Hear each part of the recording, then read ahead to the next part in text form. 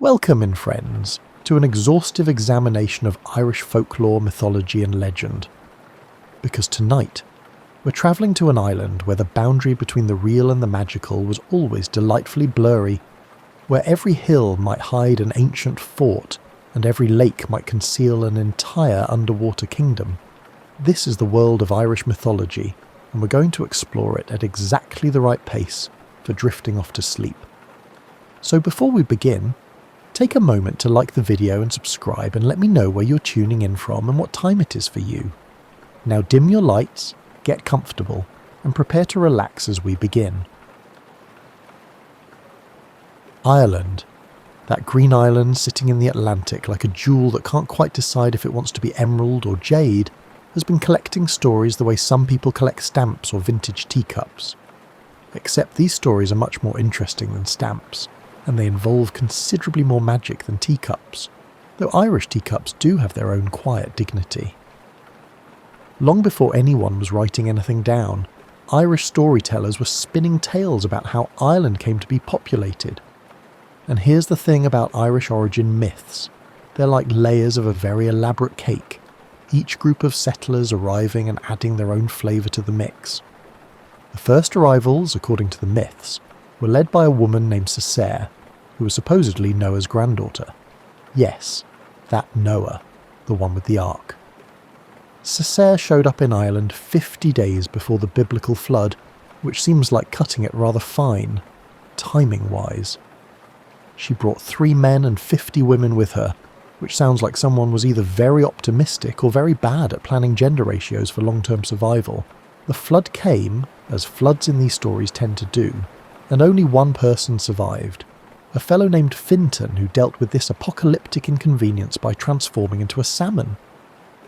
Because apparently, in Irish mythology, when things get difficult, the answer is often to become a fish. Fintan would later also become a hawk and an eagle, living for thousands of years and witnessing all of Ireland's subsequent history.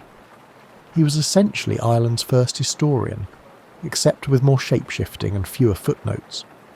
After the waters receded, Ireland sat empty for a while, probably catching its breath and drying out its many, many hills. Then came the Partholonians, named after their leader Partholon. These folks were proper settlers who introduced things like brewing, agriculture, and the general concept of not living like refugees from a flood. They built houses, cleared plains, and created the first lakes. Though how one creates a lake through anything other than massive excavation projects is one of those mythological details that's best not questioned too closely. The Partholonians thrived for about 300 years, which is a good run by anyone's standards, but then a plague killed them all in 1 week. Every single one of them died on the same plane, which must have made for a very awkward situation afterward. You can imagine the first travellers stumbling across this scene and slowly backing away while making mental notes to maybe settle somewhere else. Next came the Nemedians, followers of Nemed, who arrived with his 4 sons. The Nemedians were basically the unlucky middle children of Irish mythological settlers.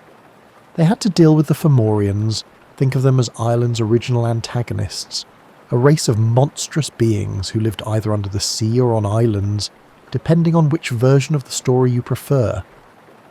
The Fomorians were like that difficult neighbour who keeps complaining about your lawn, except they also demanded oppressive tributes and generally made life miserable.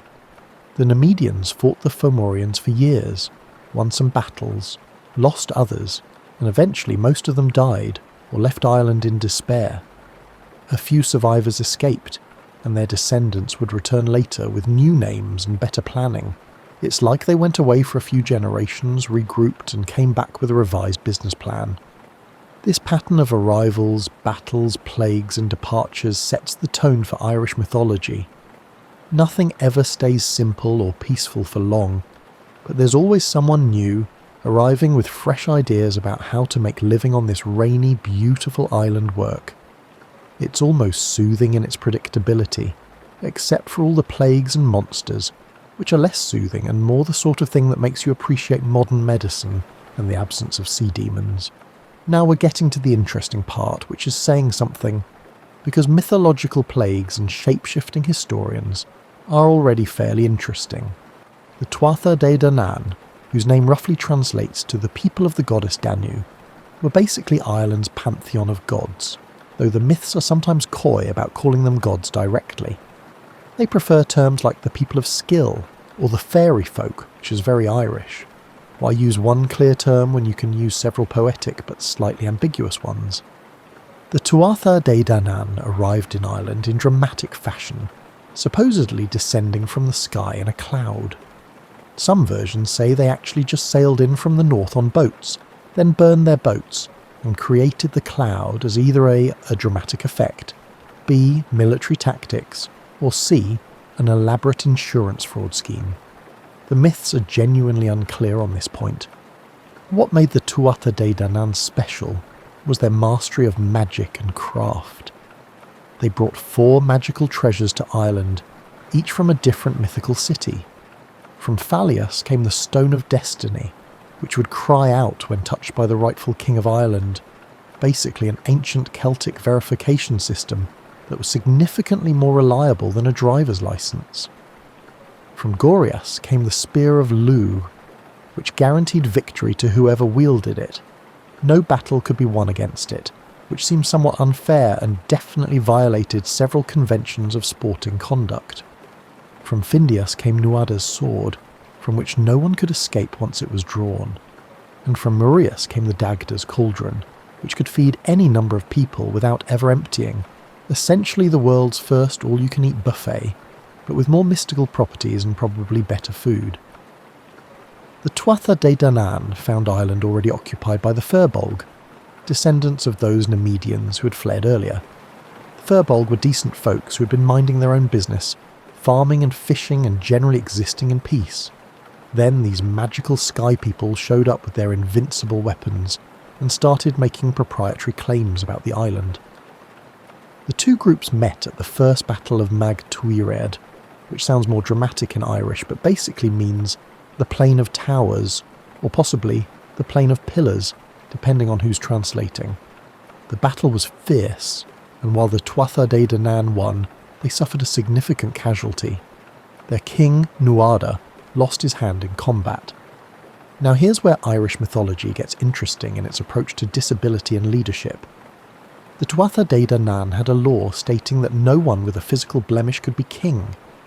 This seems harsh until you remember that in these myths, physical perfection often symbolised spiritual and political wholeness. Nuada, despite being otherwise excellent at his job, had to step down because he was now missing a hand.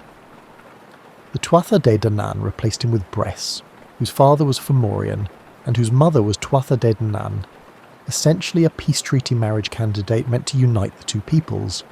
Bress turned out to be terrible at his job. He was stingy, which in Irish culture was possibly the worst flaw a leader could have. The good king was expected to be generous, hosting feasts and distributing wealth. Bress did none of this. He was basically the opposite of a good Irish host, which made him deeply unpopular. Meanwhile, a physician named Dian Gecht and his son Miach were working on a solution to Nuada's problem. Dian Gecht created a silver hand for Nuada that worked perfectly, a prosthetic so advanced it wouldn't be matched in actual technology for thousands of years. This made Nuada technically whole again, but there was still the question of whether a silver hand counted as a blemish. Then Miach, showing the kind of overachieving ambition that causes problems in families everywhere, went one better. He grew a new hand of flesh and blood for Nuada. This was medically impressive but politically problematic, as it completely overshadowed his father's work. Dian Gecht, in a fit of professional jealousy that modern academic rivalries can only aspire to, killed his own son. Mythology is full of family dysfunction, but this takes it to another level. With his new hand, Nuada was restored to kingship, and Bress was sent packing. Bress, unsurprisingly bitter about losing his throne, went to his Fomorian relatives to raise an army. This led to the second battle of Mag Tuired, which was even more epic than the first, and featured one of Irish mythology's most important heroes. Enter Lugh, whose full title was Lug Lam Fada, Lug of the Long Arm, though this referred to his reach in battle, rather than any actual anatomical peculiarity. Lug was like the kid in school who was annoyingly good at everything: sports, academics, and arts, and also happened to be attractive and well-liked. Except instead of just winning spelling bees, Lug was a master of every skill the ancient Irish valued: warrior, craftsman, poet, musician, sorcerer, and physician. He was basically a walking Renaissance, except several thousand years before the actual Renaissance, which shows admirable initiative. Luz arrived at Tara, the seat of Irish kingship, while Nuada was preparing for war with the Fomorians. The gatekeeper asked Lug what skill he possessed, since Tara only admitted people who could contribute something unique. Lug listed his abilities one by one. He was a carpenter, a smith, a warrior, a harper, a poet, a historian, a sorcerer, and so on. To each skill, the gatekeeper responded that they already had someone who did that. This went on for a while, probably with increasing awkwardness, until Lug asked the practical question: did they have anyone who could do all of these things? The gatekeeper, recognizing a rhetorical checkmate when he heard one, let him in. Nuada was so impressed with Lug that he temporarily gave him command of the war against the Fomorians. This was either a sign of great wisdom or a symptom of severe imposter syndrome, but either way it worked out. Lug led the Tuatha Dé Danann in the Second Battle of Magtuarid, which was less a battle and more a mythological highlight reel of supernatural combat. The battle featured some truly memorable moments. The Dagda, whose name basically means the good god, in the sense of good at everything, rather than morally upright, met with the Fomorian sorceress Morrigan before the battle. Their encounter resulted in an alliance because apparently military strategy in Irish mythology sometimes involves supernatural romance with goddesses who could shapeshift into crows. The Dagda also visited the enemy camp before the battle, where the Fomorians decided to mock him by serving him a massive portion of porridge, his favourite food, in a crater-sized hole in the ground. The porridge contained whole sheep, pigs, and gallons of milk. The Fomorians expected this to humiliate the Dagda, but he simply ate all of it using a ladle so large it could hold 2 people lying down. Then he took a nap, because that's what you do after eating several livestock worth of porridge. During the actual battle, Lugh faced his grandfather Baylor of the Evil Eye. Baylor's eye was so poisonous that it took several men to lift the eyelid, and anyone who looked at it would die. This was simultaneously a formidable weapon and a significant vision impairment, but Baylor had made it work for him. Lug killed Baylor with a sling stone that drove the eye through the back of his head, causing it to look upon Baylor's own army and destroy them. This was poetic justice with practical military applications. The Tuatha Dé Danann won the battle, defeated the Fomorians definitively, and established themselves as the undisputed rulers of Ireland. Lug became one of their greatest kings, and his name echoed through Irish mythology for centuries. He was the father of Cuchulainn, Ireland's greatest hero, proving that being good at everything is apparently hereditary. The reign of the Tuatha Dé Danann represented a golden age in Irish mythology, a time when the gods walked the land, magic was commonplace, and every feast was a celebration of impossible abundance. But like all golden ages in mythology, it couldn't last forever. Someone new was coming to Ireland, and this time they'd be harder to defeat because they represented something the Tuatha Dé Danann had no defence against. They represented us. The Milesians, the sons of Miel, were the final wave of mythological invaders, and they were different from all the previous groups. They represented mortal humans, our ancestors, people without magical powers or divine heritage, who nonetheless had the audacity to think they could take Ireland from gods. The Milesians came from Spain, supposedly, though the Spain in Irish mythology is less a geographic location and more a vague concept of that warmer place to the south. They sailed to Ireland with the full intention of conquering it, which takes either impressive courage or significant ignorance of what they were up against. When the Milesians landed in Ireland, they encountered 3 goddesses who embodied the land itself: Banba, Fodla, and Eriu. Each goddess asked that Ireland be named after her. The Milesians, displaying the diplomatic skills that would later make Irish politicians famous, promised each goddess that Ireland would bear her name. All three names were used at various times, but Eriu's name eventually stuck, evolving into Éire, which is still Ireland's official name in Irish. The Tuatha Dé Danann tried everything to repel the invaders. They used their magic to create storms that drove the Milesian ships back from shore. They made the land appear inhospitable and cursed the invaders with various supernatural obstacles. But the Milesians had something the previous invaders lacked: persistence and an apparent immunity to being discouraged by impossibility. The poet Emergin, one of the Milesians, spoke an incantation when they finally managed to land, the first recorded poem in Irish mythology, and it's still remarkable today. He declared himself to be the wind on the sea, the ocean wave, the roar of the tide, and various other natural phenomena, essentially claiming Ireland through identification with the land itself. It was like announcing at a party that you're not just attending, you're actually the house. Bold strategy, but it worked. The conflict between the Milesians and the Tuatha Dé Danann came to a head in several battles, but the outcome was never really in doubt. The Milesians represented the inevitable transition from mythological to historical time, from a world governed by magic to one governed by human concerns. The Tuatha Dé Danann could win every battle and still lose the war, because they were fighting against narrative inevitability. The resolution was ingeniously Irish. Rather than a fight to the death, the two sides negotiated. The Tuatha Dé Danann agreed to retreat underground into the Sid, the fairy mounds and hills that dot Ireland's landscape.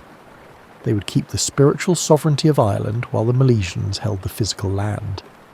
Ireland was essentially divided horizontally, with humans getting the surface and the gods getting everything beneath. This arrangement explains one of the most distinctive features of Irish mythology and folklore. The gods never really left. They just moved underground, where they became the Éowsi, the fairy folk.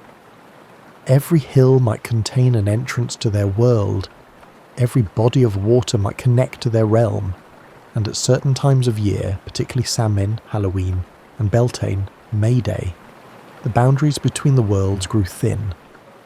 This transition from gods to fairies is uniquely Irish in its practicality. Rather than killing off their gods or declaring them false, the Irish simply renegotiated their living arrangements. The Tuatha Dé Danann became the good people, the fair folk, beings who demanded respect and offerings, but who could also offer blessings and aid to humans who treated them properly. The relationship between humans and the fairy folk became central to Irish culture. You didn't build on fairy paths, you didn't cut down fairy thorns, and you definitely didn't offend them by calling them names they might interpret as insulting. This wasn't superstition so much as an elaborate system of environmental and cultural preservation disguised as mythology. So the Milesians took possession of Ireland's surface, establishing the ruling families that would later claim descent from these legendary ancestors. Every significant Irish clan traced its lineage back to the Milesians, giving them both legitimacy and a connection to that mythological past when gods walked openly on the land. Now that we've established how Ireland came to be populated and how its gods and humans learned to coexist, let's talk about Ireland's greatest hero. Cuchulainn was born as Setanta, a fairly normal name that didn't hint at the absolutely abnormal life he would lead. His father was either the mortal warrior Swaltam or the god Lugh. The myth can't quite decide, but the general consensus is that he was probably Lugh's son, because otherwise his abilities don't make sense. As a boy, Setanta was already showing signs of being extraordinary. He asked his mother when he could join the boy troop at Emain Macha, the seat of Ulster's King Conchobar mac Nessa. His mother told him he was too young, but Setanta, displaying the impatience that would characterise his entire short life, decided to go anyway. He took his toy weapons and walked the considerable distance to Emain Macha. When he arrived, the boy warriors were playing hurling, an Irish sport that resembles field hockey, played by people with a death wish. Setanta, not waiting for introductions or permission, simply joined the game and promptly defeated all 150 boys single-handedly. This was either impressive athletic ability or a sign that Ulster's boy warriors needed better training programs. The incident that gave him his famous name happened when King Conchobar invited Setanta to a feast at the house of Kulan the smith. Setanta was delayed by games and arrived late after Kulan had released his guard dog, a massive hound trained to protect the property and generally be terrifying to uninvited guests. The hound attacked young Setanta, who was armed only with his hurling stick and ball. In what must have been either exceptional aim or divine favour, Setanta hit the ball straight into the hound's mouth and down its throat, then followed up by smashing the dog's head against a stone. This was effective self-defence, but made him unpopular with Kulan, who had just lost an expensive and well-trained guard dog to an 8-year-old with sports equipment. Setanta, feeling guilty, offered to serve as Kulan's guard dog until a replacement could be trained. This is how he got the name Cuchulainn, the Hound of Kulan. It's worth noting that he chose to be named after a dog he killed, which is very Irish in its combination of guilt, honour and probably not thinking through the long-term implications of your nickname. As Cuchulainn grew, he trained with the legendary warrior woman Scathach in Scotland. Scathach ran what was essentially a supernatural military academy, teaching warriors techniques that probably violated several conventions about ethical combat.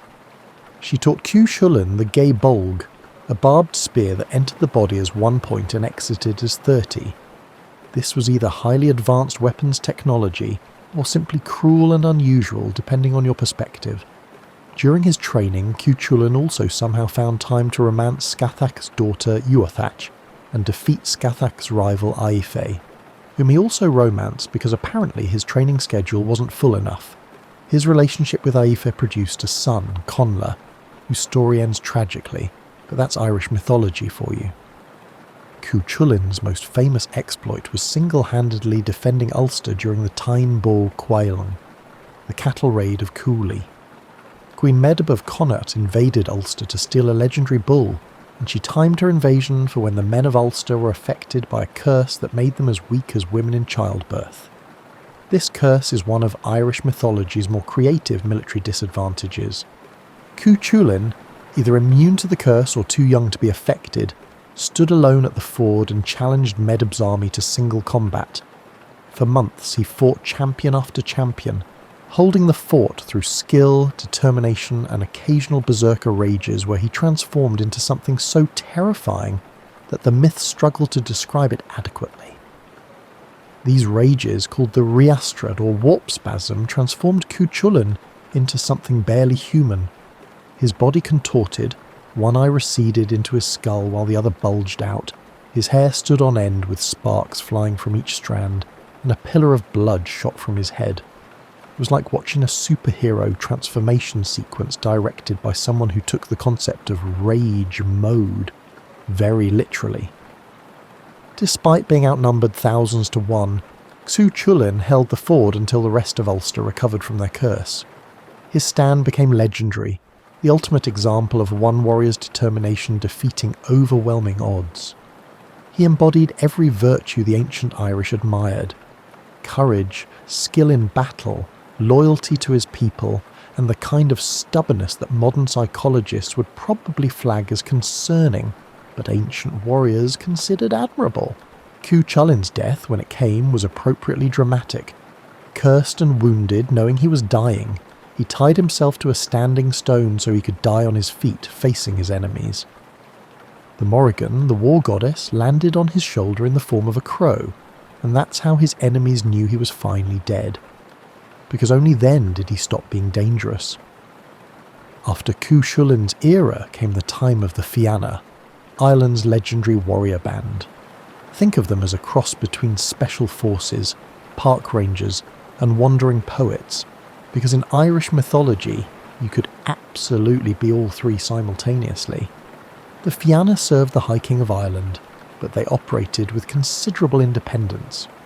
They lived outside normal society, camping in Ireland's wild places, hunting, training, and generally being available whenever the kingdom needed defenders. Their membership requirements were so demanding they made modern special forces selection look relaxed. To join the Fianna, a candidate had to prove their abilities through a series of tests.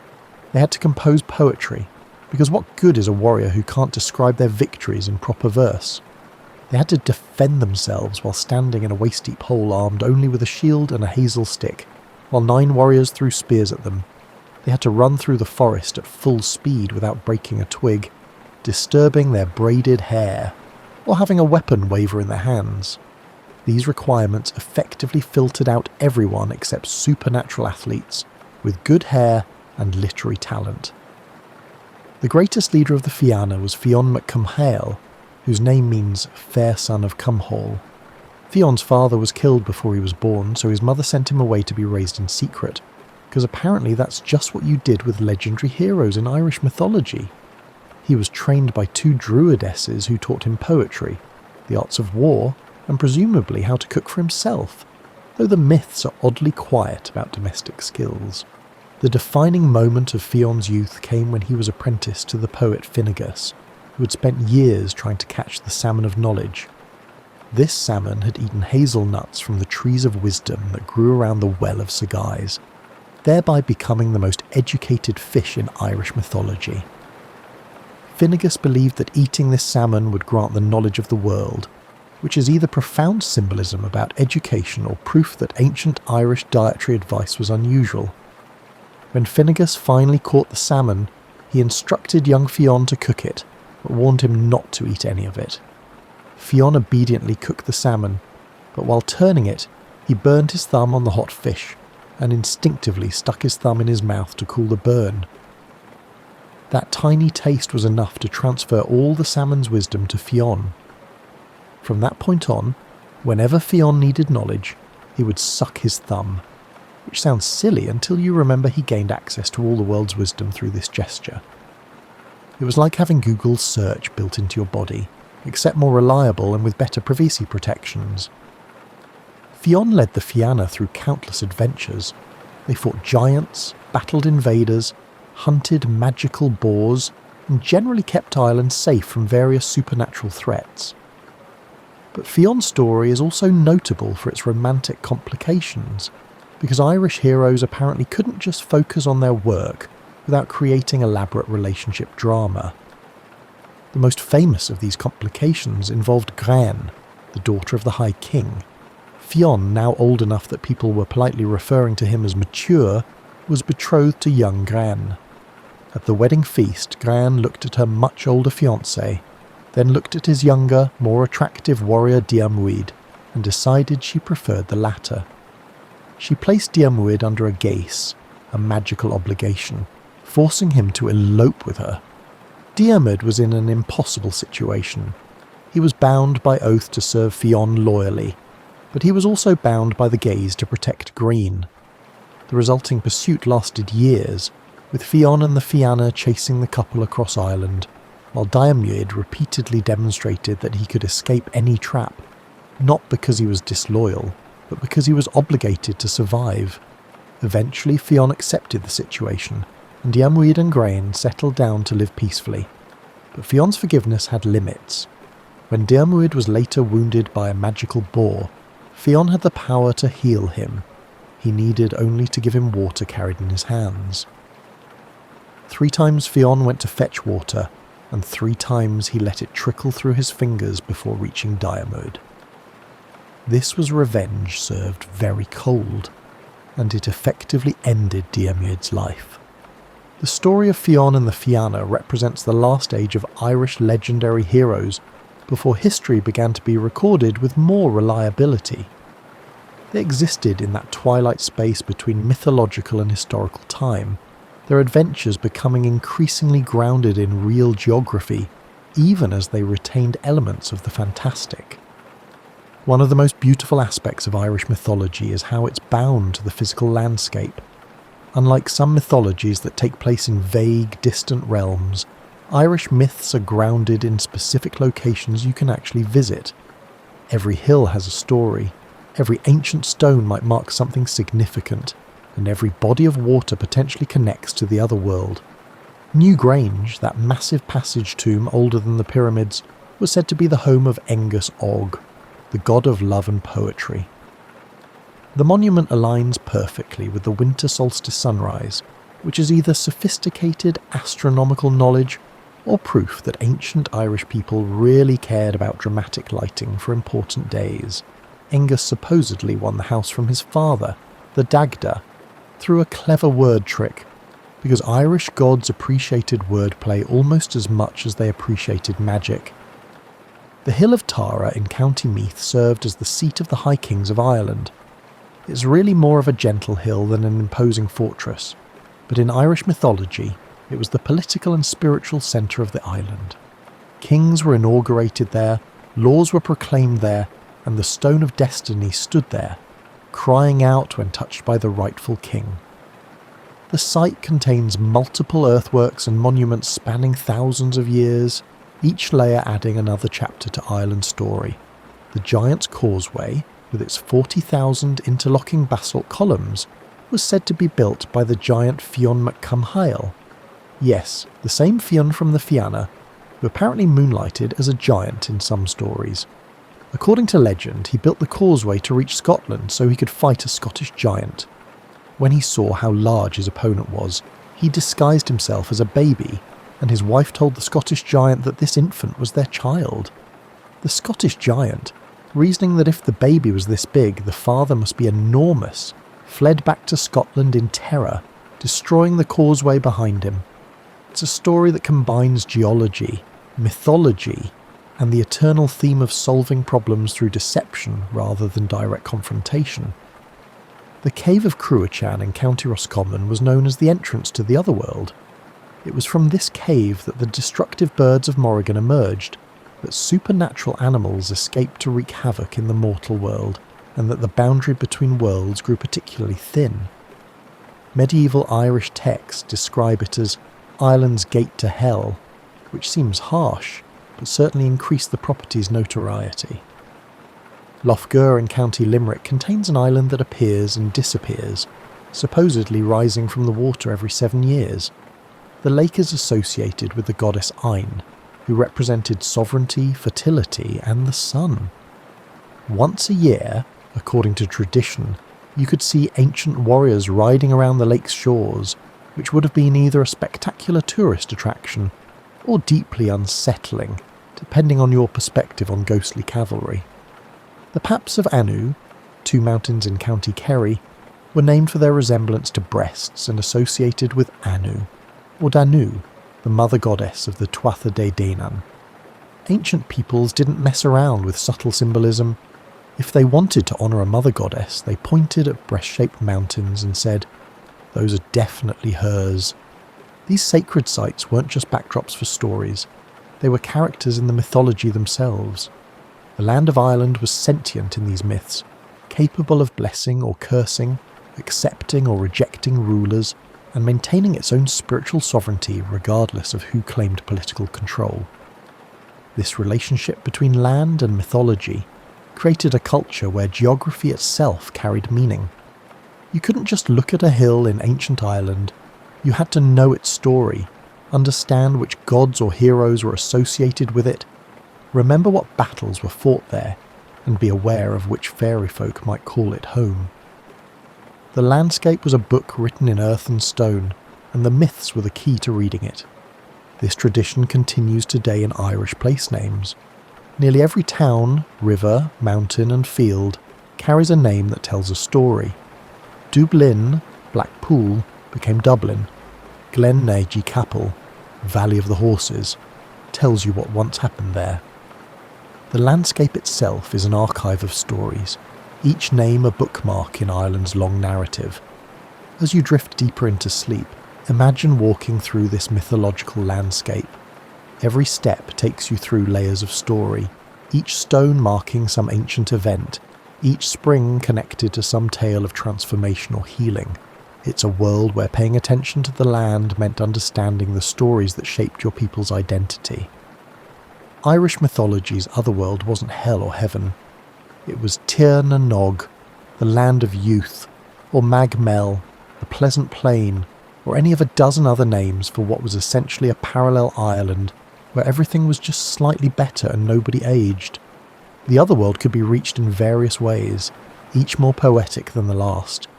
Sometimes it was underwater, You could ride your horse into a lake and emerge in a crystalline kingdom where mer-people held court and time moved differently. Sometimes it lay beneath a fairy mound, accessed through doors that opened only on certain nights or to certain people. Sometimes it existed across the Western Sea, on islands that appeared and disappeared depending on weather, season, or the observer's worthiness. What made the Irish otherworld fascinating was its ambiguity. It wasn't a punishment or reward, it was simply another place running parallel to our own. The beings there weren't good or evil in any absolute sense.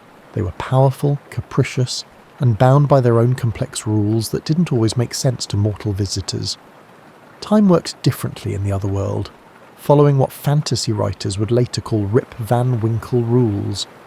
You might spend what felt like a single pleasant afternoon there, only to return home and discover that 300 years had passed.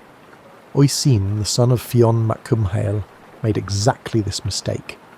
He fell in love with Niamh of the Golden Hair, who invited him to Tir na Nog. He went willingly, planning to visit briefly. In Tir na Nog, Oisin lived in perfect happiness with Niamh. The land was beautiful, the weather was always pleasant, and nobody grew old or sick. It was like a permanent vacation in the world's best resort, except the resort was an entire magical realm. After what seemed like 3 years, Oisin grew homesick and asked to visit Ireland, just to see his old friends and family. Niamh agreed, but warned him not to dismount from his horse or touch the ground of Ireland. She gave him a white horse and specific instructions about staying mounted, which in Irish mythology usually means the instructions are extremely important and will definitely be ignored. Oisin rode back to Ireland and found everything changed. His father was gone, the Fianna were gone, and 300 years had passed in what felt like 3 to him. He encountered people who were noticeably smaller and weaker than he remembered, which makes sense since he was still effectively a mythological hero visiting a more historical period. While helping some farmers move a stone, Oisin's saddle girth broke, and he fell to the ground. The moment he touched Irish soil, 300 years caught up with him instantly. He aged rapidly, becoming an ancient blind man in seconds. In some versions, he survived long enough to meet St. Patrick and tell him stories of the old days, creating a poignant conversation between Ireland's pagan past and Christian present. The otherworld's relationship with time wasn't cruel. It simply operated on different principles. A day there might equal a year here, or vice versa. The exchange rate varied depending on location, circumstance, and possibly the whims of whatever powers managed interdimensional customs control. Another route to the otherworld involved fairy music. Certain melodies could transport listeners across the boundary between worlds, which made being a musician in ancient Ireland either a prestigious calling or a dangerous occupation, depending on your ability to resist magical summons. Musicians who heard otherworldly music sometimes followed it into the fairy mounds and never returned, or returned changed, bearing knowledge of songs that mortal ears weren't quite meant to hear. The inhabitants of the otherworld were the Tuatha De Danann, those former gods who'd agreed to move underground.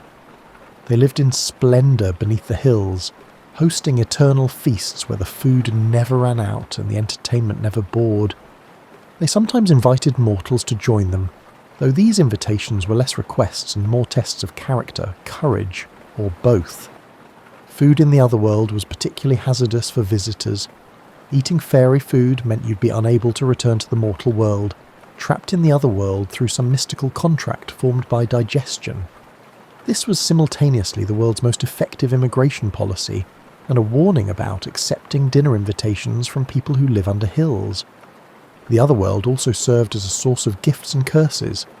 Heroes would journey there to retrieve magical items, swords that never missed, shields that never failed, and cauldrons that never emptied. But these quests always came with conditions and consequences. Nothing was freely given. Every magical object came with strings attached, sometimes literally if it was a magical harp. Despite its dangers, the otherworld represented something important in Irish mythology, the idea that the mundane world wasn't all there was. Beyond the everyday struggles of farming, fishing, and trying to stay warm in Ireland's damp climate, there existed realms of beauty, magic, and possibility. The other world was hope made tangible, proof that wonder still existed if you knew where to look. Irish mythology's treatment of female divine figures is remarkably nuanced for ancient stories. These weren't passive princesses waiting for rescue. They were active forces who shaped events, chose their own partners, and wielded power that made mortal heroes tread carefully. The Morrigan was perhaps the most complex of these figures. Her name means either Phantom Queen or Great Queen, depending on translation, and she embodied sovereignty, prophecy, and war. But she wasn't just a war goddess in the sense of enjoying battle. She was war itself, the force that drove warriors to madness and determined who would survive combat. The Morrigan often appeared as three sisters, or three aspects of the same goddess: Badb, Macha, and Nemain, each representing different aspects of battle and fate. Badb appeared as a crow or raven on battlefields, presiding over carnage with the detached interest of someone evaluating their handiwork. Macha represented sovereignty, and could curse entire armies, as she did to the men of Ulster. Nemain's name means frenzy, and she induced panic and confusion in warriors, turning organised armies into panicked mobs. But the Morrigan wasn't simply destructive. Before the Second Battle of Mag Tuiread, she met with the Dagda, and their union helped secure victory for the Tuatha De Danann. She could prophesy the future, sometimes in cryptic poetry that made perfect sense only after the event she described had already happened, which is very like prophecy everywhere, really. Her interaction with Cuchulainn demonstrates the complex nature of divine attention. She approached the hero in various guises, offering help and affection. When he rejected her, not recognising who she was, she became his enemy. During the Tyne, she harassed him in the forms of an eel, a wolf, and a cattle stampede. Each time, Cuchulainn injured her, and each injury would later have consequences. After the fighting, the Morrigan appeared to Cuchulainn as an old woman milking a cow. She had 3 wounds, corresponding to the 3 injuries he'd inflicted on her animal forms. Cuchulainn, not knowing who she was, asked for milk. She gave him 3 drinks, and with each one he blessed her. These blessings healed her wounds, because blessings from a hero carried power. It was a moment of grace between enemies, though Cuchulainn's realisation of whom he'd helped probably came too late to matter. Other goddesses were associated with specific aspects of Irish life and landscape. Aine represented summer, wealth, and sovereignty, particularly in Munster. She could bless crops or destroy them, grant love or withhold it, and once took revenge on a king who assaulted her by turning him into a goose, which seems lenient until you consider what happens to geese at holiday meals. Brigid was a goddess so beloved that Christianity couldn't eliminate her, so she became Saint Brigid instead, maintaining much of her divine authority under a new title. She represented poetry, healing, and smithcraft, the 3 pillars of Irish culture. Her feast day, Imbolc, marked the beginning of spring and the lambing season, that moment when Ireland started transitioning from winter's harshness to the possibility of warmth. The goddess Eriu, for whom Ireland is named, represented the land's sovereignty itself. Kings weren't just political leaders, they were symbolically married to the land, and their fitness to rule was demonstrated through the land's fertility. Poor harvests suggested the king had lost the land's favour. Abundant harvests proved his legitimate sovereignty. This created a practical incentive for kings to take agricultural policy seriously. These goddesses rarely appeared as simple figures with single purposes. They contained multitudes, embodying contradictions that made them feel more like real powers than literary constructs. The Morrigan could be a generous lover and a terrible enemy, sometimes in the same story. Brigid represented both the creative spark of inspiration and the technical skill of metalwork. They couldn't be reduced to simple archetypes because they represented the complexity of life itself. The respect shown to these female divine figures suggests that Iron Age Irish society had different gender dynamics than many ancient cultures. Women could be warriors, poets, rulers, and property owners. The myths reflect this, showing goddesses and mortal women making their own choices, pursuing their own goals, and being taken seriously as independent actors rather than prizes or victims. When Christianity arrived in Ireland, something unusual happened. Instead of completely destroying the pagan mythology, Christian monks incorporated it, recorded it, and sometimes baptized it, literally adding Christian elements while maintaining the pagan structure. St. Patrick, Ireland's patron saint, supposedly drove the snakes from Ireland, which is a lovely story except Ireland never had snakes. The island's isolation prevented snakes from colonising after the last ice age. So Patrick's victory over snakes was either metaphorical, representing paganism, or the easiest pest control job in religious history. What Patrick and subsequent Christian missionaries actually did was more subtle and more interesting than snake removal. They learned the Irish language, studied Irish law, and worked within Irish cultural frameworks rather than trying to impose Roman Christian traditions wholesale. This created a uniquely Irish Christianity that maintained conversation with its pagan past. The monks who recorded Irish mythology centuries after Christianization could have simply destroyed these pagan stories as the work of devils. Instead, they wrote them down, sometimes adding explanatory notes like, "This is what the ignorant pagans believed," but preserving the stories nonetheless. These Christian scribes gave us the manuscripts that contain Ireland's mythological heritage, even while disapproving of their content. Sometimes the synthesis between Christian and pagan produced beautiful results. The Voyage of St. Brendan combined traditional Irish tales of otherworld journeys with Christian themes of faith and divine providence.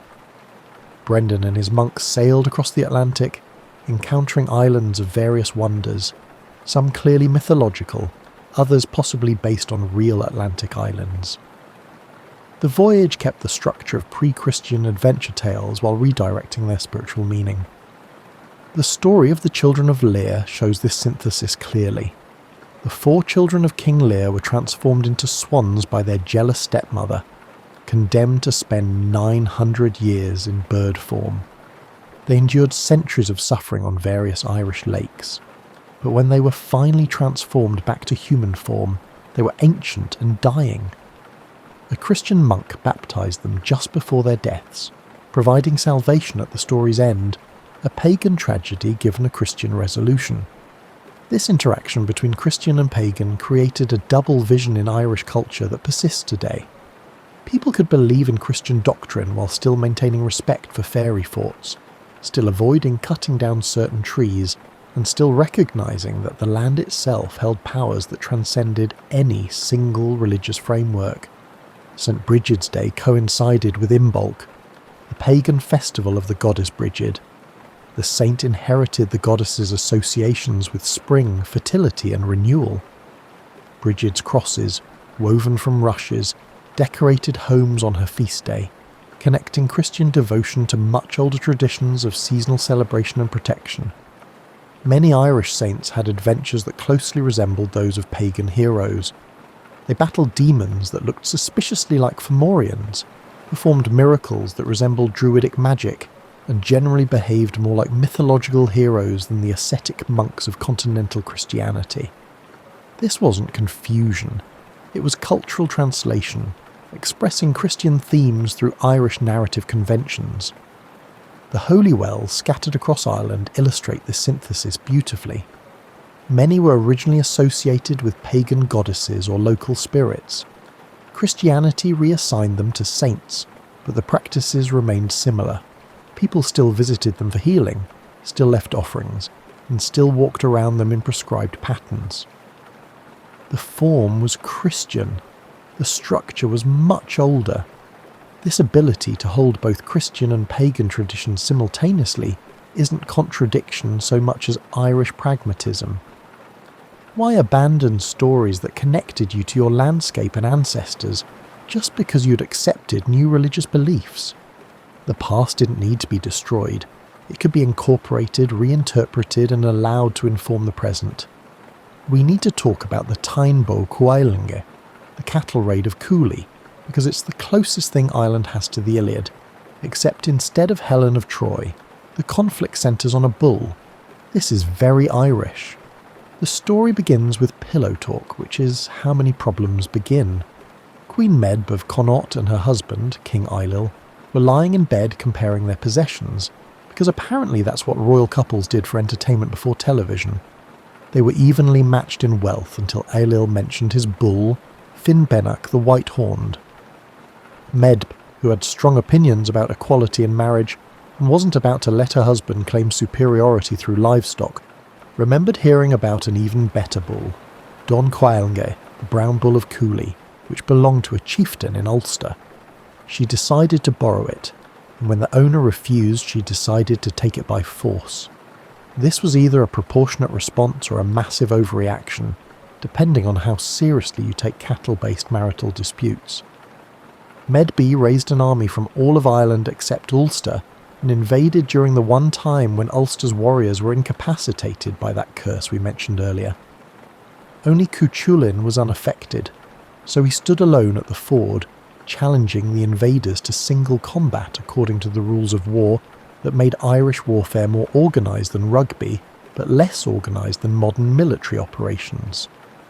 For months, Cuchulainn fought champion after champion. Each morning a new warrior would face him at the ford. Each evening that warrior would be dead or defeated. The Táin describes these combats in loving detail, cataloguing wounds, tactics, and the various ways creative violence could be applied using Bronze Age weaponry. Between fights, Cuchulainn's divine father, Lugh, would appear to heal him, because even legendary heroes need medical support after months of continuous combat. The downtime also allowed for several subplots, including Cuchulainn accidentally killing his foster brother Ferdia, in a heartbreaking duel that neither wanted but honour demanded.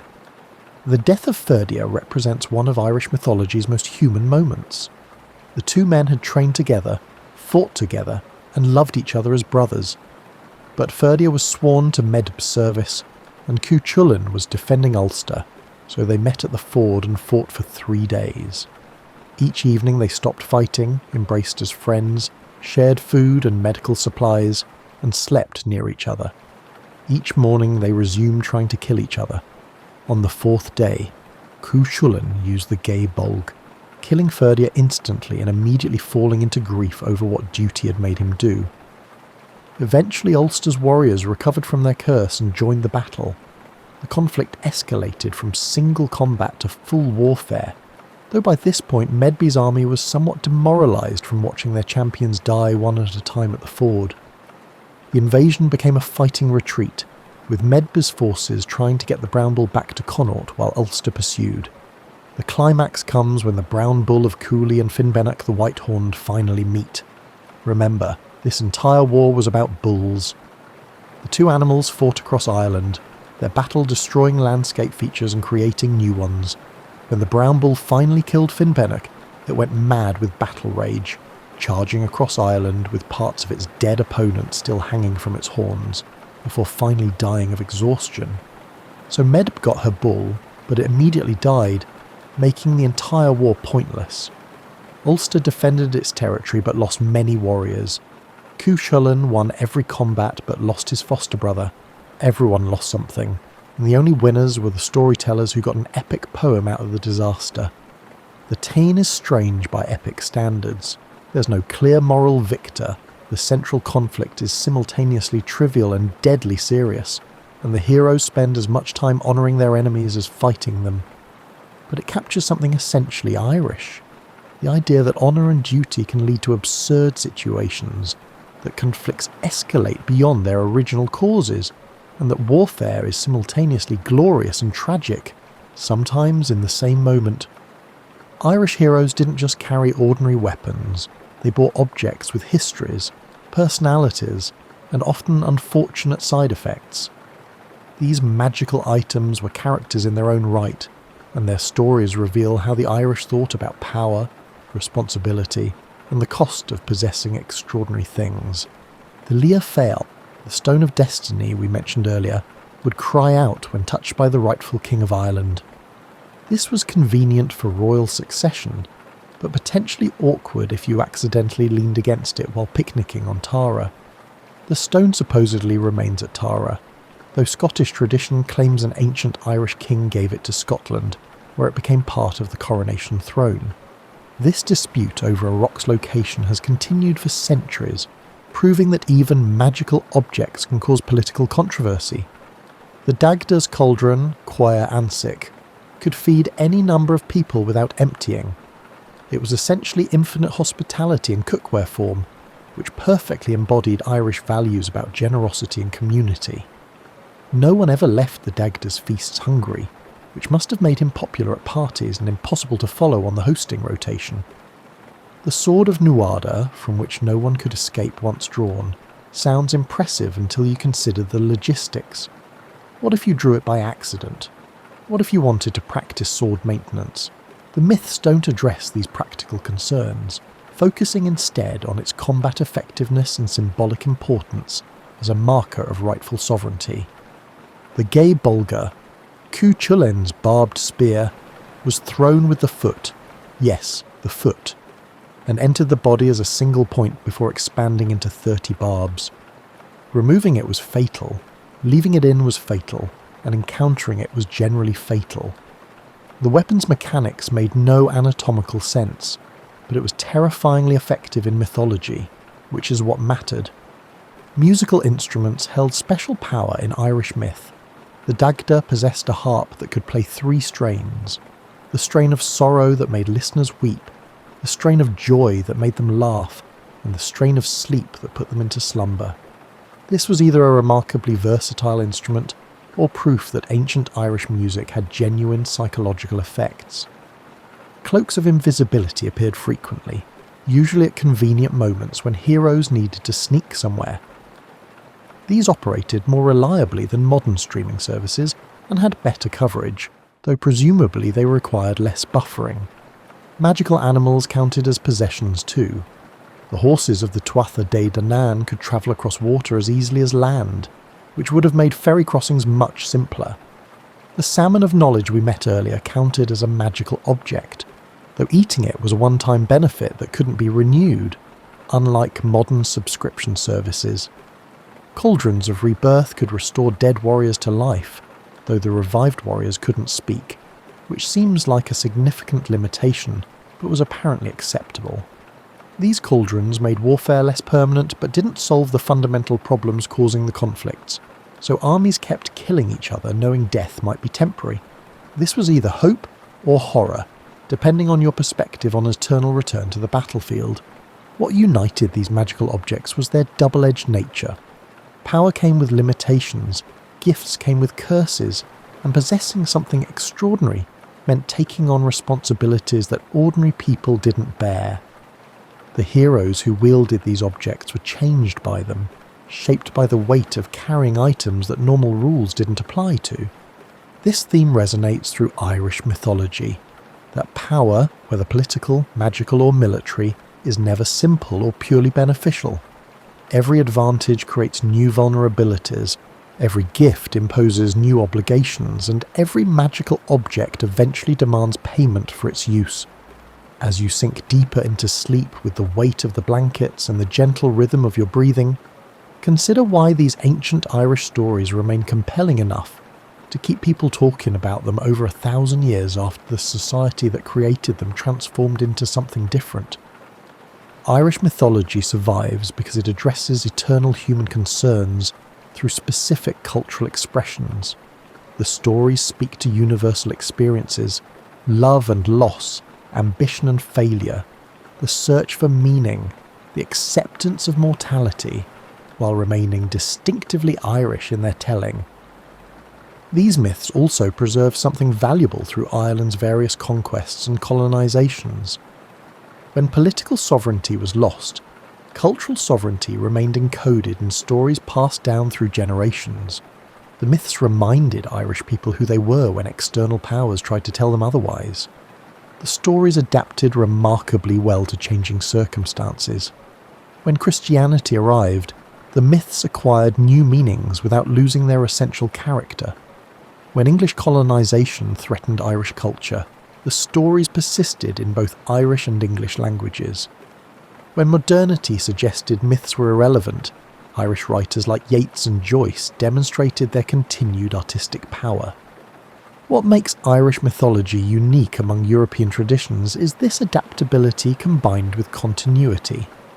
The stories changed enough to remain relevant without changing so much they lost connection to their origins. The Tuatha De Danann transformed from gods to fairies to literary symbols without disappearing entirely. The relationship between mythology and landscape that we discussed earlier created deep roots.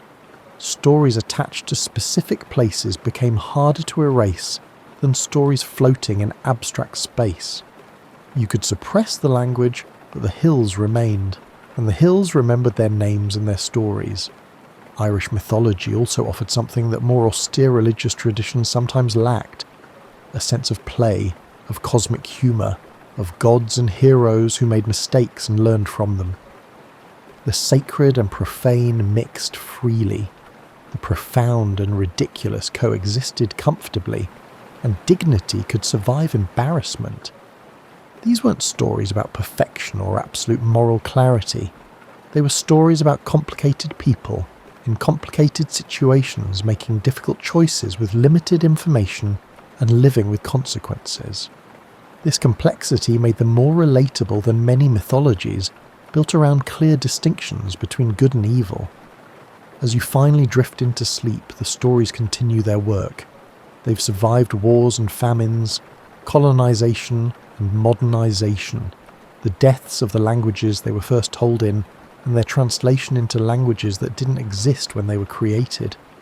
They've outlasted kings and conquerors, and outlived political systems and religious transformations. Tomorrow, when you wake, the world will seem ordinary again.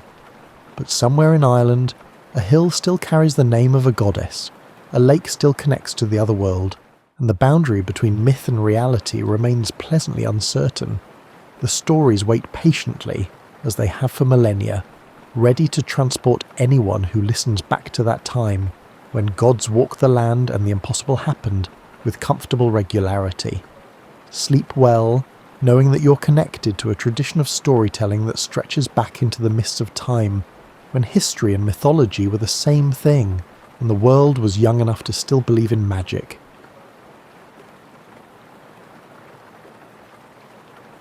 Before there were goddesses that transformed people into spiders because they were better weavers, or gods that threw lightning bolts, there was just chaos.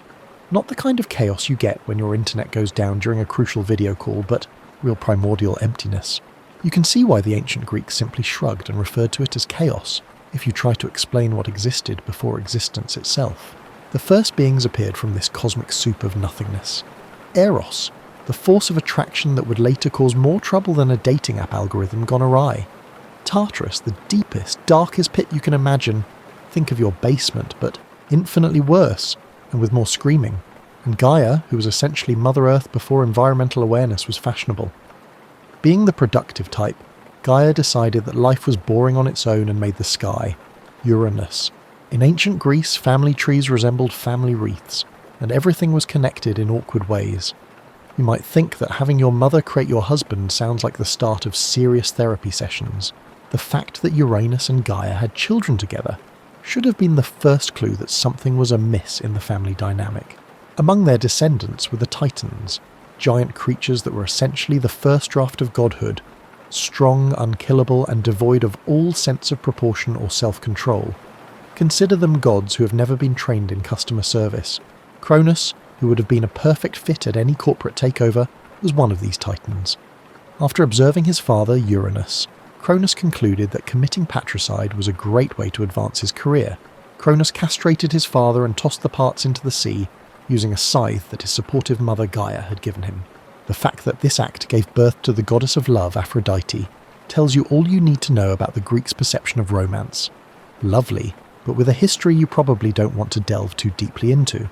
Since Uranus was no longer involved, Cronus assumed control of the universe, wed his sister Rhea, again the dynamics of ancient Greek families were complex, and began what ought to have been a peaceful reign. But Cronus had heard a prophecy that, like his father, he would be overthrown by one of his children. Being a pragmatic person, Cronus came up with the straightforward idea of eating each newborn right away. At this point, the narrative takes a turn that makes even the most dysfunctional holiday dinners seem like fun. As Rhea watched Cronus gobble up their first 5 children like some kind of immortal baby-eating monster, she was understandably upset about her husband's unusual approach to childcare. Rhea had finally had enough of this particular parenting approach when Zeus, their 6th child, was born. Rhea wrapped a stone in swaddling cloths and offered it to Cronus instead of baby Zeus, who was presumably too eager or too naive to notice the difference. Rhea spirited the real Zeus away to be raised in secret by goats and nymphs on the island of Crete, which explains much about Zeus's later personality, while Cronus swallowed the rock with his usual zeal. Imagine Zeus as a teenager growing up on a Mediterranean island surrounded by goats, discovering that he was destined to defeat his cannibalistic father and free his siblings from their unusual prison. This type of origin story would make superhero comics seem uninteresting, and it certainly clarified why Zeus never acquired what one could refer to as typical social skills. With the help of Metis, a titaness whose name means cunning intelligence, and who would go on to become Zeus's first wife, Zeus returned to confront Cronus after he had reached adulthood. Cronus became so sick from the emetic that Metis made him throw up Zeus's 5 siblings in the opposite order that they were consumed. Just think of how awkward it would be to be reintroduced to siblings who had lived their entire lives in their father's stomach. Poseidon, the god of the seas, who had apparently developed a permanent case of motion sickness from his time in Cronus's stomach. Hades, the underworld's destined ruler, who was already displaying signs of preferring solitude to family gatherings. Hera, who would become Zeus's wife and regret it for all eternity. Demeter, the future goddess of agriculture, and the only one who appeared to have come out of the experience with any sense of nurturing. And Hestia, the goddess of the hearth, who looked at her family and decided that staying by the fire was far more important than participating in their drama. The Titanomachy, a 10-year war between the Titans and the Olympians, followed, making contemporary conflicts seem like parking lot quarrels. Prometheus, who was reportedly the only Titan with anything approaching foresight, literally what his name meant, and other Titans who were fed up with Cronus's management style formed an alliance with Zeus and his siblings. Natural disasters would seem like minor annoyances compared to the devastation caused by the war that raged across the earth and heavens. Oceans boiled, mountains were flung like softballs, and reality itself was strained to its limit. Zeus learned that he had inherited the ability to control lightning and thunder, which made him extremely effective in combat, but for the rest of eternity, utterly awful at having conversations indoors. The Cyclopes were eventually released from Tartarus, where Cronus had imprisoned them due to their differences by Zeus. As a token of appreciation, these one-eyed smiths created Hades' helmet of invisibility, Poseidon's trident, and Zeus's well-known thunderbolts. It was like getting the ultimate package of divine weapons, with eternal warranties. Zeus' release of the 100-handed ones being so strong and terrifying that even Cronus had been terrified of them, marked a turning point. The Titans were ultimately vanquished by the Olympians with the help of these allies, and they were banished to Tartarus, where they would live forever thinking about the consequences of choosing the wrong side in a family conflict. The 3 brother gods split the universe like partners dividing a business after winning the battle. With all the wisdom and self-control of a child who had never learned to share toys, Zeus took the sky and assumed the role of king of the gods. Because the seas were large, strong, and prone to abrupt, violent storms, Poseidon claimed them, which was a perfect fit for his temperament. Although his brothers initially believed they had gotten a better deal, Hades would demonstrate that he was arguably the most powerful of the 3 because he controlled both death and wealth. Hades drew the underworld. Zeus and his siblings needed a headquarters worthy of their newfound position as universe rulers after they defeated their father and won the cosmic lottery. They picked Mount Olympus, Greece's highest peak, in part because of the breathtaking views and in part because it was close enough to humans to meddle in human affairs whenever they felt bored, but far enough away to preserve a sense of mystery. With its golden palaces, ambrosia gardens, and overall sense of divine superiority, Mount Olympus developed into the first gated community in the ancient world. While the other gods set up their own realms within this celestial neighbourhood, Zeus hired the Cyclopes to construct him a throne room that would make any earthly palace appear like a garden shed. A family tree that would make any genealogist question their sanity was represented by the 12 Olympian gods who would govern from this mountain paradise. Zeus had never met a divine being he didn't want to have children with. Regardless of whether he was married to someone else at the time, So the pantheon grew to include some of his children in addition to the original 6 siblings. Zeus and the Titaness Leto had twin children, Apollo and Artemis, who introduced hunting, archery, poetry and music to the divine family. Apollo was the first triple threat performer in the ancient world, becoming the god of the sun, music and prophecy. As the goddess of the hunt and the moon, Artemis made the decision to remain eternally virgin, so she avoided her relatives' drama by spending most family get-togethers in the woods. After Zeus swallowed her pregnant mother, Metis, to stop a prophecy that his children would overthrow him, Athena grew fully from his head, armed and prepared for battle. Everyone seemed to be unaware of the irony that Zeus was now adopting his father's child-eating tactic, albeit in a different way.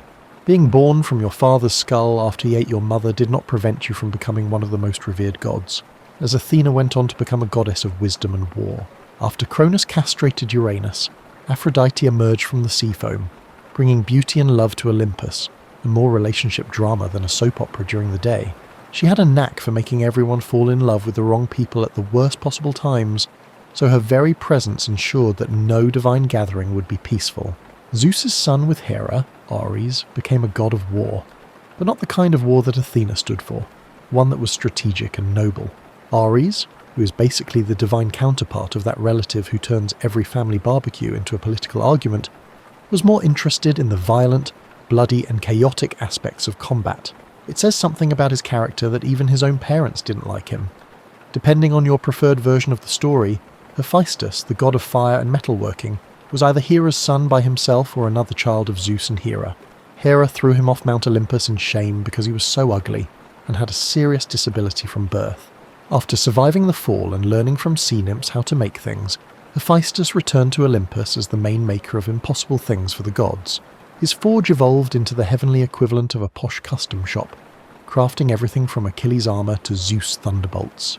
Anybody who had ever dealt with ancient commerce would understand why Hermes, Zeus's son with the nymph Maia, became the messenger god, the underworld's guide, and the patron of travellers, merchants, and thieves.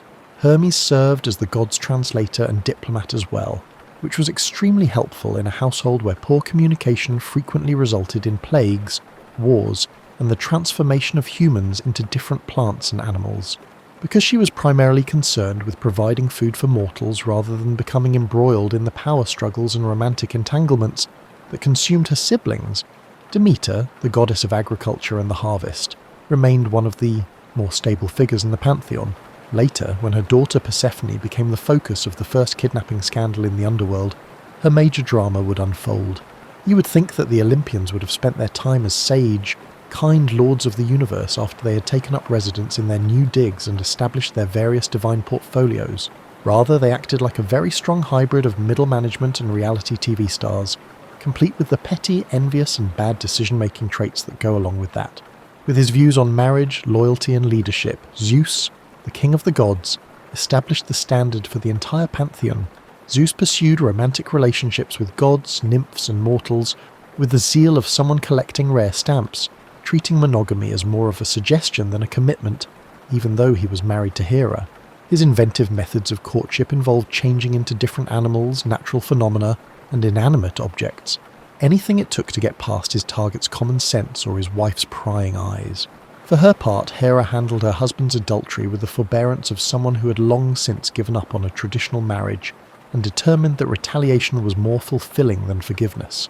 Zeus did control lightning after all, so Hera usually vented her resentment on Zeus's lovers and their offspring rather than directly facing Zeus. With its imaginative tortures, impossible tasks and transformations that would make contemporary horror films seem mild, her persecution of Zeus's conquests became so methodical that it resembled a small industry.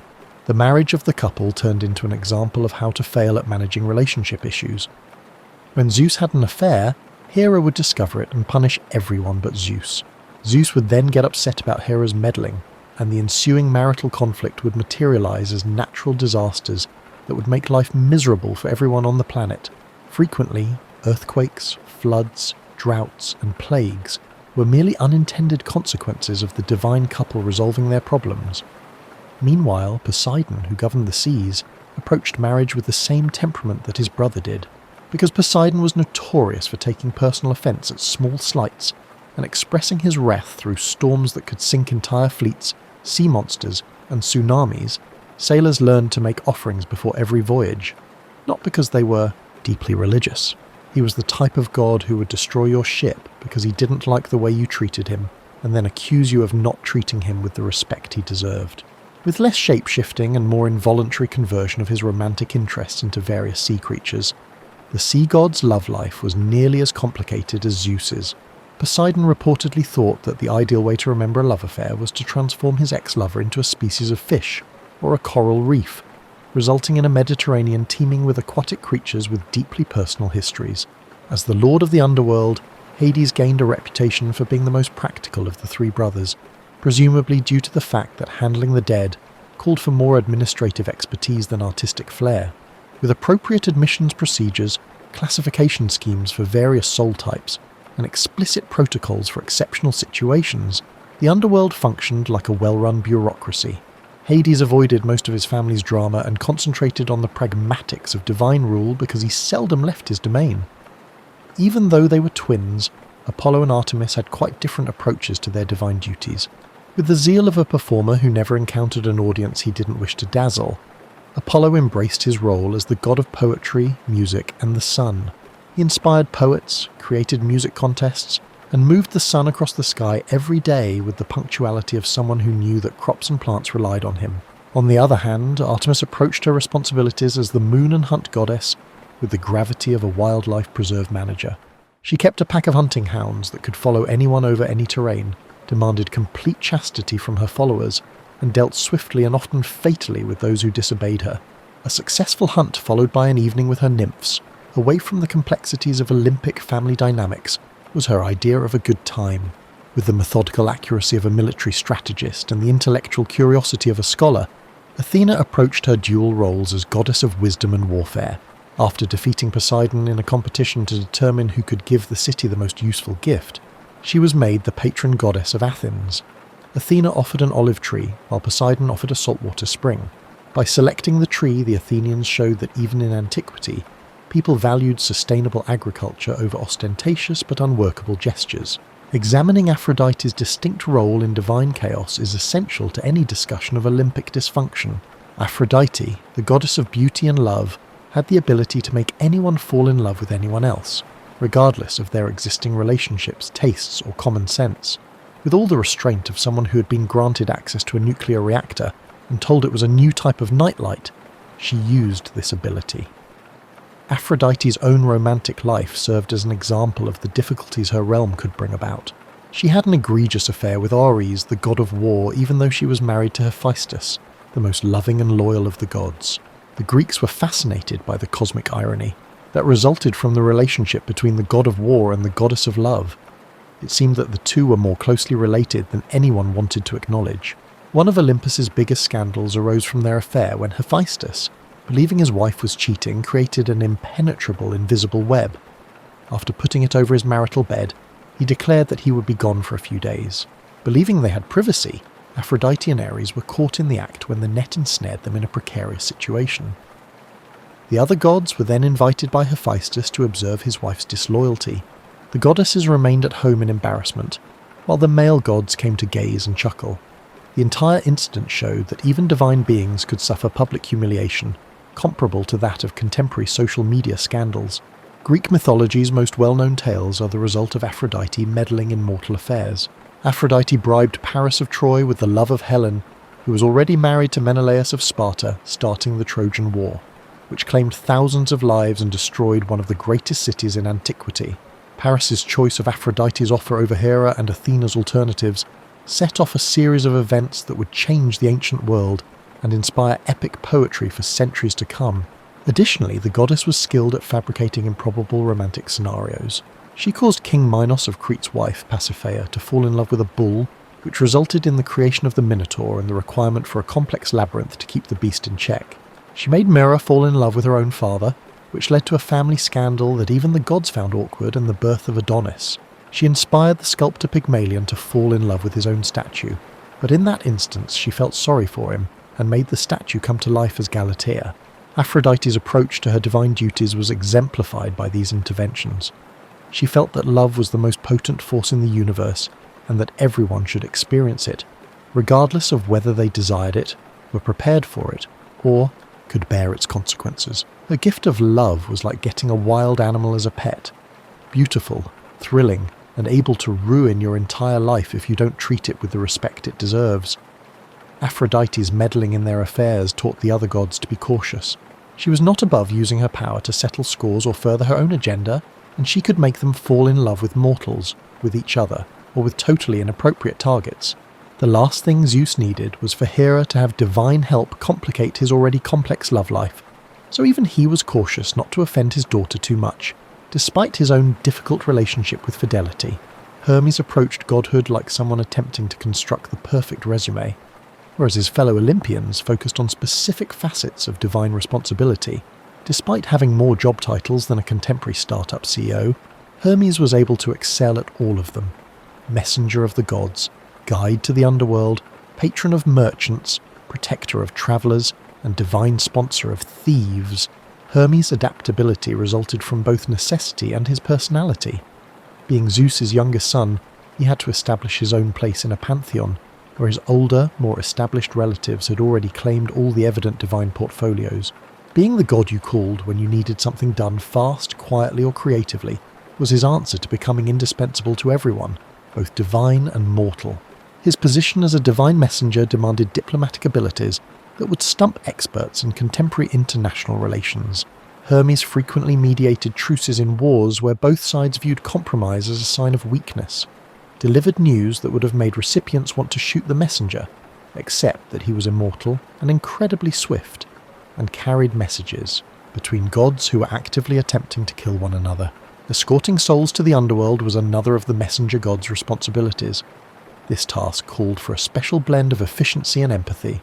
Without becoming overly invested in each person's unique story, Hermes had to assist recently deceased mortals in comprehending their predicament, navigating the formalities of death, and transporting them to their ultimate destinations. With a path that extended from Earth to the lowest reaches of Hades, it was similar to being a cosmic social worker. Hermes recognized that larceny and commerce were frequently separated by little more than legal nuances and clever marketing, which is why he supported both thieves and merchants. The skills necessary for ancient trade, such as the ability to quickly determine value, negotiate under pressure, and occasionally make quick exits when deals went wrong, were very similar to those needed for theft. Though he favoured his protégé to concentrate on the former whenever feasible, Hermes recognized the entrepreneurial spirit inherent in both legal business and creative theft. Since travel was risky, uncertain, and necessary for survival in those days, he was one of the most widely worshipped gods in antiquity for protecting travellers.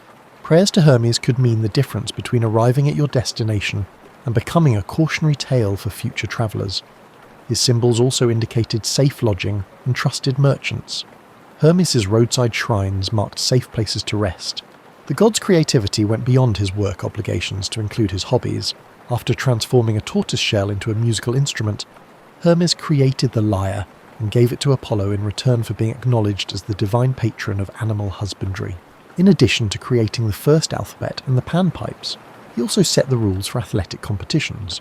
Like someone who viewed immortality as a chance to become an expert in every possible skill and pastime, his creative energy seemed limitless.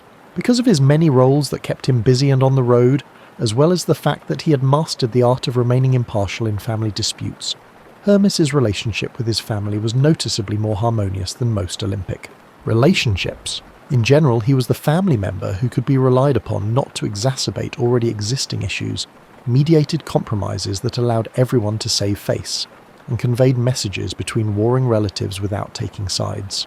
Perhaps because he was too busy to become deeply involved in the kind of dramatic relationships that took up so much of his family's time, his romantic life was surprisingly simple in comparison to theirs. Although Hermes had relationships and affairs, they were usually short-lived, pleasant, and devoid of the curses, metamorphoses, and natural catastrophes that marked other divine romances. Demeter was arguably the most useful and necessary of all the Olympic gods. She governed whether people ate or starved, whether crops thrived or failed, and whether civilization survived or fell apart due to famine as the goddess of agriculture, the harvest, and the fertility of the earth. She was one of the more steady and dependable members of the pantheon because of her work, which required patience, attention to detail, and a thorough understanding of natural cycles. Demeter took her heavenly responsibilities seriously. as if she knew that her actions had a direct impact on millions of lives. With the commitment of a scientist and the power of someone who could personally modify these variables when needed, she kept an eye on plant diseases, weather patterns, and soil conditions. Because Demeter's mood could affect whether their families survived the winter, farmers learned to keep an eye out for indications of her favour or disapproval. In contrast to some of her relatives, who appeared to see humans mainly as amusement, she had a generally positive relationship with mortals. Demeter established the religious festivals that enabled communities to commemorate bountiful harvests while preparing for the upcoming lean months, taught agriculture to early civilizations, and imparted the knowledge of bread making and food preservation. She was the type of goddess who genuinely wished for her followers to succeed and was prepared to put in the effort necessary to achieve that goal. The trauma of losing her daughter Persephone was exacerbated by this pragmatic, caring approach. The story started when Hades decided he needed a wife because he was lonely in his underworld kingdom and sick of ruling over the dead alone. Hades simply abducted Persephone as she was gathering flowers in a meadow and dragged her down to his realm through a fissure in the ground, bypassing the intricate courtship rites that other gods had to go through. When her daughter vanished, Demeter's response was prompt and decisive. She neglected the crops, the seasons, and the whole natural cycle that kept the world running as she turned her back on her divine duties and started looking for Persephone on the earth. Fruit trees withered, fields went arid, and the planet entered what was effectively the first nuclear winter. Only this time, a grieving mother with supernatural abilities was to blame rather than atomic fallout. The goddess followed every rumour and possibility as she searched the known world and beyond. While living among mortals and disguising herself as an elderly woman, she witnessed their cruelty and kindness firsthand and never gave up on finding her daughter. Nothing could grow while Demeter was in mourning because her grief was so deep that it impacted the very nature of fertility and growth. The other gods realised they were facing a crisis when famine swept the planet and mortals started to perish from starvation. Empty temples do not produce the awe and adoration that gods need for their mental health, and dead worshippers do not offer sacrifices. When it became evident that Demeter's labour strike would bring civilization to an end unless something was done, Zeus, who had previously ignored the issue in the hopes that it would end on its own, was compelled to step in. A delicate diplomatic issue confronted the king of the gods. Since the underworld was Hades' sovereign territory, and forcing him to give up his bride would set a precedent that might restrict Zeus's own romantic adventures, he couldn't just order Hades to return Persephone, since Demeter had justifiable complaints, and the other gods were beginning to feel sorry for her. He was unable to order her to return to her duties. He required a solution that would save face for all parties, while also satisfying everyone. Zeus dispatched Hermes to bargain with Hades, proposing to acknowledge the union in return for Persephone's liberty to visit her mother. Hades consented, but only on the proviso that anyone who ate in the realm of the dead would inevitably return there because Persephone had eaten pomegranate seeds while in the underworld. The compromise reached during the negotiations gave everyone a sense of partial success, but did not fully satisfy anyone. Every year, Persephone would spend some time with her mother on Earth, and some time with her husband in the underworld. Only when her daughter was present would Demeter return to her duties. The arrangement established the seasons, autumn and winter when Persephone returned to Hades and Demeter's sorrow put the world to rest, and spring and summer when Persephone returned to Earth and Demeter's happiness caused everything to bloom. Because of her exceptional blend of military skill and intellectual prowess, Athena stood out among the 12 Olympians. As a goddess of war and wisdom, she stood for the deliberate, calculated approach to fighting, as opposed to the violent mayhem that defined her half-brother Ares' realm. Athena stood for the strategy, tactics, and strategic application of force that could win conflicts with the fewest possible casualties, while Ares symbolized the heedless rage and bloodlust of combat.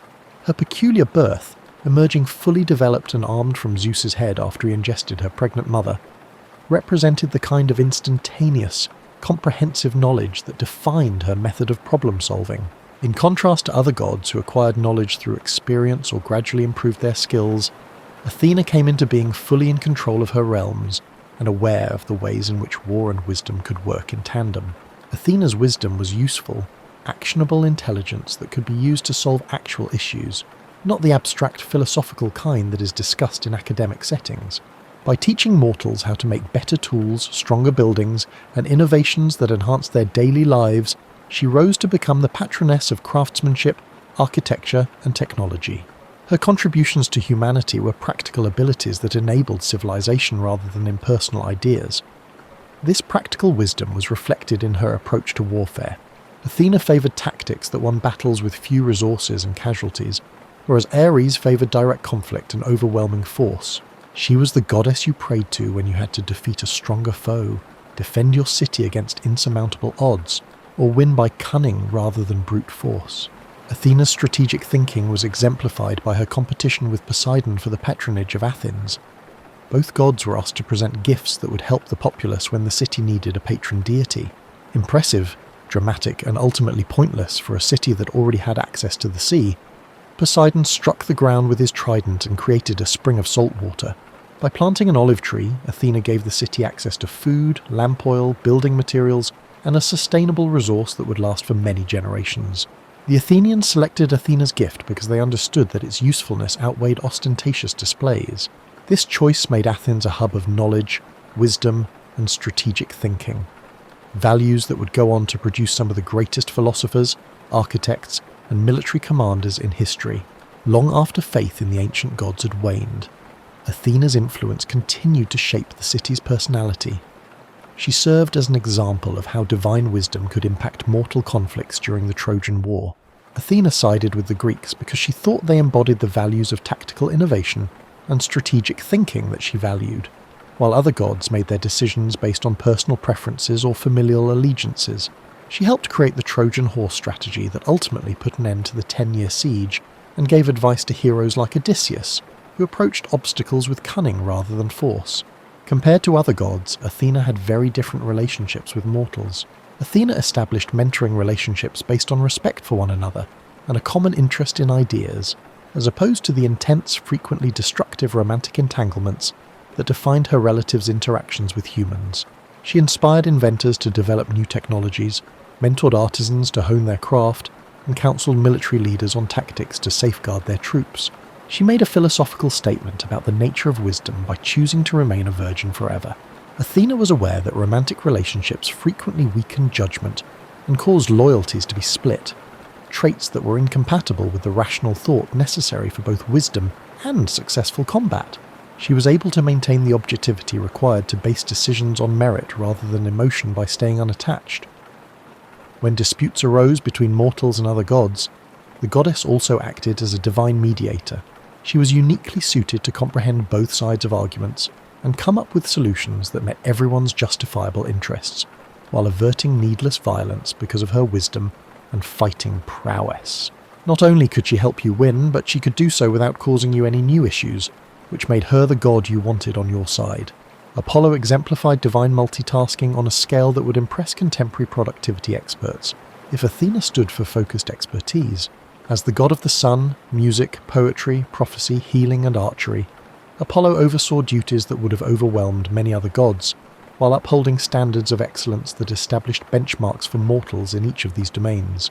Driving the sun across the sky every day required a level of consistency and punctuality that would be difficult for anyone juggling a cosmic commute.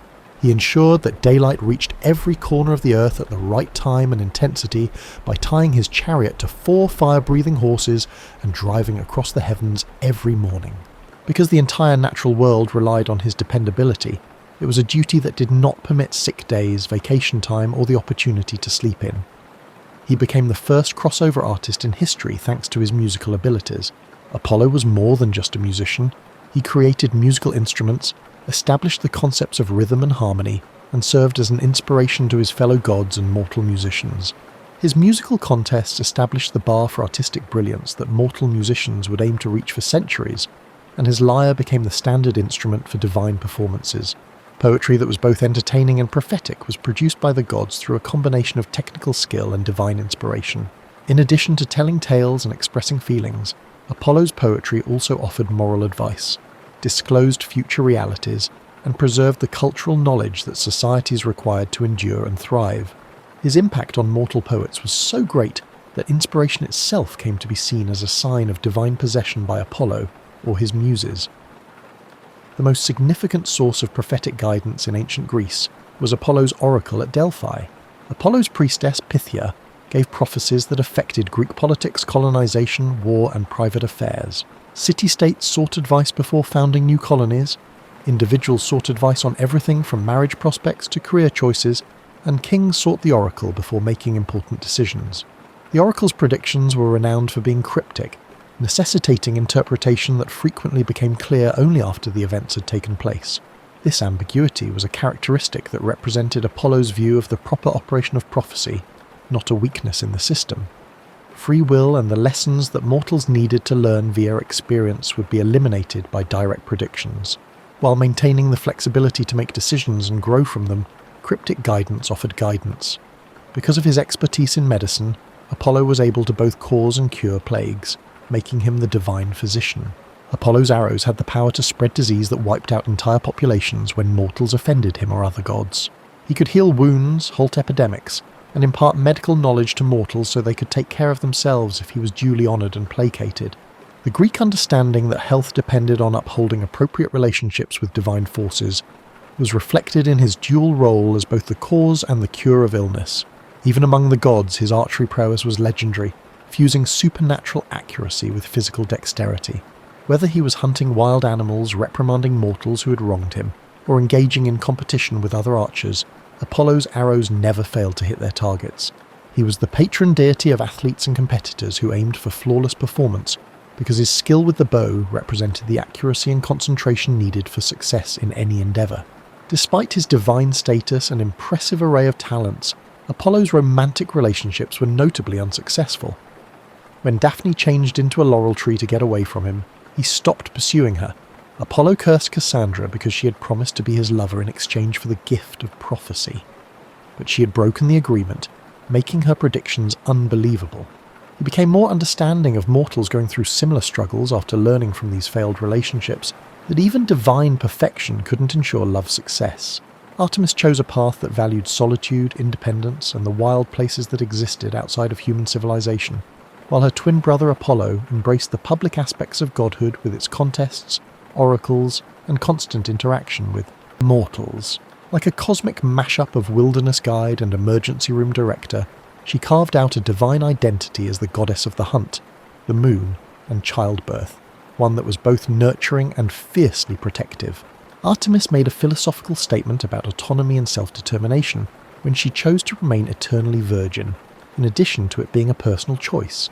As a young girl, she begged Zeus to give her chastity for all eternity, as well as a bow and arrows, a pack of hunting hounds, and a group of nymphs to be her friends. It was akin to requesting the ideal feminist starter kit, which included weapons, devoted companions, and the absence of romantic complications. Her hunting expeditions through the ancient world's mountains and forests were renowned for their accuracy and efficiency. Artemis hunted to keep the balance between civilization and wilderness, ensuring that wild animals remained wild while safeguarding human settlements from creatures that posed real threats. She did not hunt for fun or to collect trophies. She was the patroness of moral hunters because her arrows were quick and kind, made to kill cleanly and without needless suffering. One of the most effective instances of female camaraderie and support in mythology was the goddess's bond with her nymphs. These nature spirits formed a community that functioned without the consent or authority of men, having taken the same vow of chastity as their mistress. With the effectiveness of an old-fashioned security detail, they hunted, travelled, and defended one another from unwelcome romantic advances. This selected family was completely and frequently brutally protected by Artemis. Actaeon, the hunter, was killed by his own hunting dogs after she changed him into a stag when he unintentionally witnessed her bathing. This punishment made it very evident that privacy and consent should be respected. In order to prove that intelligence could overcome physical strength, Artemis deceived the giant hunters Otus and Ephialtes into killing each other with their own spears when they tried to take her and Hera as wives. Her status as a virgin was interestingly contrasted with her role as the goddess of childbirth. When their mother Leto was in labour, Artemis helped give birth to her own brother, which provided her with a unique perspective on the difficulties and risks involved in bringing a new life into the world. She evolved into the divine midwife, called upon by goddesses going through their own maternal struggles as well as mortal women having a difficult time giving birth. Because of this duty, Artemis became extremely protective of expectant mothers and new mothers, extending her guardianship beyond her immediate nymphal circle to encompass any woman who was vulnerable during childbirth. Regardless of their other religious preferences, she was one of the most practically significant deities for ancient families because her interventions could mean the difference between life and death for both mother and child. Since lunar cycles were traditionally linked to both female biology and the nocturnal activities that defined much of ancient hunting, Artemis's association with the moon complemented her hunting and childbirth responsibilities. With the same dependability that Apollo's sun chariot exhibited during the day, her silver chariot, pulled by 4 golden-horned deer, followed the moon's course across the night sky. The goddess had high but reasonable expectations for her devotees. She required her nymphs to be completely chaste, fully committed to the hunt and loyal to the group at all times. She offered them safety, friendship, and the opportunity to live their lives as they saw fit, independent of the expectations of their families, communities, or future husbands. It was a social contract that provided alternatives to the few choices that the majority of ancient women had. Because Artemis had chosen a lifestyle that was fundamentally incompatible with conventional relationships, her infrequent romantic relationships typically ended tragically, not because she was naturally unlucky in love. Her fleeting interest in the hunter Orion ended when, according to one version of events, he died and became a constellation. Her belief that independence was better than the hassles of romance was strengthened by these encounters. Her relationship with her family was significantly more harmonious than most Olympic relationships, in part because she avoided getting involved in their disputes due to her self-imposed seclusion, and in part because she was useful to everyone due to her practical contributions such as managing wildlife populations and assisting with difficult births. She was the family member who didn't cause trouble during the quiet times but was there when needed. Hephaestus stood out among the many lovely, strong and captivating gods in the pantheon because he had overcome major personal obstacles to become indispensable through talent and willpower alone. He turned his early experiences of rejection and disability into a special kind of strength that made him perhaps the most practically useful member of the Olympic family. He was the god of fire, craftsmanship and technology, as well as the divine blacksmith. The origin story of Hephaestus seems to be an old-fashioned tale of triumphing over hardship by virtue of one's own greatness. His mother, Hera, was ashamed of his appearance and threw him from Mount Olympus because he was born with physical limitations that made him ugly by divine standards. He became even more crippled as a result of the fall, but it also brought him to the sea nymphs Thetis and Eurynome, who saved him and taught him the skills of craftsmanship and metalworking. Growing up with the sea nymphs taught him how to turn disadvantages into strengths. Hephaestus acquired abilities that made him indispensable because he was unable to match other gods in terms of physical perfection or fighting skill. He gained skills in working with fire, metal and precious stones, producing items that were so beautiful and useful that they were considered legendary in antiquity. His forge evolved into the heavenly counterpart of an upscale custom workshop, creating everything from Achilles' armour to Zeus' thunderbolts. As an adult, Hephaestus returned to Olympus as a master craftsman whose services were much needed, rather than as a supplicant looking for acceptance. The other gods soon realized that only Hephaestus could make the tools, weapons and ornaments needed for their divine way of life. He was invaluable to a family that had previously rejected him due to his appearance because of his ability to create the impossible. His workshop was the pinnacle of ancient technology. Hephaestus made tools that could operate on their own with his guidance, automated bellows that kept the forge at the ideal temperature, and golden servants to help him. Because of his superior knowledge of engineering, design and metallurgy, he was the patron deity of blacksmiths, craftspeople and anyone else who used their hands to make practical things.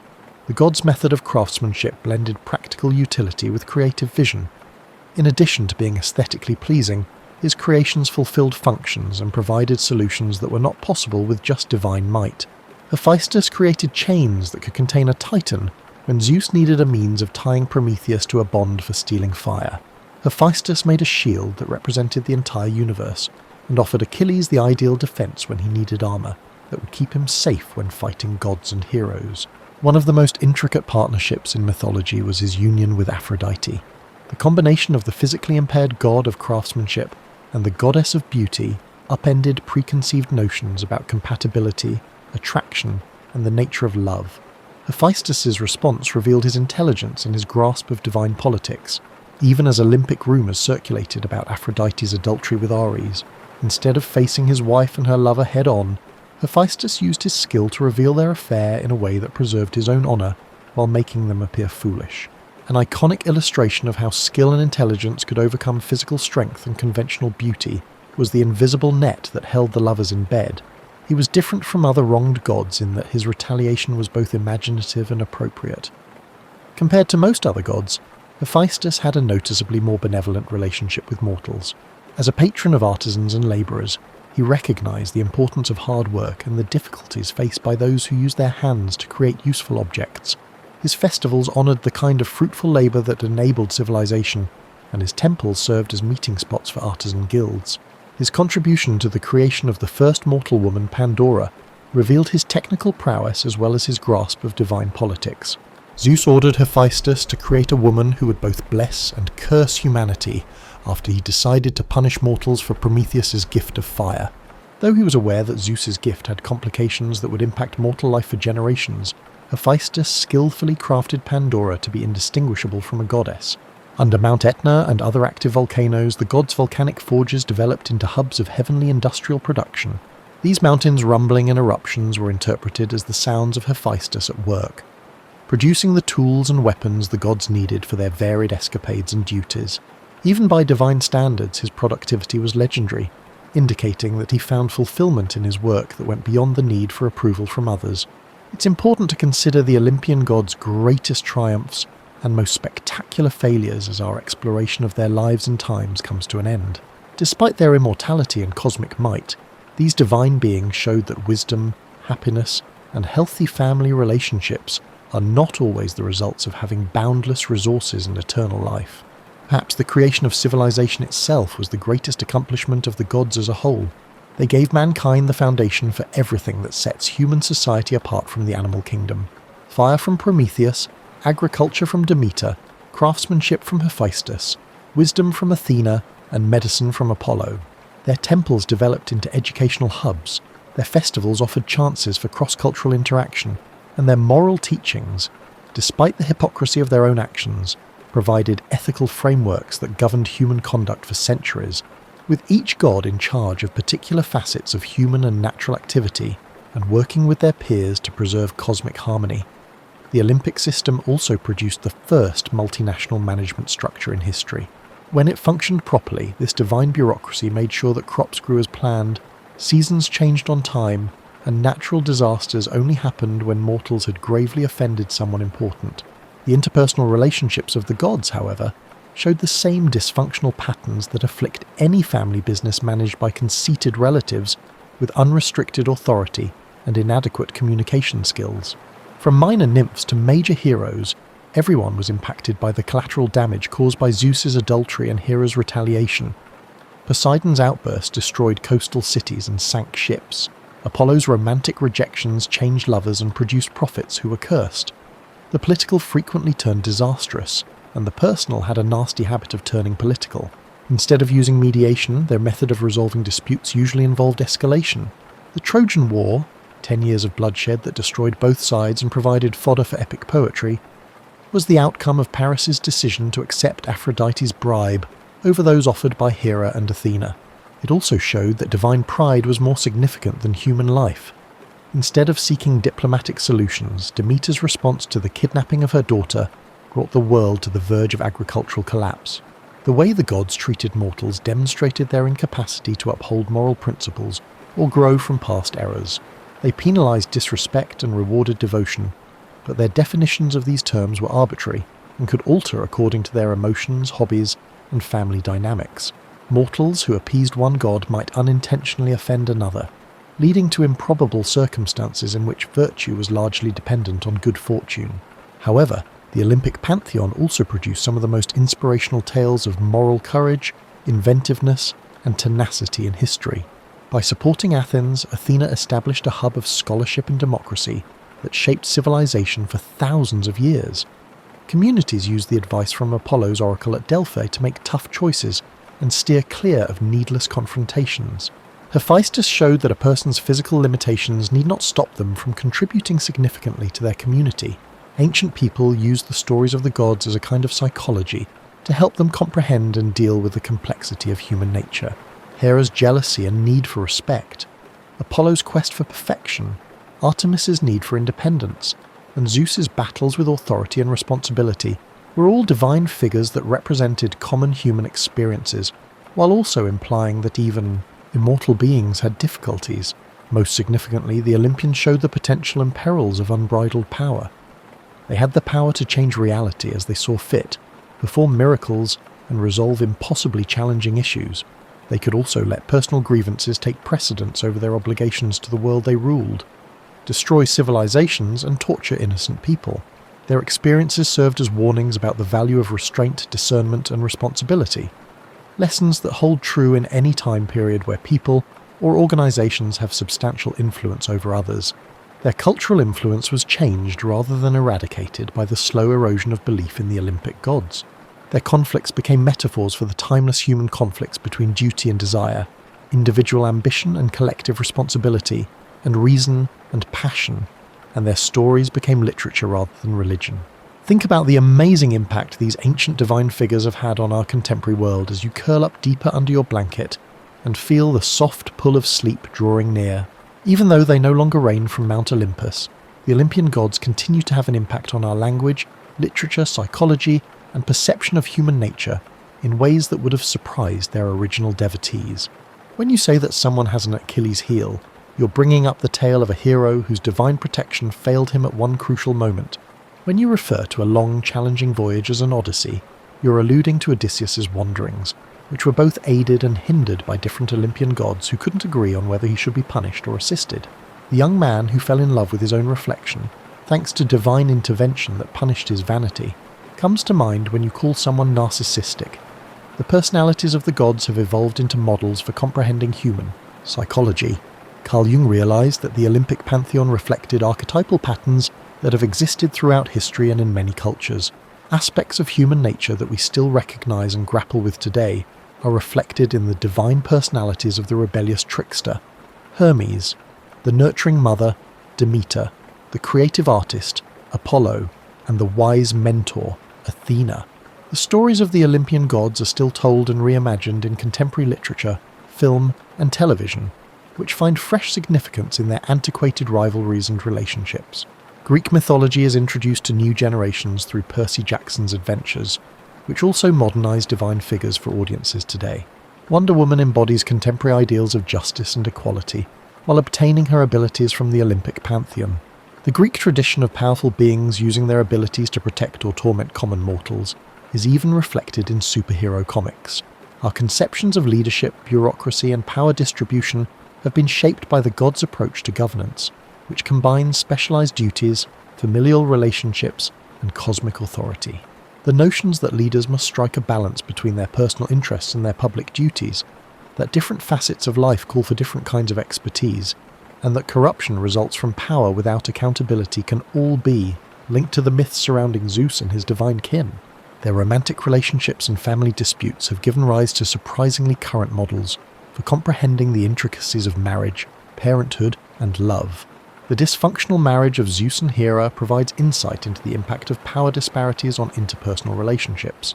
Demeter's ferocious defense of Persephone serves as an example of the difficulties parents encounter when their kids grow up and are on their own. Even having the ideal credentials doesn't ensure romantic success, as Apollo's unfulfilled loves show. A sophisticated understanding of human nature that predated modern psychology by millennia is reflected in the gods' moral ambiguity, their capacity for both great kindness and terrible cruelty. The Olympic gods embodied the contradictions that define real people, in contrast to the purely good or purely evil deities found in some religious traditions. They were able to exhibit both wisdom and foolishness, generosity and selfishness, and love and hatred, frequently within the same story, or even the same interaction. Their stories were more psychologically realistic and, as a result, more helpful for comprehending human behaviour because of their moral complexity. Stories about beings who had unbounded power but still had very human limitations help us understand situations where people act with unexpected kindness or cruelty, when leaders make choices that seem to go against their professed values, and when families go through both intense love and bitter conflict. The Olympic pantheon also created ways of thinking about cooperation, specialization, and diversity that still shape the way we set up complicated institutions. These organizational principles were ingrained in myths about gods who governed various facets of the universe while upholding an overall divine government. These included the notion that different talents require different approaches, that effective leadership frequently entails coordinating specialists rather than micromanaging them, and that even the most capable individuals require colleagues with complementary skills. The ancient Greek belief that the universe was essentially understandable and that humans could comprehend their place within greater cosmic patterns was perhaps most persistently embodied by the Olympian gods. Despite their strength and immortality, the gods were subject to laws, had repercussions for their deeds, and lived by moral standards that mortals could adopt and use in their own lives. One of the pillars of Western civilization was this optimistic outlook, which held that life had purpose, that knowledge was achievable, and that people could shape their own destinies with hard work and wisdom. The stories of the gods taught that even the most powerful beings were subject to moral laws that went beyond their own desires, that creativity could overcome constraints, and that intelligence could triumph over brute force. Dreams of marble temples shining in Mediterranean sunlight, of divine voices resonating across ancient valleys, or of immortal families assembling on a mountain peak to discuss the fate of both gods and mortals, may cross your mind as you drift toward sleep. These dreams transport you back thousands of years of human storytelling to innumerable generations who drew inspiration and meaning from stories about creatures who are both remarkably similar to us and completely different from us. The Olympian gods endure because they represent universal truths about relationships, human nature, and the never-ending difficulties of living in a complex world, not because we believe in their literal existence. Their tales serve as a reminder that even immortal beings must learn to strike a balance between their obligations to others and their own desires, that stupidity and wisdom frequently coexist, and that power entails both opportunities and responsibilities.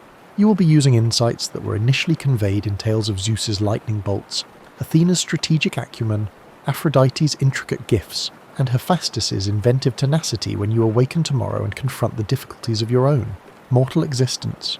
Even though the gods are old, their teachings are still as current as the news of the day and as fresh as your morning joe.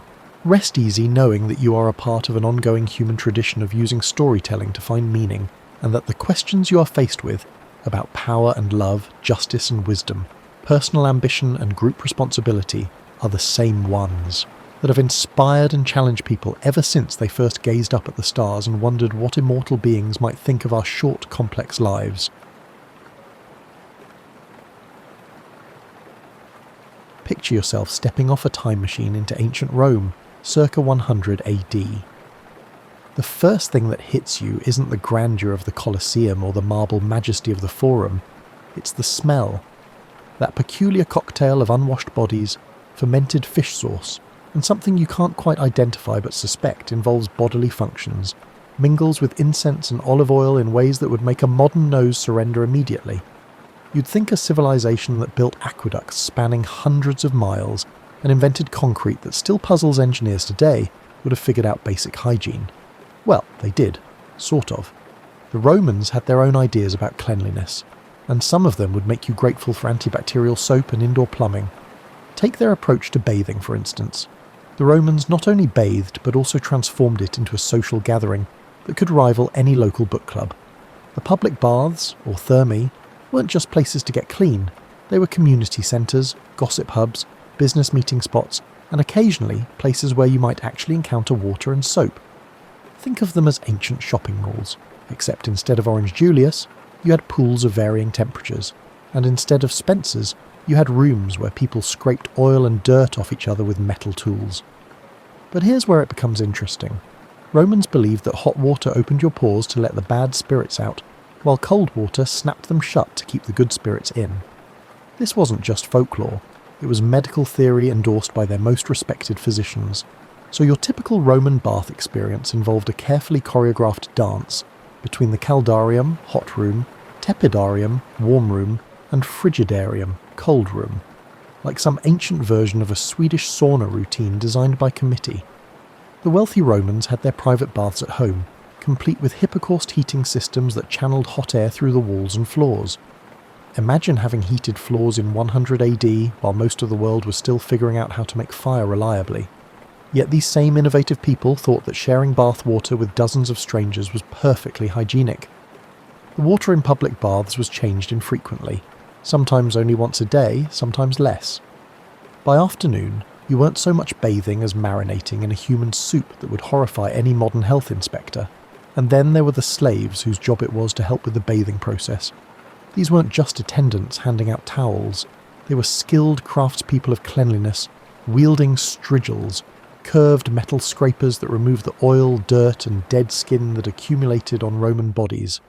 The wealthy would coat themselves in olive oil, then have slaves scrape it all off, taking the grime with it. It was effective, sure, but imagine explaining to your modern dermatologist that your skincare routine involves having someone scrape you down with what amounts to a medieval back scratcher. The Romans also had some fascinating ideas about dental hygiene. They brushed their teeth with twigs. Specifically, they chewed on aromatic twigs until one end frayed into a brush-like texture, then used that to clean their teeth. The good news is that the technique actually worked reasonably well. The troubling news is that their favourite toothpaste was made from powdered mouse brains, crushed bones, and sometimes human urine. Portuguese urine was considered particularly effective, which raises all sorts of questions about ancient trade routes and quality control standards. But perhaps most puzzling of all was their relationship with perfume. Romans doused themselves in scented oils and perfumes with the enthusiasm of teenagers discovering body spray for the first time. They had different scents for their hair, arms and feet. Walking through ancient Rome must have been like navigating a cosmetics section in a department store, except with more togas and considerably more creative interpretations of what constituted pleasant fragrance. Now let's talk about something that every Roman had to deal with, but no one particularly wanted to discuss at dinner parties: using the bathroom. If you found Roman bathing habits to be communal, you might be interested in learning about their approach to toilets. Roman public latrines combined engineering marvels with social awkwardness. Picture a long marble bench with round holes cut into it, positioned over flowing water that carried waste away. So far, so good. It's basically an ancient sewage system. But here's the catch. There were no dividers, no doors, and no privacy screens. There was just a row of holes where Romans would sit side by side, conducting business, and presumably discussing the weather or the latest gladiator match. The arrangement wasn't considered strange or embarrassing. In fact, it was another social activity.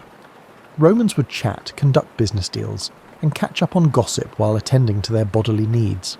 Imagine trying to negotiate a grain shipment contract while sitting on a communal toilet with your neighbour. It puts a whole new spin on the phrase, getting down to business. The most interesting part is that they used something other than toilet paper, which was invented a millennium later. Romans used a communal sponge on a stick called a xylospongium. Yes, you read that correctly, a shared sponge. After use, it was rinsed in the flowing water channel that ran in front of the toilets, then left for the next person. This system worked well enough from a hygiene standpoint, since the flowing water kept things relatively clean, but the social implications are staggering. You had to time your bathroom visits not just based on your needs, but on when you could psychologically handle using the community sponge. Wealthy Romans had their own private toilets, often beautifully decorated affairs with mosaics and frescoes. Some featured images of Fortuna, the goddess of luck, because apparently even bathroom humour was a thing in ancient Rome. These private facilities usually emptied into the same sewer system as the public ones, flowing eventually into the Cloaca Maxima, the Great Sewer, which was one of Rome's genuine engineering marvels and still functions today. But Romans had some peculiar superstitions about bathroom activities. They believed that evil spirits lurked in sewers and might emerge through toilet holes to cause mischief. To ward them off, many Romans wore amulets or muttered protective charms before sitting down.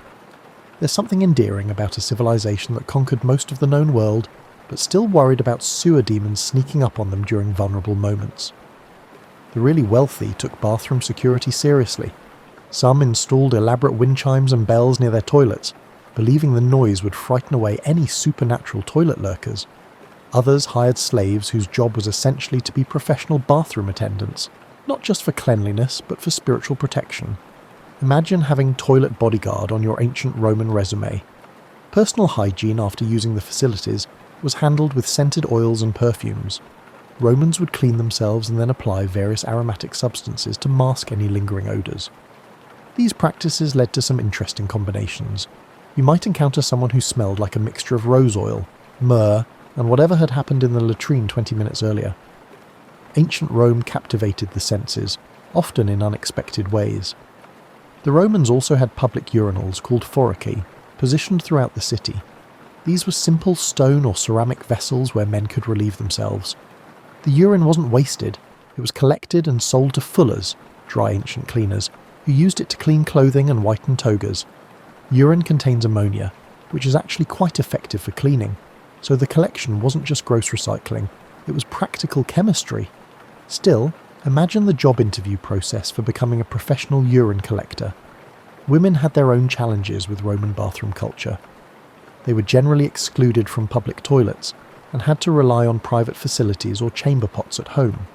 This meant that Roman women rarely ventured far from home without carefully planning their routes around available bathroom facilities. It was an early form of urban planning that took biological needs into account, though not equally for all citizens. Roman society was built on rigid class distinctions, and nowhere was this more apparent than in their hygiene practices.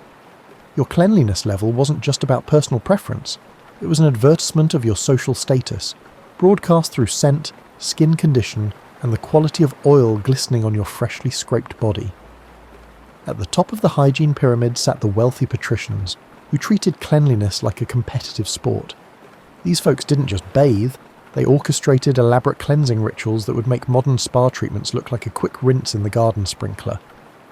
A wealthy Roman's day might begin with slaves applying various oils and unguents, followed by a leisurely trip to their private baths, then more oils, a visit to the public baths for socializing, then even more oils and perfumes for the evening's entertainment.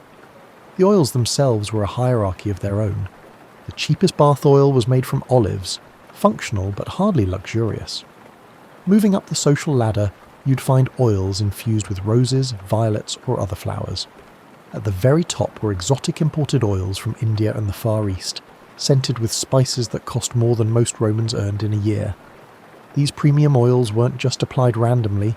Wealthy Romans had personal cosmete, slaves who specialized in the application of cosmetics and scented oils with the precision of ancient perfumers. But here's where Roman hygiene becomes really interesting. They believed that different scents could affect your personality and health. Lavender oil was thought to promote wisdom, while rose oil enhanced beauty and charm. Myrrh was considered especially powerful for warding off diseases, which led to some Romans smelling like they'd been embalmed.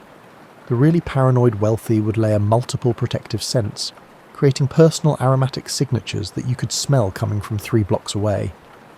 Middle-class Romans, the plebeians with decent jobs, had their hygiene strategies. They couldn't afford the exotic oils, but they made do with olive oil and local herbs. Many grew their own aromatic plants specifically for bathing. Mint, rosemary and thyme were popular choices. These Romans typically visited public baths several times a week, timing their visits for the hours when the water was freshest and the crowds were thinnest.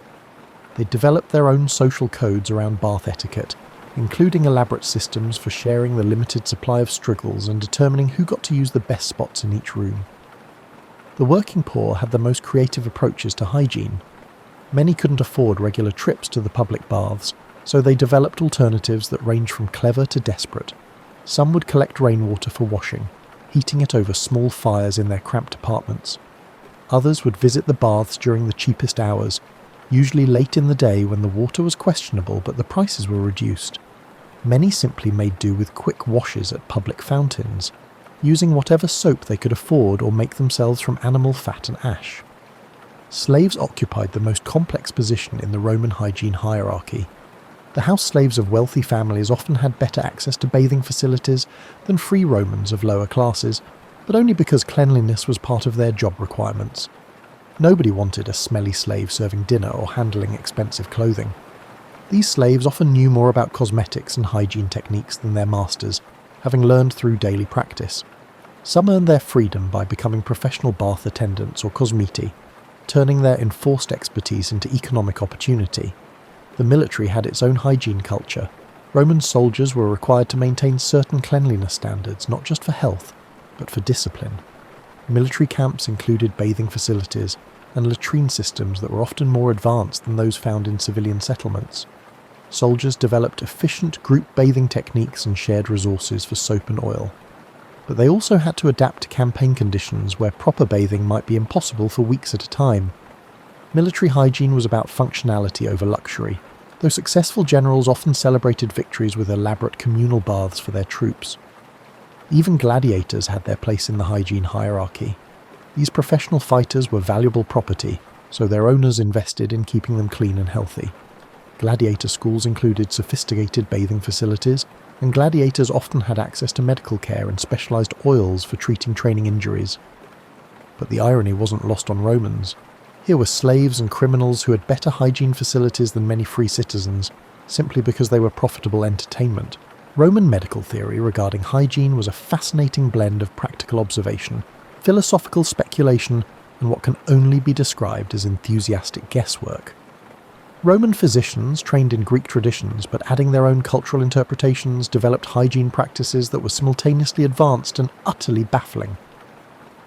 The foundation of Roman medical hygiene rested on the theory of humours, the belief that human health depended on balancing 4 bodily fluids: blood, phlegm, yellow bile, and black bile.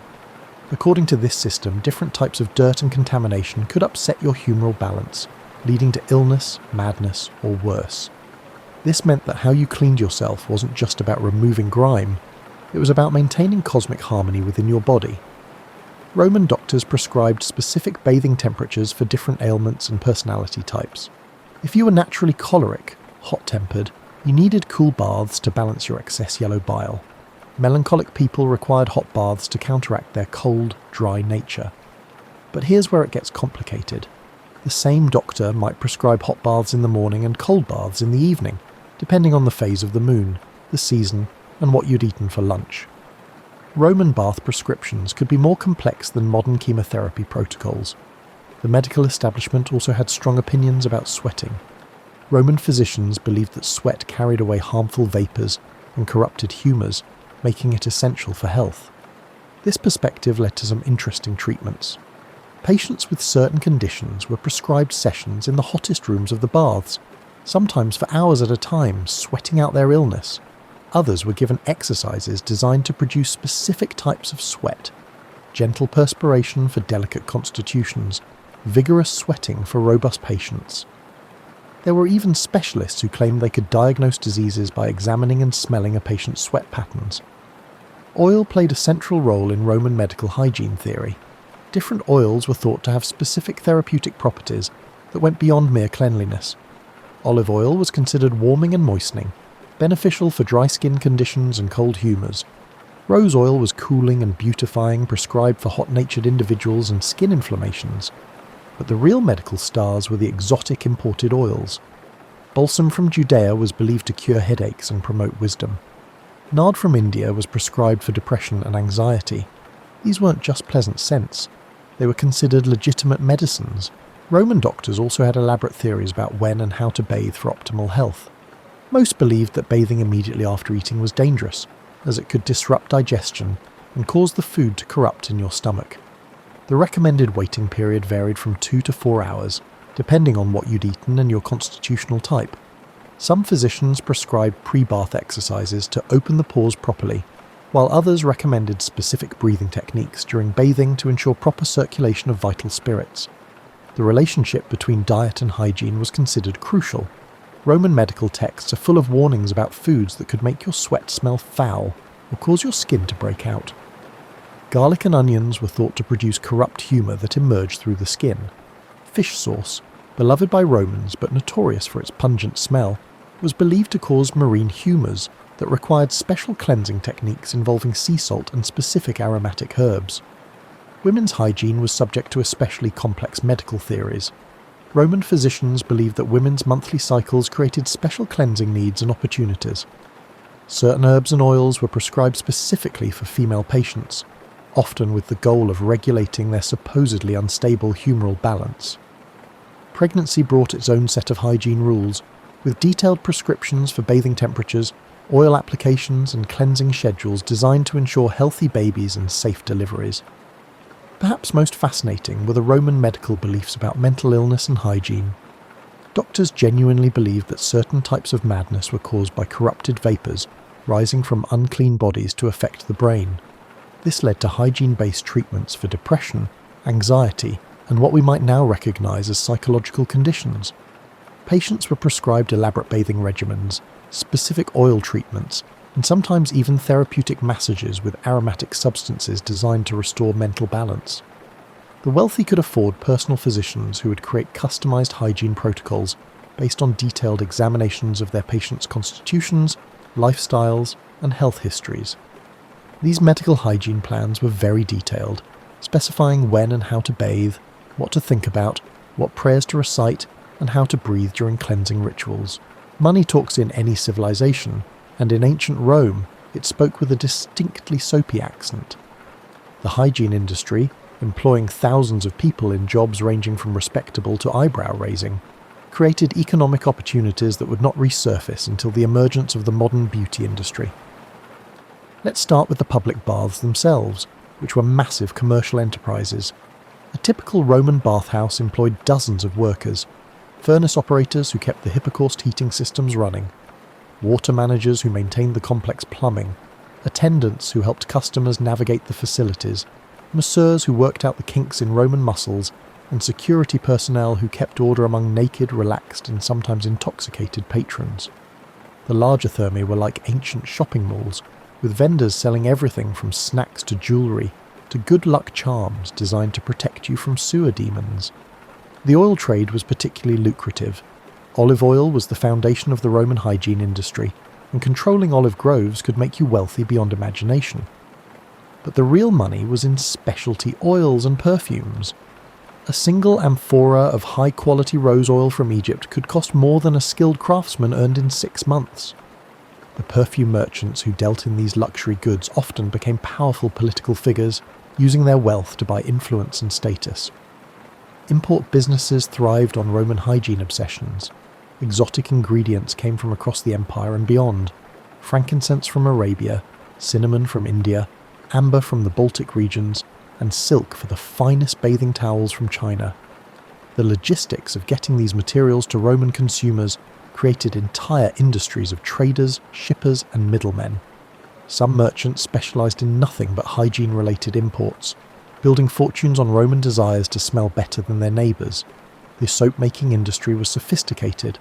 While Romans didn't use soap the way we do, they did manufacture various cleansing compounds from animal fats, plant ashes, and mineral salts. The best soap makers were closely guarded trade secrets, passed down through generations of craftsmen. Some soap-making families became wealthy enough to own their own bathhouses, creating vertically integrated hygiene empires that controlled everything from soap production to the final bathing experience. Slavery was, unfortunately, central to the Roman hygiene economy. Thousands of slaves worked in bathhouses, oil production, and personal hygiene services. Some specialised in specific skills. There were slaves who could identify the best oils by smell alone, others who were experts at using strigils without causing injury, and still others who memorised complex recipes for custom perfume blends. The most skilled hygiene slaves could earn enough money through tips and side businesses to eventually buy their freedom, though this path to manumission required years of scraping other people's backs and memorising their scent preferences. The construction industry also benefited from Roman hygiene culture.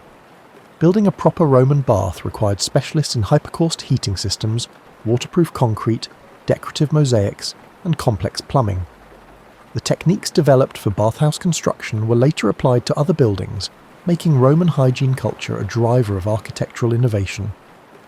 Some construction families became wealthy by specialising in bath-related projects, travelling throughout the empire to build facilities for wealthy Romans in distant provinces. Then there were the support industries that emerged around hygiene culture. Laundry services cleaned the towels and clothing used in baths. Pottery makers produced the countless vessels needed for oils, perfumes, and bathing accessories. Metal workers crafted strigils, mirrors, and bathing jewellery. Even the food industry got involved, as many Romans liked to eat and drink while bathing, creating demand for waterproof serving vessels and special bath-appropriate snacks. The medical side of hygiene created its own economic opportunities. Physicians who specialised in hygiene-related treatments could charge premium fees, especially if they claimed expertise in exotic foreign bathing techniques. Massage therapists, aromatherapy specialists, and even professional bath consultants emerged as profitable professions. Some enterprising Romans made careers out of advising wealthy clients on optimal bathing schedules and customised oil blends. Regional variations in hygiene preferences created niche markets throughout the empire. Romans in Britain developed cold-weather bathing techniques that required different oils and heating systems. Romans in North Africa adapted their hygiene practices to desert conditions, creating demand for specialized sun protection oils and sand-resistant clothing. These regional specializations often became export industries, with local hygiene innovations spreading throughout the empire. The government also profited from Roman cleanliness obsessions through taxes and regulations. Bathhouses paid licensing fees, imported hygiene products faced tariffs, and luxury perfumes were subject to special taxes that helped fund public works projects. Some historians argue that Roman expansion was partly motivated by the desire to secure reliable sources of hygiene-related raw materials, making cleanliness a factor in imperial policy. Roman hygiene wasn't just about getting clean.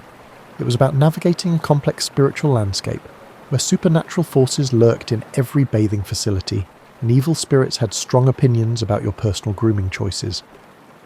The Romans had managed to turn basic human cleanliness into a mystical adventure that required careful planning, protective charms, and occasionally professional supernatural consultation. The timing of your bath wasn't just a matter of personal convenience, it was a cosmic decision that could affect your luck, health, and spiritual well-being. Romans consulted calendars that indicated favourable and unfavourable bathing days, based on lunar phases, religious festivals, and the movements of various gods through the celestial sphere.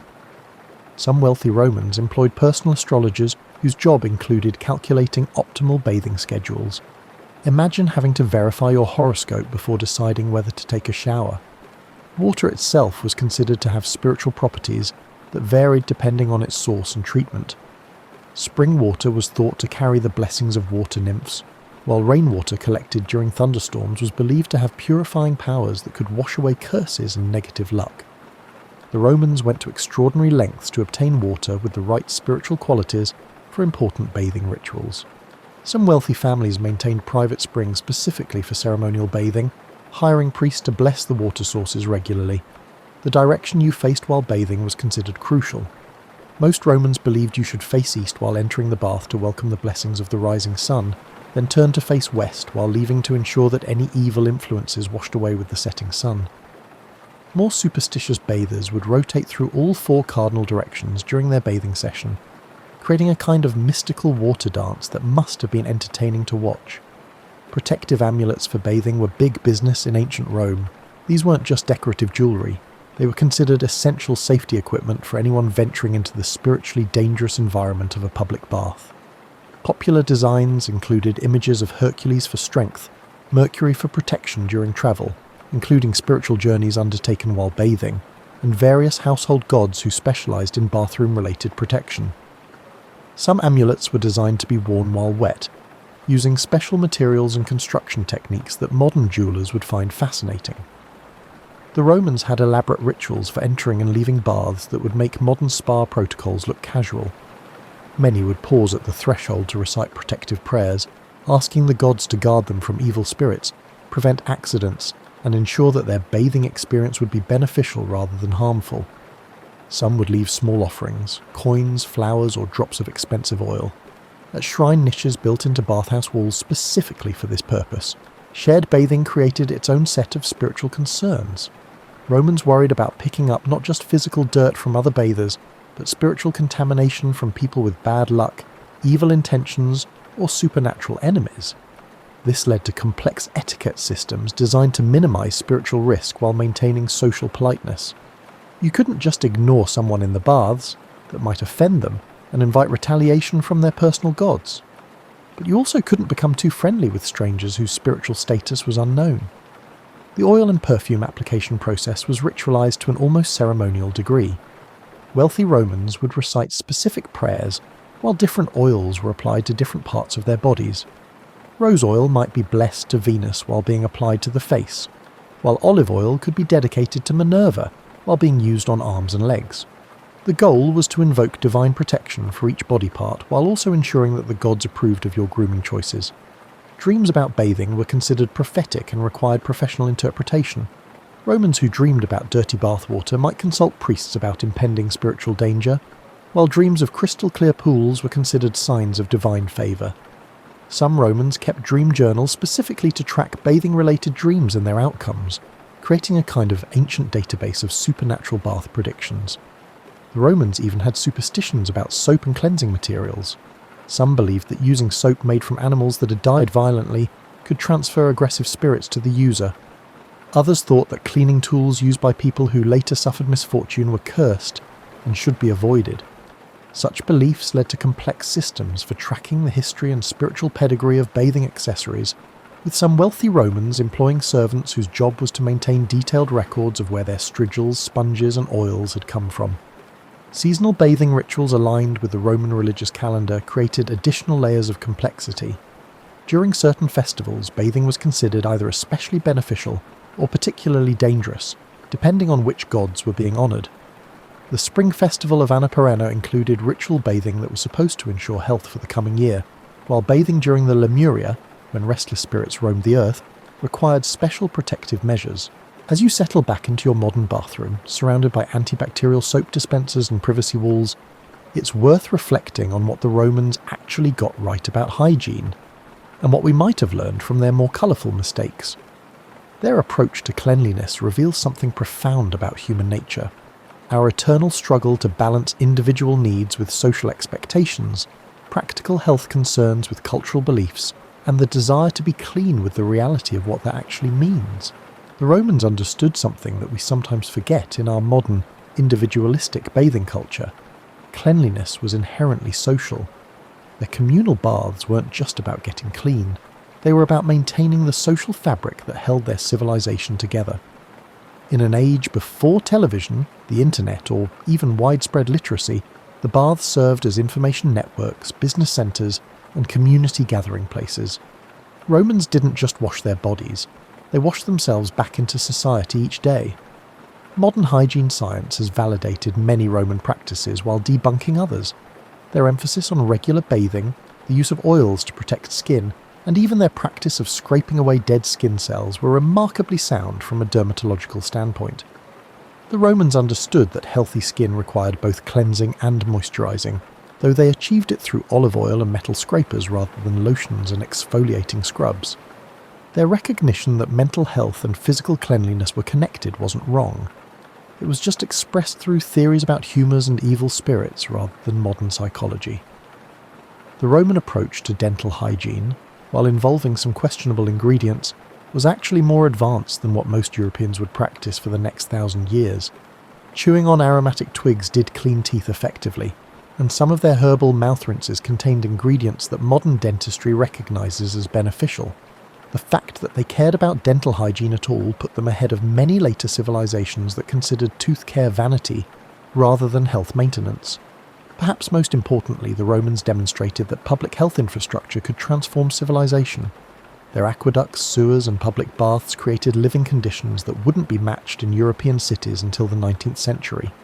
The decline of Roman bathing culture after the fall of the empire coincided with centuries of reduced lifespans, increased disease, and general scruffiness that historians now recognise as preventable consequences of abandoning public hygiene infrastructure. The economic lessons of Roman hygiene culture are equally relevant today. They understood that cleanliness could be an industry, creating jobs and driving innovation in ways that benefited entire societies. Their willingness to invest public money in bathing facilities and sanitation systems paid dividends in public health and social stability that lasted for centuries. Modern cities still struggle with the same basic challenge: how to balance individual desires for cleanliness and privacy with the collective benefits of shared infrastructure and social bathing spaces. The Roman mistake of mixing hygiene with superstition offers its lessons. When cleanliness becomes too ritualized or culturally loaded, it can become a source of anxiety rather than health.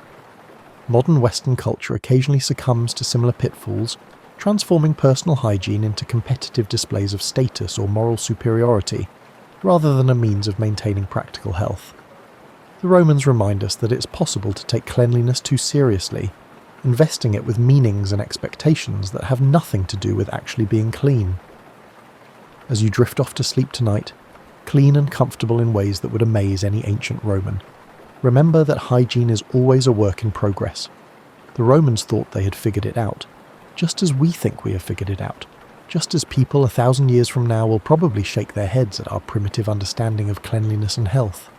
The pursuit of perfect hygiene is like the pursuit of perfect happiness, an admirable goal that reveals more about human nature than it does about soap and water. The Romans gave us the foundation for contemplating cleanliness as both a personal responsibility and a social virtue. They showed us that being clean could be pleasant, social, and even luxurious rather than just a grim necessity. Most importantly, they demonstrated that a civilization's approach to hygiene reflects its values, priorities, and understanding of what it means to live well together.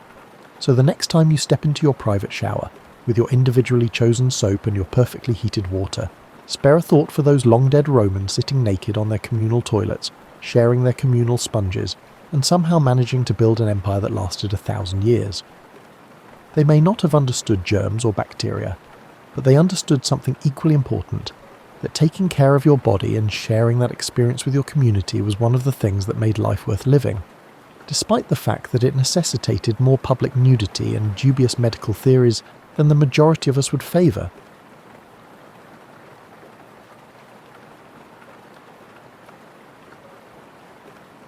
Imagine being in a very old Japanese forest, the kind that used to cover these islands long before anyone thought to build anything. These trees are different from the ones you might see in your area. These trees are Cryptomeria and Hinoki cypress. They can live for 1,000 years and grow straight and tall. Their wood smells a little like lemon and is resistant to rot, like nature's own preservative. Japanese architecture doesn't start in quarries or brick kilns. It starts in these old forests where there was a lot of wood that was easy to work with and seemed to last forever. Building with stone makes things last, whether you want them to or not. Stone says, "I will be here long after you're gone, unchanged and unmoved." Wood, on the other hand, says something else.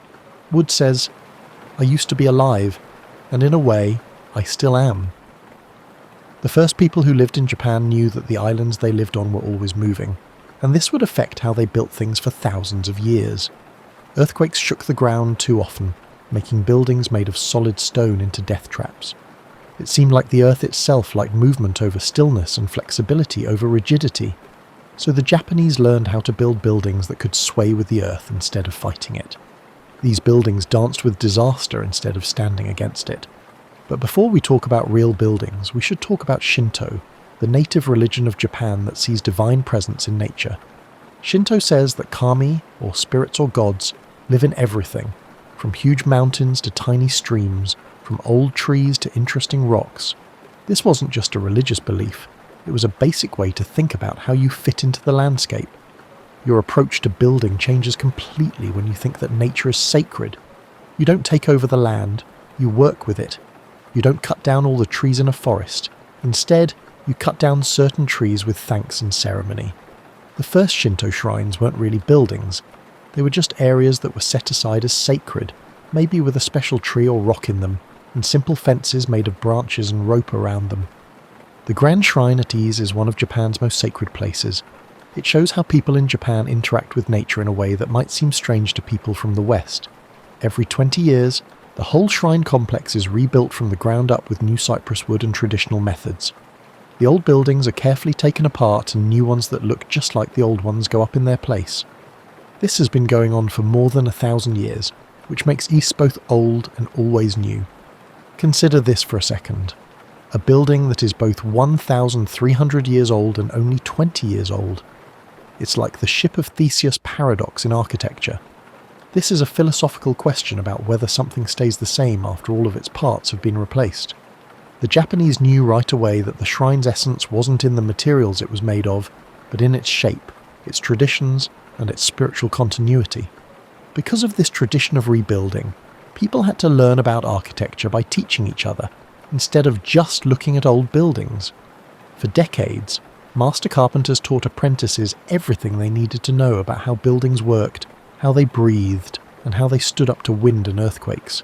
They didn't just teach them how to cut joints or choose wood. Japanese people used to treat wood with a lot of respect. Carpenters learned to read the grain of wood like you would read someone's face, getting to know its personality, strengths, and oddities. They knew that wood from the north side of a tree was thicker and should be used in a different way than wood from the south side. They knew that the way a tree grew determined how to cut and put its wood in a building. People cared for the tools and treated them with respect. It was important to take care of and eventually pass down a master carpenter's saw.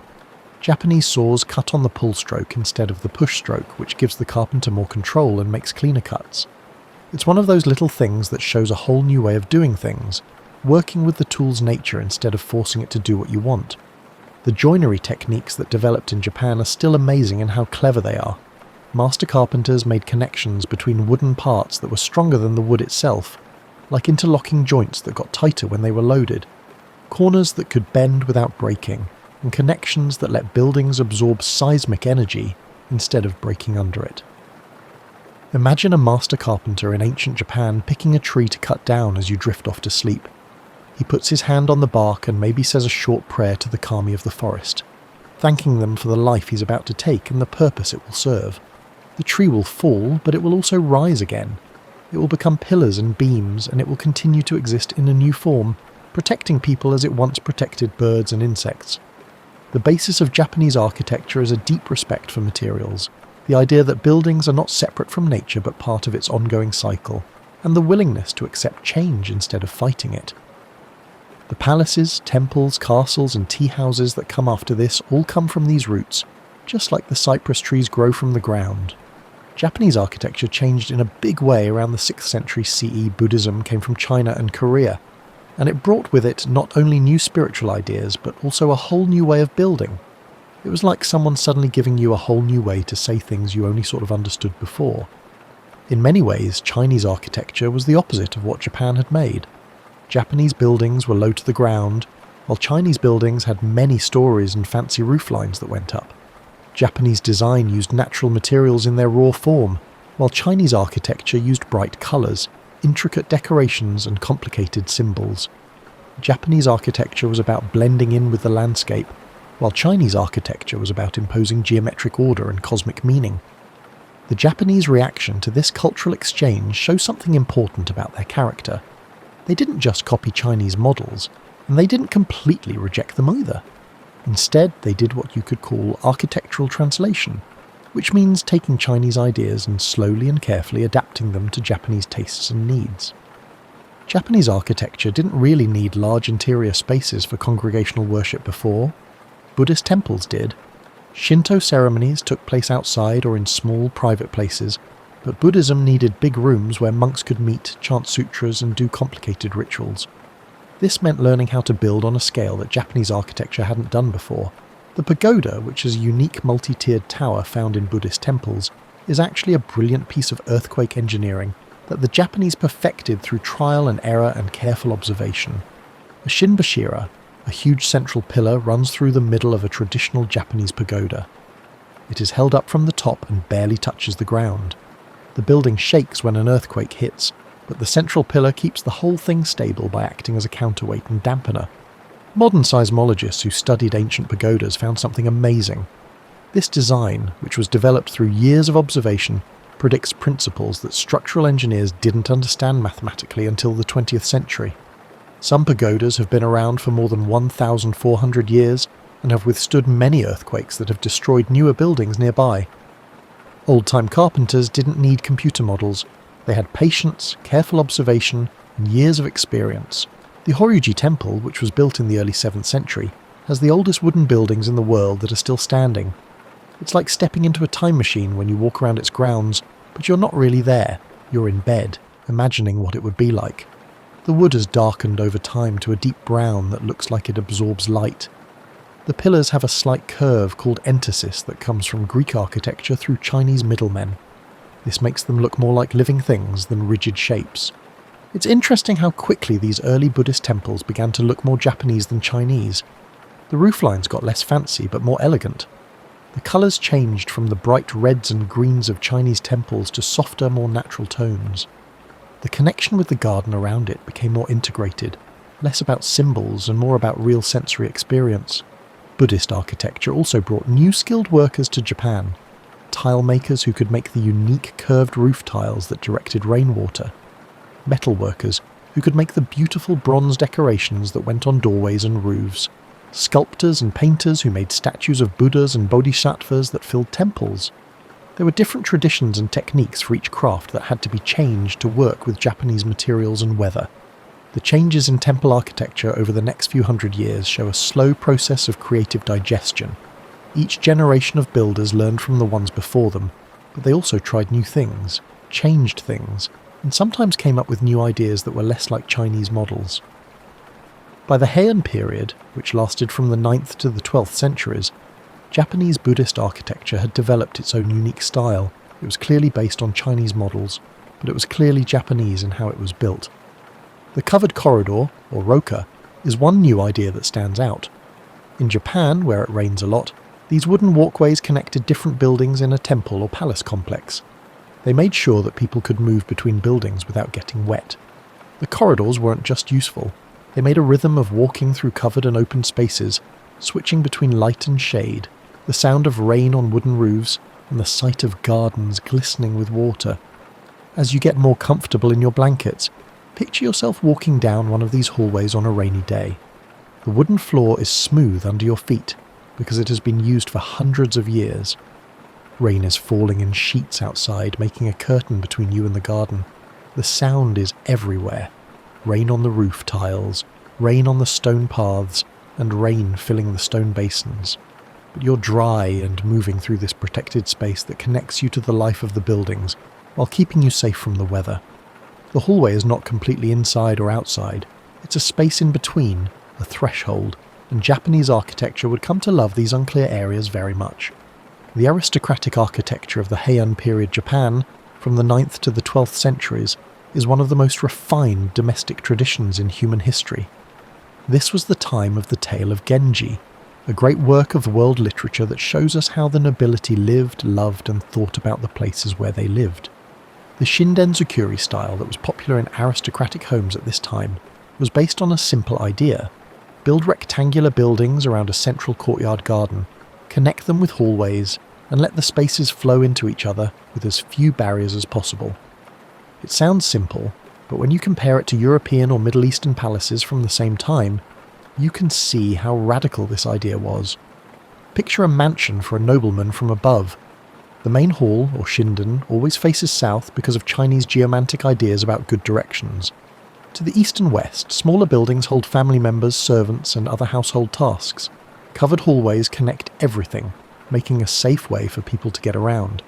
And in the middle, the courtyard garden, which is more than just a decoration, it's the heart of the whole thing. There are almost no walls inside, which is what makes this so different from, say, a medieval European manor. The buildings are basically roofed platforms with screens and curtains that can be moved around. Not solid walls, but how you arrange your furniture and fabric gives you privacy. You don't define space by closing it off. Instead, you do it by carefully placing screens, blinds, and hanging textiles to suggest boundaries. This meant that homes of the rich were very adaptable. During the day, the rooms could be open and bright. Screens and curtains made private rooms at night. When you had guests over, rooms could easily become bigger spaces. The house could change completely with the seasons. In the summer, it was very open to let in breezes, and in the winter, it had screens placed just right to keep warmth from braziers. The floors of these buildings were made of famous hinoki cypress wood platforms that were about 2 feet off the ground. It wasn't just about height. It was also about making a separate space from the ground below. You took off your shoes before stepping up onto these platforms. This was a sign that you were moving from the outside world to the more refined space of the home. The space under the floor also let air flow, which is important in Japan's humid climate, and kept moisture from the ground from rotting wooden buildings. During the Heian period, tatami mats, which are rectangular floor mats covered in rushes, were not yet common. They were expensive things that were only put where people sat. Eventually they grew so big that they covered whole floors, and their standard size became a way to measure things. Rooms were described by how many tatami they had. People still use the terms 6-mat rooms and 8-mat rooms to describe Japanese apartments today. This is a tradition that goes back hundreds of years.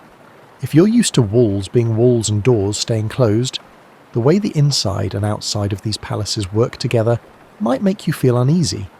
On nice days, the wooden shutters that surrounded the buildings could be lifted and stored, which meant that an entire wall could be taken down and the rooms could be opened directly to the garden.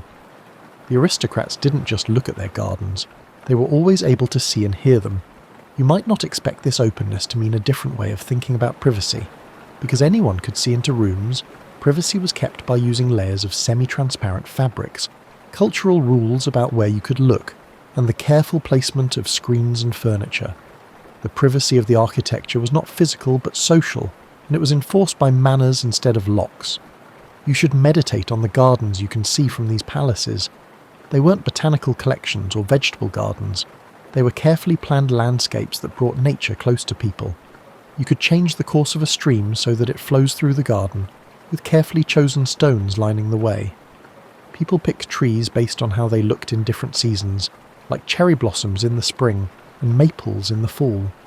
Islands in fake ponds stood for cosmic ideas or famous places from Chinese poetry. Walking through these gardens meant reading between the lines and finding hidden meanings. That arrangement of rocks could be a reference to a famous Chinese landscape. That tree might remind people of a poem they all knew. The gardens were like three-dimensional books that only educated people could fully enjoy. You could enjoy them sensually, which you could do, but you were also supposed to understand their cultural and philosophical meanings. The idea of ma, which is often translated as negative space, or interval, was very important to how these buildings and gardens worked. Ma isn't just empty space, it's space that gets meaning from the things around it. The empty space between the buildings wasn't wasted space, it was the organising principle that made the buildings work together.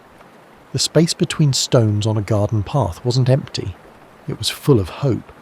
As you drift off to sleep, imagine yourself as a Heian nobleman or woman, relaxing on the raised wooden floor of your home. The wooden shutters are gone now that it's spring, and your room is completely open to the garden. The cherry blossoms are falling like snow in the light breeze. Like Heian nobles did all the time, you're writing poetry to try to capture the bittersweet beauty of these flowers that bloom and die in just a few days. The architecture around you isn't separate from the natural world. It's a carefully framed stage for seeing how nature changes all the time. Japanese history took a violent turn after hundreds of years of living in elegant palaces. Feudal lords fought all the time in the Middle Ages, and suddenly architecture had to deal with a problem it had never had to deal with before: how to build beautiful buildings that could also survive a military attack. The Japanese castle is an interesting mix of useful military engineering and artistic ambition. These weren't just rough fortifications meant to keep people out. They were also signs of power, displays of wealth, and architectural feats that just happened to be good places to defend. Let's begin with the most important rule: height. Japanese castles made good use of the land by building them on hills or mountains whenever they could. The main tower, or tenshu, would rise from the highest point, making a layered defence that attackers would have to fight through multiple fortified zones, going up before they could reach the keep. It's like playing chess in 3 dimensions, but the board is tilted to the defender's advantage. The stone bases of these castles are examples of engineering that still impress people today. Without mortar, huge stones, some of which weighed tons, were put together to make walls that were 30 to 40 feet high and curved slightly outward so that they couldn't be climbed. These walls were not only strong, but they were also beautiful. The different colours and textures of the stone made abstract patterns that changed with the weather and light. When using rough natural stones, the method for making these stone bases is called Nozurazumi. When using more processed stones, it is called Uchikomi Hagi. The best castles used a method in which each stone was carefully chosen and shaped to fit perfectly with the ones next to it. The walls were so well fitted that you couldn't slip a knife blade between the stones. It was like high-level craftsmanship in architecture, where practical needs turned into chances for virtuoso display. The wooden castle buildings themselves, like towers, gates, living quarters and storehouses, rose above these stone foundations. This is where the unique style of Japanese castle architecture really shone through. Japanese castles were mostly wooden buildings with stone pedestals underneath, while European castles were made of solid stone throughout. The towers could be 4, 5, or even 7 stories tall, with each story being a little smaller than the one below it. This made the towers look like wedding cakes with a tapered profile. But here's where it gets interesting. The floors inside don't match the stories you see from the outside. A 5-story tower might really have 7 floors inside, or a 3-story building might look like it has 5 floors inside. This wasn't just to confuse enemies, it was smart engineering that let the defensive floors have lower ceilings, while still looking great from the outside. The beautiful white plastered walls of Himeji Castle, also known as the White Heron Castle, make it the best example of Japanese castle architecture. It feels like you're in a three-dimensional maze with defensive passages that were made by someone who really didn't want you to get to the centre. Paths make turns at strange angles. Doorways are set up so that attackers have to put themselves in dangerous situations. There are traps on the floors. Every choice made in architecture has two purposes: to look good and to kill. The defensive features of castles are very clever. Sama, or small windows, were put in place so that defenders could shoot arrows or guns without being shot back. Defenders on the upper floors could attack anyone who got past the lower defences through drop-down hatches in the ceilings. People could pour boiling oil or water on attackers through holes in the walls. The decorative curved rooflines also had a purpose. They made it harder to judge distances and aim accurately. Japanese castles always looked good, even though they were very useful for military purposes. The white plaster walls did more than just reflect heat and keep fire from spreading.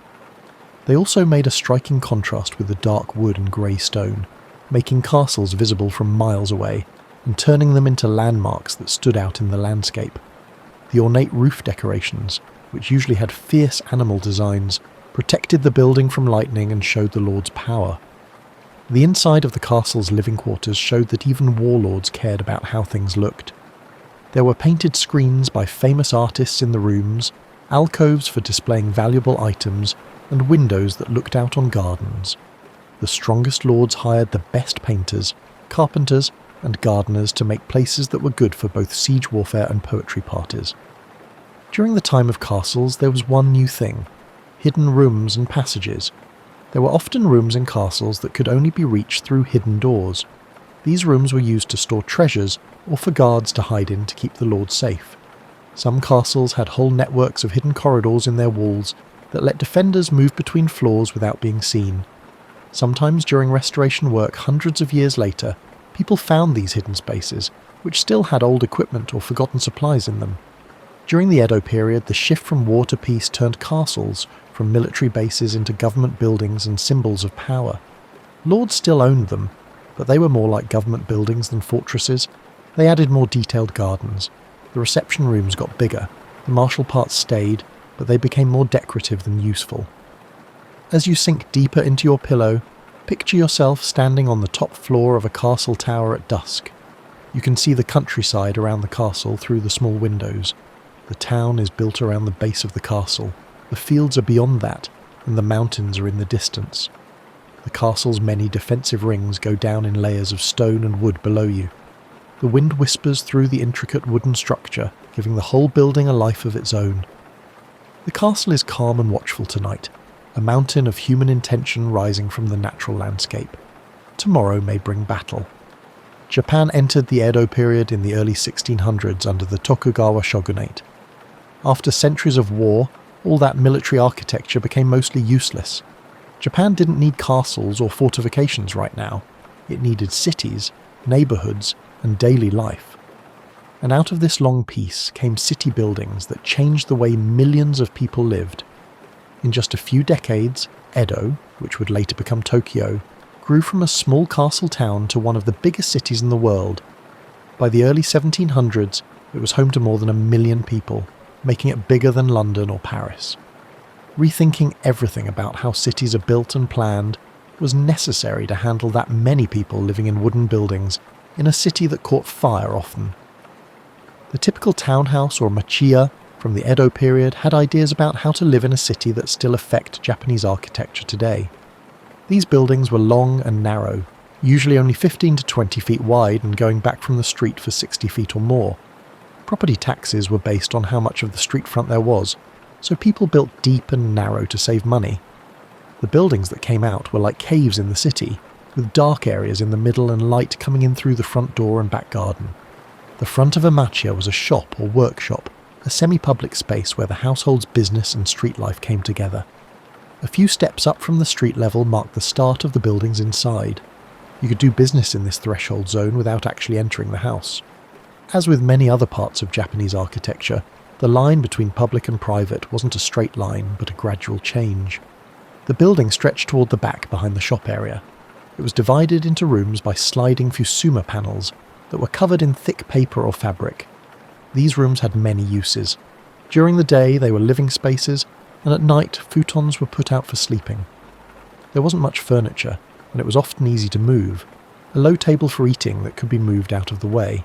Chests for storage that could be stacked or moved around. The space itself could be changed in any way depending on the time of day or year. A small courtyard garden at the very back of the machiya let in light and air to the building's deepest parts. These gardens were very small, sometimes only 8 or 10 feet square, but they were very important for making the long, narrow buildings livable. That little bit of sky, that one tree, and those few carefully placed stones changed the whole character of the space, making it feel like it was connected to nature even though it was in a busy city. The whole neighbourhood of Machiya gave the city a texture that Western cities don't have. Because the houses were so narrow, the streets were lined with different versions of the same thing, which made the streets look more interesting instead of boring. Because it was so small, everything was easy to get to on foot. The fact that there were shops on the ground floors and homes above them meant that neighbourhoods were busy all day and night. Fire was always a threat to Edo's wooden buildings. The city was hit by big fires all the time, and sometimes they destroyed tens of thousands of buildings in just one day. The Japanese didn't build in stone because it was more expensive and less comfortable. Instead, they came up with a complicated system for preventing and responding to fires. There were volunteer fire brigades in neighbourhoods. Buildings had thick-walled storehouses called kura that were fireproof and had heavy doors. Fire breaks were built into the streets. You always knew that fire would happen, so you built quickly and cheaply enough that it wouldn't be a disaster to rebuild. The kura is worth paying special attention to because it shows a completely different way of building in the larger wooden city. These storehouses were basically boxes with thick earthen walls that were covered in plaster and had small windows that were sealed with heavy shutters. Families kept their most valuable things inside, like documents, heirlooms, and expensive fabrics. The kura's thick walls might keep their contents safe, even when the main house burned down around them. Families would come back after the fire to find their storehouses standing like white islands in a sea of ash. But the pleasure quarters and tea houses that thrived during the long peace might be Edo's most unique architectural contribution. These entertainment districts created their own style of architecture, with buildings that had more detailed facades, bigger windows, and rooms that were meant for gathering and performing instead of just living. The ukiyo, which was captured in prints and literature, was a famous floating world in Edo. It had its own unique architecture and spaces made just for a culture of high-class entertainment. During the Edo period, the tea house itself, which we'll talk about in more detail soon, became very popular. But the tea houses in cities were not the same as the ones for tea ceremonies. These were places where people could meet and talk about business, where artists could gather, and where samurai could forget about their status for a night. The architecture showed this flexibility by having rooms that could be opened or closed, and spaces that could go from private to public depending on what was needed. During the Edo period, townhouses also saw the full development of the tokonoma, an alcove that may have become the most important part of the Japanese home. The tokonoma was a small raised area with a slightly different floor level and a decorative backing. The family would put a scroll and maybe a flower arrangement or a treasured object there. The tokonoma wasn't for sitting or storing things, it was just for showing off, a sign of the family's taste and refinement. What you put in your tokonoma said a lot about who you were and what you cared about. During this time, tatami changed in a way that made floor plans the same all over Japan. Tatami mats came in standard sizes, which made it easy to guess how big a room would be. A room with 6 mats was a room with 6 mats, whether it was in Edo or Kyoto. The sizes of the mats did differ slightly by region, of course. Because of this standardization, it was possible to make a lot of architectural parts like screens, doors and alcove pieces that could fit in any building that followed the rules. As you move around in bed to find the perfect spot, picture yourself in a townhouse from the Edo period on a summer night. The shutters in the front are open to let in any breeze from the street. People who live nearby walk by and talk to each other. The small garden at the back of the house is in the shade, and the single maple tree is a dark shape against the deep blue sky. You're sitting close to the tokonoma, where a scroll shows a mountain landscape and a simple flower arrangement that together make a small world of meaning. The city with 1 million people is outside. Inside is this carefully planned space that isn't too big, but has everything you need to live a civilized life. To really get to know Japanese architecture, you have to go into a tea room, or chashitsu. These small buildings, which usually have only 4.5 tatami mats of floor space, are the best example of how Japanese design ideas can be turned into buildings. Before we talk about the building's architecture, we should learn about the tea ceremony, which is what these buildings are for. You do drink tea, but that's not really the point. It's about making a temporary world of refined interaction, where the usual rules and worries of daily life don't matter anymore. Instead, there is only the pure present moment that the host and guests share. The architecture's job is to set the stage for this experience and make it easier to have. Sen no Rikyu, a tea master from the 16th century who wrote down many of the rules for tea ceremonies, changed tea architecture by moving it away from fancy buildings that were influenced by Chinese styles and toward buildings that were almost radically simple and focused on natural materials and rough textures. Rikyu's ideas about Japanese taste go far beyond tea. Almost every modern idea of Japanese taste can be traced back to what he said. Before you even walk in, a tea room starts to work. You walk through a garden path called a roji, which is meant to help you switch your mind from the outside world to the tea room. You might walk through a garden gate, over stepping stones, past a bench where someone is waiting, and then to a stone basin where you can wash your hands and mouth. Each part has both practical and psychological uses. You're not just walking to a building, you're slowly breaking your ties to the outside world. The entrance to the tea room is meant to make you feel small. The Nijiriguchi, or crawling in entrance, is only about 2 feet square, so even the most important guests have to bow low and crawl through. The samurai had to leave their swords outside because the opening was too small for them to go in with them. This forced humility set the mood for the rest of the events.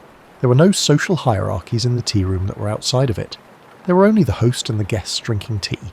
At first glance, the inside of a tea room looks almost like a cave. The walls of rough clay mixed with straw show their texture well. Wooden posts keep their bark or have irregularities that are meant to be there. The ceiling might be made of a mix of materials like bamboo, reeds and wood, to make a patchwork that looks random but is actually carefully planned. Small windows with translucent paper on them let in natural light, which makes the room softly lit from the side. But this look of being rustic is actually very sophisticated. Every part has been chosen with great care. There were hundreds of pieces to choose from, and that one with the bark still on it was chosen. We looked at its slight curve, its unique texture, and how light hits its surface, and we decided that all of these things were just right for this spot.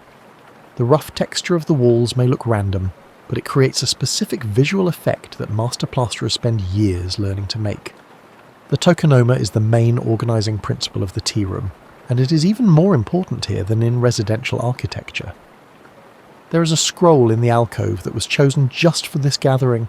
It could be a piece of calligraphy or a landscape painting. The scroll is more than just a decoration. It sets the spiritual tone for the whole tea party. When guests come in, they look at the tokonoma right away and read the scroll to find out what this gathering is all about. Everything in a tea room is there to help with tea.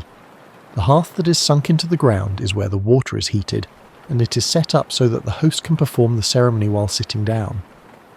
The door that the host uses to get in is separate from the door that the guests use to get in, so the host can bring in tea supplies without bothering the guests. The windows are placed just right so that the tea bowl gets the right amount of light at the most important times during the ceremony. Nothing is random. Every size, material and surface has been thought about. Tea rooms' aesthetic ideas slowly spread to all of Japanese architecture. The idea of wabi, which means finding beauty in simple things and materials, changed how people thought about designing homes. People liked worn wood and weathered stone because of the idea of sabi, which means appreciating the patina of age and the marks of use. Japanese architecture became known for using natural materials in their natural state without paint or other decorations. Tea rooms also perfected the idea of shake, or borrowed scenery, which is when a building is designed to include views of the landscape around it, as part of its interior space. A window that is carefully placed might frame a certain tree in the garden, making that tree a part of the room's design. The room's character changes when the tree blooms or changes colour with the seasons. The line between architecture and landscape becomes less clear and more temporary. The famous Taian tea room, which was designed by Rikyu himself and is still standing, is only 9 feet by 9 feet. In this small space, all of Japanese aesthetic philosophy is shown. The rough clay walls, the carefully uneven posts, the small window that looks out onto a perfectly framed garden view, and the tokonoma with its subtle proportions all work together to make a space that feels both humble and deep. rustic and refined, and temporary and eternal. Later tea masters built on Rikyu's work and made different styles of tea rooms that looked at different parts of tea room design. Some added more windows to let in more light. Some people tried out different materials or proportions, but they all stuck to the main idea. A tea room should be its own world, a place where beauty becomes a way to connect with the divine. The way tea rooms were designed had an effect on the way other types of buildings were built. The Sukiya style that came from tea architecture used its ideas in house design, such as using natural materials, making rooms that are the right size for people instead of grand displays, and paying close attention to texture and light. Exposed wooden ceilings, alcoves for display, and sliding paper screens are all things that are now thought of as typically Japanese. They all come from tea room architecture. As you get ready to sleep, picture yourself in a tea room at dusk. The rain is falling outside, making a soft sound on the roof. You can barely see the garden through the small window. The stones and moss are getting darker because of the moisture. The host just made tea with careful, practiced movements. The tea bowl is in front of you, and its rough surface feels warm in your hands. In this small space, the whole universe has shrunk to this moment. The taste of tea, the sound of rain, and the way the light is fading. The room has everything it needs, and nothing it doesn't. In its own quiet way, it's perfect. Japan had been closed off from the rest of the world for over 200 years, but in the middle of the 19th century it opened up. The meeting changed Japanese architecture in ways that were both exciting and confusing. Suddenly, a building style that had developed over hundreds of years to reflect certain cultural values and deal with certain problems had to learn how to use completely different architectural languages from Europe and America. People who were used to wooden buildings with paper screens and sliding doors must have thought that the first Western-style buildings in Japan were very strange. Buildings made of stone or brick with glass windows, multiple stories with stairs inside, rooms that were only for one thing, and furniture that couldn't be moved or changed, all showed a very different idea of what buildings were and how people should live in them. The Meiji government wanted Japan to become a modern nation-state, so they actively promoted Western architecture as part of that process. They hired architects from other countries to design government buildings, banks, train stations and other buildings that needed to look modern and strong. These buildings intentionally copied Western styles, like Victorian Gothic, Renaissance Revival, and French Baroque. Sometimes they did this in a way that was so mixed up that it was hard to tell where one style ended and another began.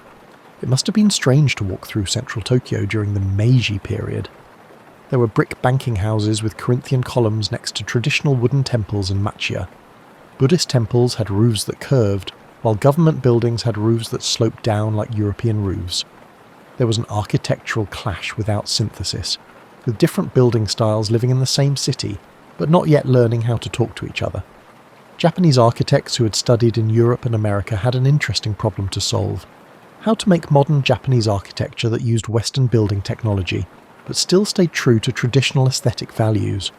Architects would spend the next 100 years thinking about this question, and it may still have an effect on Japanese architecture today. One of the first things people did was add Japanese decorative elements to Western building styles.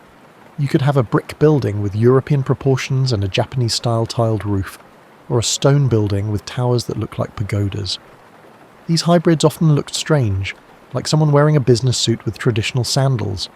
Each part was fine on its own, but together they were uncomfortable. Tokyo Station, which was finished in 1914, is a good example of the architectural goals of this time. The station was a huge red brick building with European Renaissance style, including domes, arches, and detailed brickwork. It was designed by Tatsuno Kingo, who had studied in London. It was supposed to show that Japan had become a modern country with infrastructure that could compete with any Western power, but you could see that Japanese sensibilities were at work in the way it was built and the way it looked. But the changes that were happening in residential architecture were more interesting than the big public buildings. Middle-class Japanese homes started to mix Western and Japanese styles, making hybrid spaces that showed how lifestyles were changing while still keeping traditional comforts. A house might have one Western-style room with chairs, tables, and hardwood floors. This room was usually used for business or to welcome guests. The rest of the house would be traditional Japanese with tatami mats and sliding screens. This wasn't just about how things looked or how they were worn. different kinds of activities really worked better in different kinds of buildings. If you wore Western clothes, you wanted chairs and tables that were Western heights. But when they were at home, a lot of Japanese people liked to take off their tight Western clothes, put on a yukata or kimono, and sit on tatami the old-fashioned way. You could live in both modes because you had both kinds of spaces. You could choose the right one for each activity. The engawa, a space between the inside and outside that looked like a porch, was a big part of traditional Japanese architecture. In Meiji period homes, it took on a new form. Sometimes it had glass windows around it, making it look like a sunroom that kept the weather out but still let you see the gardens. This change showed how traditional building parts could change to use new materials and technologies while still doing their main job. Japanese architects who were studying abroad started to notice something interesting. While they were learning how to build in the West, Western architects were becoming interested in Japanese design. People were amazed by the Japanese pavilions at international exhibitions. Western architects and designers started to collect Japanese prints, study Japanese gardens, and use Japanese design ideas in their own work. Japan wasn't just getting architectural ideas, it was also giving them. This back and forth would eventually lead to more complex syntheses. Frank Lloyd Wright's Imperial Hotel in Tokyo, built in the 1920s, tried to mix Western ideas about space with Japanese ideas about beauty and attention to materials. Wright wasn't Japanese, but his ideas for architecture showed how to honour both traditions without having to choose between them. The terrible Great Kanto earthquake of 1923 destroyed much of Tokyo and Yokohama, but it also opened up new opportunities. Rebuilding the city made it possible to use modern building methods on a larger scale, such as reinforced concrete, steel framing and modern utilities. But it also made people think about what traditional architecture had lost and what should be kept. Some architects started to talk about a more careful way to modernise. They didn't want to just copy Western styles or keep traditional architecture the same to protect it. Instead, they wanted an architecture that used modern materials and building methods, but still understood and respected traditional Japanese ideas about space. This wasn't just about making things look nice on the outside. It was about deeper ideas like how buildings fit into the landscape, how spaces could be flexible and changeable, and how to use natural materials and light in creative ways. In the early 1900s, modernist architecture spread around the world. It focused on clean lines, honest use of materials, and combining indoor and outdoor spaces. Surprisingly, this style of architecture had a lot in common with traditional Japanese architectural values. Both traditions valued simplicity over decoration, honest materials over surface decoration, and fluid connections between buildings and their surroundings. Japanese architects started to see that some of the ideas behind modernism weren't completely new to them.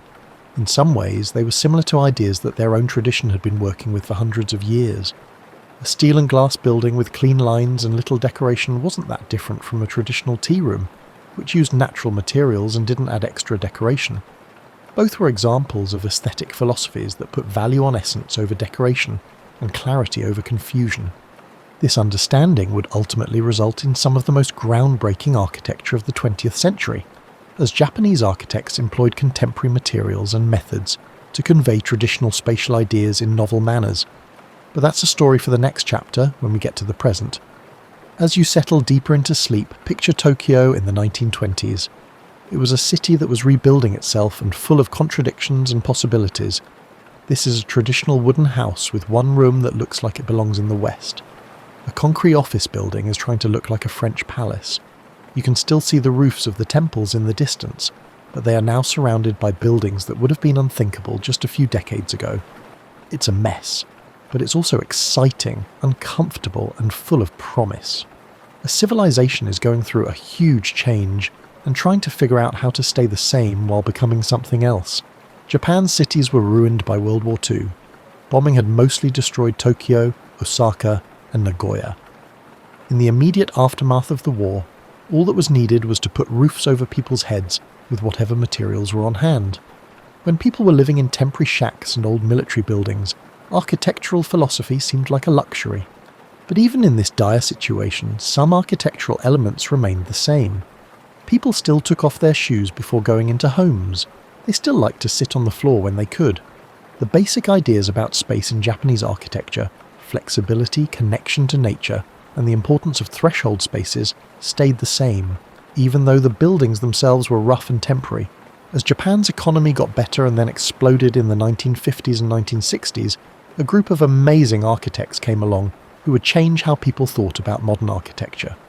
These architects had grown up with traditional Japanese buildings and learned about Western architectural principles. Now, they had to make buildings that were right for modern Japan. Their ideas would change architecture all over the world. Kenzo Tang could be the most well-known person from this generation. His buildings were a mix of the brutal honesty of modernist concrete construction and ideas about space that came from traditional Japanese architecture. The Hiroshima Peace Memorial Museum, finished in 1955, raised its main structure on pillars, which made a covered space underneath that was like the open ground floors of traditional storehouses and let light and air flow through the building. Tang's work showed that modern materials like reinforced concrete could show traditional Japanese ideas about space, like the mixing of inside and outside, the use of modular structural grids, and the focus on horizontal rather than vertical lines. His buildings looked very modern, but their layout and relationship to the site and landscape made them feel Japanese in some way. The metabolist movement, which started in the 1960s, had an even more radical idea. These architects saw cities as living things that could grow and change, with residential units that could be added to permanent infrastructure. Most of their biggest dreams never came true, but their ideas about flexibility and adaptability took traditional Japanese ideas about reconfigurable space and applied them to cities and technology. The Nakagin Capsule Tower by Kisho Kurokawa, which was finished in 1972, was an example of metabolist ideas in architecture. The building was made up of prefabricated modules, which were basically small apartments that were attached to concrete cores. This was done so that capsules could be moved around or replaced as needed.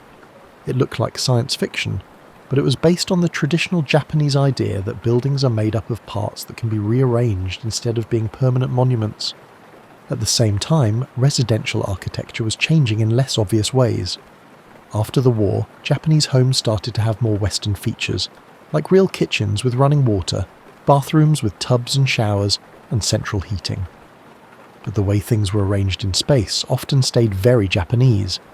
A lot of homes still had at least one traditional tatami room with sliding fusuma panels, a tokonoma alcove, and a door that led to a small garden. This wasn't just nostalgia or conservatism, it was a real preference for being able to move around and connect with traditional styles. At night, a tatami room could be a bedroom. During the day, it could be a living room. For special meals, it could be a dining room, and for guests, it could be a space. The Western-style rooms with furniture that couldn't be moved around couldn't do this. Some architects started to look into how they could use modern materials and building methods to express traditional ideas. Tadao Ando, who became famous in the 1970s, built buildings out of smooth concrete, glass and steel that still had a traditional Japanese feel to them. His buildings have enclosed courtyards, carefully framed natural light, and a peaceful quality that reminds one of temple and tea-room architecture. Ando's Church of the Light, which was finished in 1989, is a great example of this combination. It's a small concrete chapel with a cross that shines. The cross was made by taking away things, not adding them. The wall has a cross-shaped opening that lets light in. The room is very simple and serious, but it also has a lot of spiritual energy. It looks modern, but it also feels like it comes from the same design tradition that made tea rooms hundreds of years ago. The idea of ma, which we talked about earlier as charged empty space, was used in a new way in modern Japanese architecture. Architects designed buildings with holes and gaps that weren't just empty space. They were important parts of the design. These empty spaces made the rhythm of the buildings, let light and air in, and gave people a place to rest their eyes and think. The connection between architecture and nature, which is so important to Japanese culture, continued in new ways. Architects couldn't always make traditional gardens, especially in cities with a lot of people, but they found ways to add natural elements, like a single tree in a courtyard, a water feature, or even just views of the sky that were carefully framed. These gestures recognized the human necessity for a connection with nature, even within entirely urban environments. Small urban homes became a very interesting type of architecture. Because land was so expensive in Japanese cities, many residential lots were very small, less than 50 square meters in some cases. Architects who had to work with these limits came up with new ways to make spaces more livable, by adding light, air, and sometimes surprising spatial experiences. These small homes often had courtyards inside, skylights, spaces on more than one level, and smart ways to store things. These small houses kept the traditional Japanese way of building homes, which was to make rich spatial experiences within small physical limits. A traditional tea room showed that you don't need a lot of room to make a whole world. Modern tiny houses took this idea further by showing that careful design could make even the smallest spaces feel full and welcoming. Modern engineering's earthquake-resistant building methods were added to Japan's traditional knowledge of how to make structures that can bend. Modern buildings in Japan often have advanced dampening systems, flexible joints, and extra structural support that let them sway with seismic forces instead of fighting them. This high-tech method is similar to the old idea of building wooden structures that could move with the earth. As you start to feel sleepy, picture yourself walking through modern Tokyo. This is an old temple with wooden buildings that have been well cared for. Next to it is a modern building made of glass and steel. Its ground floor opens completely to the street, making the line between inside and outside less clear. This is a very modern take on a traditional idea. A small house, across the street, has a tree growing through the middle of it, bringing nature into the middle of a busy city. The city is like a palimpsest, with layers of history and new ideas all in the same place. The buildings from each time period seem to talk to each other. By the end of the 20th century, something amazing had happened. Japanese architecture had become influential all over the world in ways that went far beyond just unique details or surface beauty. Architects all over the world were looking at Japanese buildings, spatial ideas and design philosophies to find ways to solve modern architectural problems that Western traditions hadn't fully dealt with. Japanese aesthetics had a big impact on the minimalism that became so popular in architecture around the world starting in the 1990s. The Japanese had been refining the ideas behind clean lines, limited colour palettes, carefully chosen materials, and empty space as a positive design element for hundreds of years. Japan had been doing what the West thought was a radical new style since the 16th century, when tea masters started doing it. The open floor plans that are now popular in Western homes are similar to the ideas that Japanese homes have had for hundreds of years. Japanese architecture had these ideas long before they became popular in other parts of the world, that spaces could be flexible and serve more than one purpose, that rooms could flow into each other instead of being separated by walls, and that a home should adapt to the needs of its occupants instead of forcing them to adapt to fixed rooms.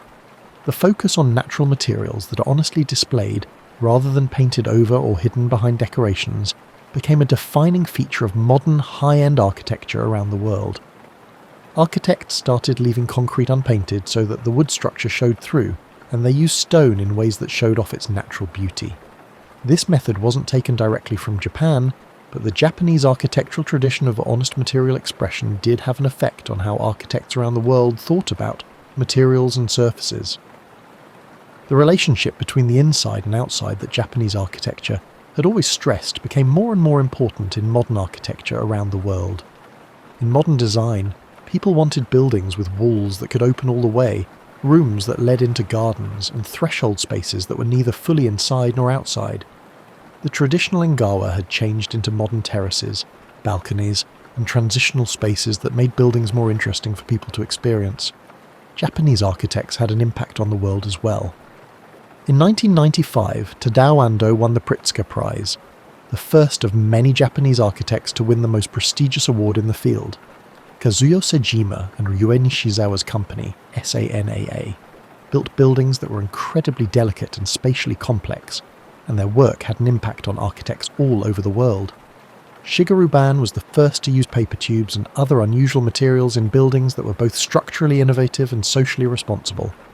It wasn't obvious that these architects built buildings that looked like traditional Japanese ones.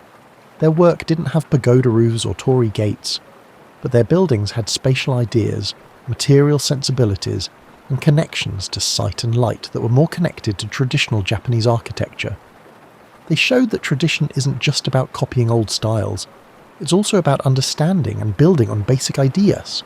The idea of wabi-sabi, which means finding beauty in things that aren't perfect, don't last, or aren't finished, became part of the global design vocabulary. It may have been overused in Western design circles, where it was sometimes seen as just a style instead of a complicated philosophical stance. But at its best, the world's love of wabi-sabi showed a real appreciation for Japanese aesthetic values that were different from the Western focus on permanence, perfection, and completion. The design of Japanese gardens had a bigger and bigger effect on gardens around the world. From California to England, modern gardens showed how to use natural materials, how to make spaces for thinking, and how to make small versions of larger landscapes. The notion that landscape design could be an art form as sophisticated as architecture, a belief rooted in Japanese tradition, garnered broader acceptance. The best Japanese architecture was very aware of the environment. It paid attention to natural ventilation, used local materials, and was carefully oriented to the sun and wind. These were all things that became important in architecture around the world. Japanese architecture has always been sustainable because it had to be. Contemporary architects learned from these traditions how to build buildings that are better for the environment. The Japanese idea that architecture is not a permanent monument, but something that can be changed and rebuilt, challenged Western ideas about architecture in interesting ways. The 20-year rebuilding cycle of the Ise Shrine, which we talked about a long time ago, was a whole new way of thinking about preserving architecture. Instead of trying to keep buildings the same, it meant keeping tradition alive through constant renewal. This idea changed how people thought about cultural continuity and architectural sustainability. Japanese culture had a big impact on the way people saw small-scale, carefully detailed architecture. Not every building had to be a big deal or a big statement. In small urban houses or tea rooms, where every detail had been carefully thought out, the most beautiful architecture could happen. This recognition of small-scale excellence changed how architects around the world thought about residential and small-scale projects. Japanese architects combined traditional building techniques with modern materials and methods. This gave other countries ideas for how to keep traditional building crafts alive, while also making modern buildings. Japanese architectural craft was known for its careful joinery, attention to surface qualities, and respect for materials. These things still affect how buildings are detailed and built. As we near the end of our journey through Japanese architectural history, we come to the present. What we see is not a complete preservation of tradition, or a complete break from the past, but rather a creative conversation between historical principles and modern needs that is still going on. There is a fascinating tension in modern Japanese architecture. Japan is still one of the most architecturally innovative countries in the world. Architects there build buildings that are very creative and technically advanced. On the other hand, traditional building types like temples, shrines, tea rooms, and even some types of homes are still used today, not just as museum pieces. In Kyoto, you'll see master carpenters still teaching apprentices how to do traditional joinery that doesn't use any nails. These craftsmen aren't putting on historical reenactments. They're keeping temples and shrines that are still used for religious purposes up to date using the same methods that their ancestors used hundreds of years ago. The knowledge is passed down from master to apprentice in an unbroken chain. Each generation learns not from books but by working with tools and materials. There are definitely problems with these old crafts. Fewer young people want to spend years learning how to do temple carpentry or thatched roofing. The economic problems are real, but the tradition lives on, thanks in part to cultural pride, religious necessity, and a growing understanding that these skills are irreplaceable knowledge about materials and construction. At the same time, modern Japanese architects are still pushing the limits. They build buildings that are incredibly delicate, with walls that seem to dissolve and spaces that flow into each other like water. They try out new materials and technologies while still keeping in touch with old ideas about space. Su Fujimoto is one of the younger architects. He makes buildings that blur the lines between architecture and nature, inside and outside, and building and landscape. Sometimes his buildings look more like abstract sculptures or natural formations than regular buildings, but they are perfectly livable spaces. They're a modern evolution of traditional Japanese ideas about how buildings and nature interact. Kengo Kuma's work is very modern, but it also clearly draws on traditional Japanese architecture. He wants to know how modern methods can be used with traditional materials like wood, stone, and paper to make buildings that feel like they come from the past without copying old styles. His buildings often have fancy wooden screening systems that are modern versions of traditional features that control light, give people privacy, and make rich visual textures. There is an endless stream of new houses being built in Japan because people there are still interested in small, well-designed homes. Tokyo is full of tiny lots where architects have to work within very strict limits to make amazing spatial experiences. These houses are in line with the Japanese tradition of making a lot out of a little, by carefully designing them instead of just making them big. These small modern homes often have features that are similar to traditional homes, like an internal courtyard that lets light and air into the middle of the building, a threshold space that separates the street from the home, and a special room or alcove for thinking and showing off. But they use modern materials and building methods, which makes the buildings feel both new and traditional. Japan has a unique way of keeping its old buildings in good shape. Preservation doesn't mean trying to keep buildings the same over time. Instead, it usually means rebuilding them every so often using traditional methods and materials. This keeps not only the buildings themselves, but also the knowledge and skills needed to build them. It's preservation through practice, not through museums. The Japanese people as a whole stay connected to traditional architectural spaces by practicing tea ceremonies, going to temples and shrines, and sometimes even in their own homes. A lot of modern Japanese homes and apartments still have at least one tatami room. This is a place where people can connect with traditional aesthetics and practices even when they are in a modern setting.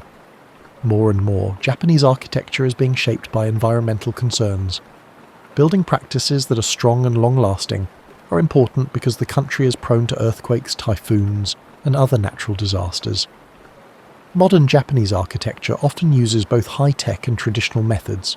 For example, it might use advanced seismic dampening systems and energy-efficient mechanical systems, as well as natural ventilation, careful solar orientation, and local materials. Japanese architecture is always trying to find a balance between old and new. Other cultures can learn from this as they try to find ways to honour the past, while also meeting modern needs. Japan's example shows that tradition isn't just keeping things the same, it's a living practice that changes while still being true to its core values. As you drift off to sleep, think about all the Japanese architecture we've seen tonight. The ancient forests where it all began, the Shinto shrines that mark sacred places, the Buddhist temples that reach for enlightenment, the palaces that open up to gardens, the castles that rise from stone foundations, the Edo townhouses that make city life possible, the tea rooms that find infinity in small spaces, the Meiji experiments with new forms, the post-war innovations, and the modern explorations that are still going on today. Every time period built on what came before it and adapted to the needs of the time. There was no time that was frozen, but there was no time that was completely lost. The tradition lived on because it kept changing and adapting while still holding on to threads of continuity that go back hundreds of years.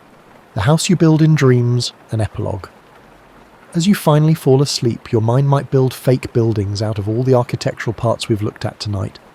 Maybe you're walking through a house that has parts from different times, like a tea room that opens up to a garden from the Edo period, or a high-end palace with flowing spaces made from modern materials, or a castle that looks strong but is softened by modern transparency.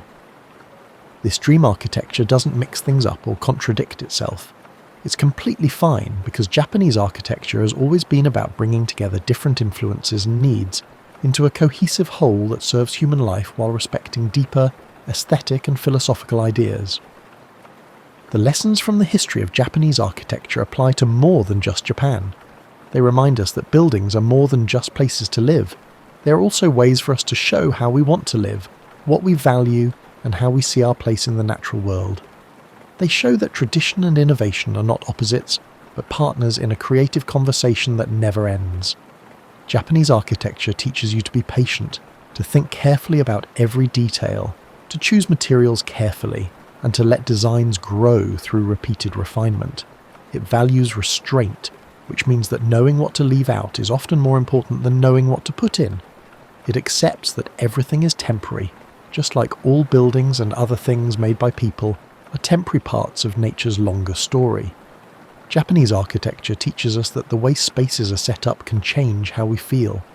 The light in a room, the feel of a wall, the connection between the inside and the garden, and the size of a space all affect how we feel, think, and interact with other people.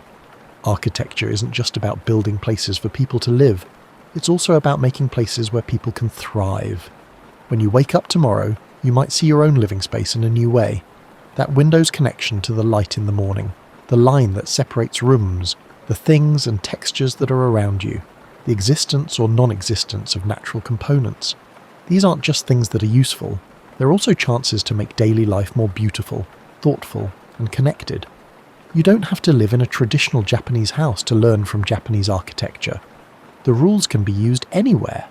Less is more, quality over quantity, connecting with nature, spaces that change to fit your needs, honest materials that get better with age, paying attention to light and shadow, and the power of empty space. You might put one flower in a special place, making your own small version of a tokonoma. You might move things around in a room to let in more natural light. You might just stop and take in the architectural details of the places you live in every day. These little things keep the tradition alive in your own way. It's not just about buildings in far-off places or things that happened in the past that make up the history of Japanese architecture. It's a living tradition that keeps changing, and you take part in it every time you think carefully about the places you make and live in. The master carpenters of ancient Japan, the tea masters refining aesthetic principles, and the modern architects looking for new ways to build all contribute to an ongoing discussion about how people should live on the planet. As sleep takes over, let your last conscious thoughts rest in a place of perfect peace. It could be a tea room at dusk, a temple garden in light rain, or a modern house where glass walls blur the lines between inside and outside. Let the buildings we've seen tonight give your dreaming mind a place to stay, a place where anything is possible and everything is perfectly at peace. The cypress smell is still faintly present in the wood post. The tatami mats give way to you. You can see the dark shapes of the garden through the paper screen, a stone, a tree, and a path that leads to a place you'll explore in your dreams. The area around you is just right, not too big or too small. There is nothing missing. There is no excess. You are at home in the architecture of sleep, which is where all buildings end up. Traveller through time and space, have sweet dreams.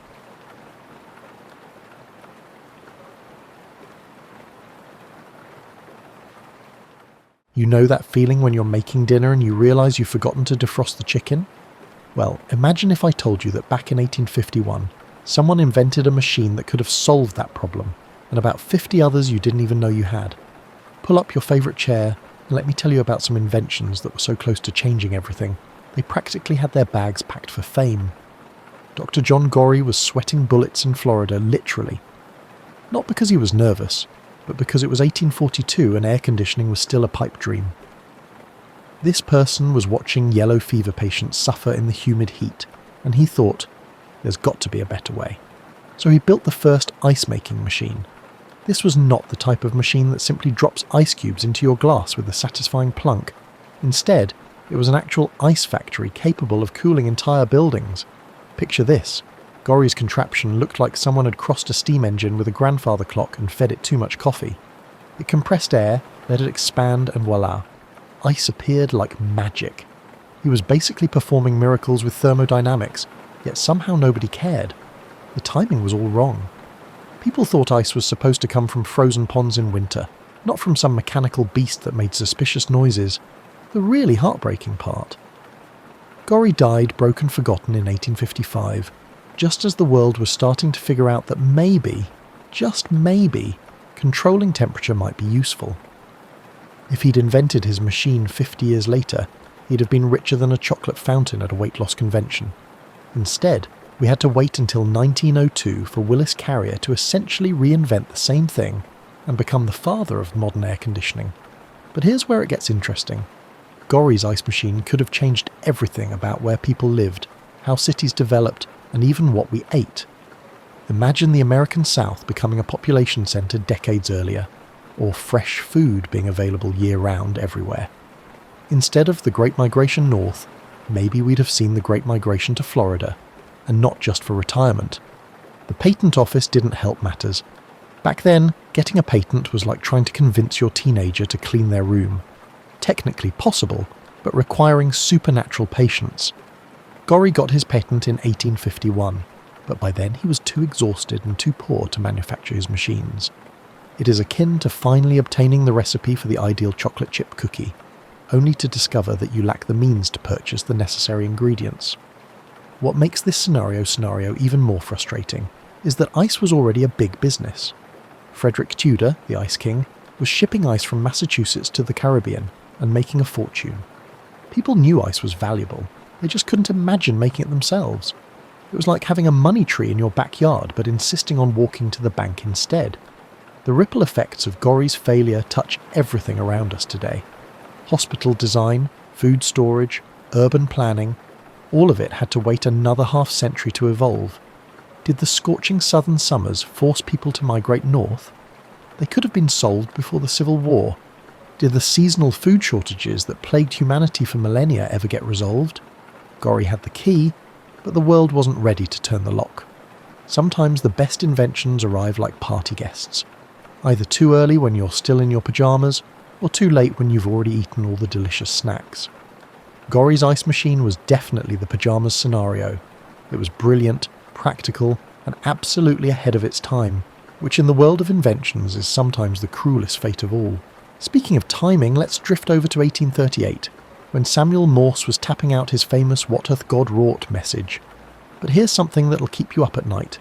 Another telegraph system was already working perfectly, and it might have prevented some of the bloodiest conflicts in human history. Claude Chappe had built something called the optical telegraph across France in the 1790s. Picture a network of towers stretching across the countryside, each one topped with mechanical arms that moved like a person doing semaphore. These weren't just quaint windmill decorations.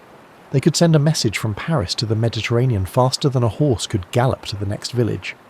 The entire system functioned akin to a highly advanced version of the childhood telephone game, but instead of mutilating whispered words, these tower operators utilized telescopes to interpret arm positions and transmit coded messages. A communication that would take weeks on horseback could travel the length of France in hours. It was like having the internet, except it ran on human eyeballs and mechanical precision. Now, here's where your heart might break a little. The Chappe telegraph was so effective that Napoleon used it to coordinate his military campaigns. However, the French government kept the telegraph technology secret from other countries because they believed it provided them with too significant an advantage. Imagine if they'd shared the technology instead. The Crimean War might have been settled over a cup of tea rather than fought in trenches. The American Civil War could have been a series of strongly worded telegrams instead of a 4-year bloodbath. The optical telegraph faced a minor issue that ultimately led to its demise. It required favourable weather conditions and daylight hours to function. Fog, rain, or nighttime turned the most sophisticated communication network in the world into an expensive collection of wooden towers. It was like having a sports car that only worked on Tuesdays when it wasn't cloudy.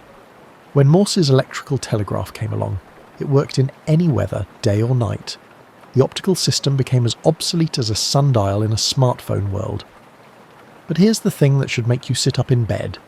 If someone had figured out how to make the optical system work in the dark, we might have had instant global communication decades earlier. The French had over 5,000 kilometres of optical telegraph lines by the 1840s. They could have connected every major city in Europe if other countries had adopted the system instead of treating it like a military secret. Imagine the Congress of Vienna in 1815, with delegates actually able to communicate with their home countries in real time. Diplomatic crises that escalated due to slow instructions for ambassadors might have been resolved over lunch. But the real tragedy is what happened to Claude Chappe himself. He watched his life's work get overtaken by electrical systems and fell into such despair that he took his life in 1805. He never got to see how his optical network inspired the development of modern telecommunications. His towers were the direct ancestors of every cell phone tower, every fibre optic cable, and every satellite dish that keeps our world connected today. The optical telegraph was like a bridge between the ancient world of signal fires and smoke signals and our modern world of instant global communication. It proved that with enough clever engineering and human cooperation, you could shrink the world down to a manageable size. It took a century for that lesson to sink in, and by then, we'd fought wars that better communication might have prevented. Now recline into your pillows, as the upcoming story may inspire you to rewrite history books. Everyone knows the Wright brothers flew first at Kitty Hawk in 1903, right? Well, grab your favourite warm drink because I'm about to tell you about Gustav Whitehead, a guy who might have been soaring through the Connecticut sky 2 years before Orville and Wilbur even got their famous 12 seconds off the ground. Whitehead was one of those inventors who looked like he'd escaped from a steampunk novel. Born in Bavaria, he immigrated to America with nothing but big dreams and an obsession with anything that could fly. While the Wright brothers were methodically testing gliders and keeping detailed notes, Whitehead was building flying machines in his backyard like he was assembling furniture from a very complicated catalogue. On August 14th, 1901, witnesses claimed they saw Whitehead's No. 21 aircraft fly for about half a mile at 50 feet above the ground near Bridgeport. The local newspaper reported it the next day with the kind of casual enthusiasm you might use to describe a particularly excellent barbecue. Gustav Whitehead flew yesterday, they essentially said, as if people took to the air every Tuesday. Here's where it gets frustrating enough to make you kick your blankets. Unlike the Wright brothers, who documented everything like they were preparing for a patent lawsuit, Whitehead was more of a, let's see what happens if I attach this engine to these wings kind of guy. No photographs, no official records, just eyewitness accounts and one very enthusiastic newspaper article. The aircraft itself was a marvel of early 20th century engineering optimism. It had a lightweight motor that Whitehead built himself, silk wings, and a control system that required the pilot to basically become one with the machine. Flying it was less like driving a car and more like riding a very cooperative dragon. The whole contraption weighed about 800 pounds and looked like it had been designed by someone who'd seen birds flying but had never actually met one personally. What makes this story even more intriguing is that several aviation pioneers visited Whitehead and came away convinced he'd achieved powered flight. These individuals were not mere passers-by, but rather serious engineers and aviation enthusiasts who understood the distinction between mere flight and true flight. However, the Wright brothers' publicity overshadowed their testimonies. The problem was that Whitehead couldn't repeat his success consistently. Whitehead's engines exhibited temperamental behaviour, his aircraft designs underwent constant changes, and his business acumen was akin to that of a golden retriever. While the Wright brothers were building a sustainable flying program, Whitehead was having what you might charitably call adventure flights. Impressive when they worked, spectacular when they didn't. Imagine if Whitehead had been a better record keeper, or if someone with a camera had been there that August morning. We might be talking about Whitehead Field instead of Wright-Patterson Air Force Base. The whole mythology of American aviation might have started in Connecticut rather than North Carolina. Beach tourism might have developed very differently. But here's the thing that might keep you staring at the ceiling. Even if Whitehead did fly first, the Wright brothers still deserved their fame. They didn't just achieve flight, they made it reproducible, improvable, and eventually practical. Whitehead was like the person who accidentally discovers a great recipe but forgets to write it down. The Wright brothers were the ones who turned flying into something more than a spectacular accident. The aviation world probably needed both approaches, Whitehead's fearless experimentation and the Wright brothers' methodical development. One pushed the limits of what was possible, the other made sure those boundaries stayed pushed. It's just a shame that history tends to remember the finishers better than the pioneers who cleared the path. Let's pull the covers up a bit higher and discuss something that might change how you think about World War II entirely. While everyone was focused on radar and rockets, a brilliant German engineer named Konrad Zuse was quietly building the world's first programmable computer in his parents' living room. Indeed, he was building the world's first programmable computer in his parents' living room. Imagine trying to explain that to your homeowner's insurance. The Z3, completed in 1941, was like someone had taken a pocket calculator and fed it steroids for 2 years. It could perform floating-point arithmetic, handle conditional operations, and even run programs stored on punched film. This wasn't some glorified adding machine. This was a genuine computer, complete with memory, processing power, and the ability to solve complex mathematical problems that would have taken human calculators weeks to figure out. Zuse built this marvel using telephone relays, the kind of switches that connected your long-distance calls back when operators asked, "Number, please?" The Z3 had about 2,600 relays clicking away like a mechanical orchestra, each one making tiny decisions that added up to genuine computational power. The sound it made while working was probably like being inside a huge, very busy typewriter. Here's where your mind might start racing. If the German military had recognised what Zuse had created and funded it properly, they could have had computational advantages that might have changed the entire war. Code breaking, ballistics calculations, logistics optimization, all the number-crunching nightmares that bogged down military operations could have been solved by machines instead of rooms full of mathematicians with slide rules. But the German authorities looked at Zuse's computer and essentially shrugged. They were more interested in bigger tanks and faster planes than in some clicking contraption that solved math problems. It was like being offered a magic wand and asking if it came in a different colour. The military applications were so obvious they were invisible. Meanwhile, on the other side of the Atlantic, similar computational needs were driving the development of machines like ENIAC and Colossus. The difference was that the Allies understood they were fighting a war that would be won by whoever could process information faster and more accurately. The Germans had the technology first, but couldn't see past their traditional military thinking. Zeus's workshop was eventually destroyed in an Allied bombing raid in 1943, taking the Z-3 with it. By then, he'd already started work on the Z-4, which was even more advanced. But imagine if that bombing raid had never happened, or if Zeus had been working in a properly funded, well-protected government facility instead of his parents' living room. The computational revolution might have started in the 1940s, Germany instead of the 1950s America. The real tragedy is that Zeus understood exactly what he'd built. He wrote the first algorithmic programming language, developed floating-point arithmetic, and even theorized about artificial intelligence decades before anyone else was thinking seriously about machine thinking. He was like a time traveller who'd brought back blueprints from the future, except nobody believed the future was worth visiting. After the war, when the world finally caught up to what Zeus had been doing, the computer revolution exploded.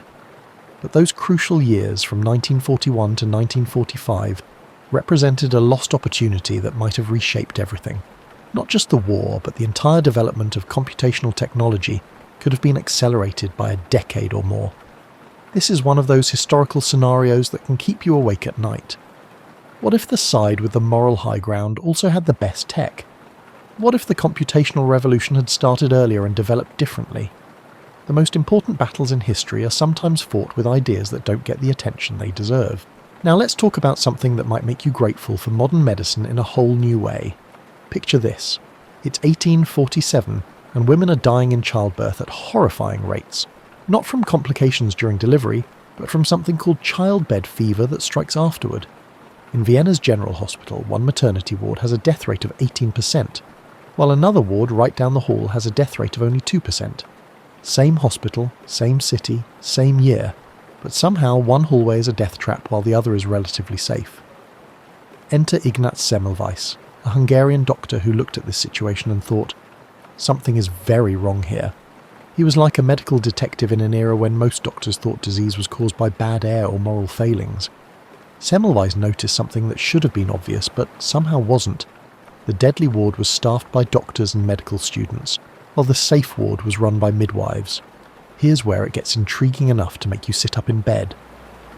The doctors and medical students spent their mornings performing autopsies on women who had died from childbed fever, then walked directly to the maternity ward to deliver babies, without washing their hands.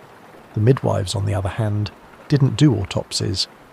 Semmelweis put two and two together and got an answer that nobody wanted to hear. He instituted a simple policy. Everyone had to wash their hands with chlorinated lime solution before examining patients. The death rate in the doctor's ward immediately dropped from 18% to less than 2%. You'd think the change would have made Semmelweis the hero of Vienna General Hospital, maybe even gotten him a statue in the courtyard. Instead, it made him the most hated man in the medical establishment. The other doctors were furious. The idea that gentlemen's hands could be unclean was insulting to their social status. Doctors were supposed to be learned men of science, not common workers who needed to scrub up like servants. The concept that invisible particles on their hands could cause disease was so absurd, it was practically offensive. They essentially told Semmelweis that his germ theory was crazy talk. What makes this even more heartbreaking is that Semmelweis could prove his point with numbers. Every month that hand-washing was enforced, fewer women died. Every time the policy was relaxed, the death rate shot back up. It was cause and effect so clear you could teach it to a child, yet the medical establishment treated it like dangerous nonsense. The pushback against Semmelweis was so intense that he eventually suffered what we'd now probably call a nervous breakdown. He became increasingly frustrated and confrontational, writing bitter letters to prominent doctors calling them murderers. Technically, he was correct. They were killing patients due to ignorance, but he never excelled in tact. In 1865, he was committed to an asylum where he died just 2 weeks later. possibly from the same kind of infection he'd spent his career fighting. Here's the part that might keep you staring at the ceiling. If the medical world had accepted Semmelweis's hand-washing protocol in 1847, millions of lives could have been saved. The concept of antiseptic surgery wouldn't have had to wait for Joseph Lister in the 1860s. Germ theory wouldn't have needed Louis Pasteur to make it respectable. The entire development of modern medicine could have accelerated by decades. Imagine Civil War field hospitals where doctors washed their hands between patients. Imagine surgery becoming safer 20 years earlier than it actually did. Imagine all the mothers and babies who could have lived if the medical establishment had been willing to consider that maybe, just maybe, a Hungarian doctor had figured out something important about invisible killers.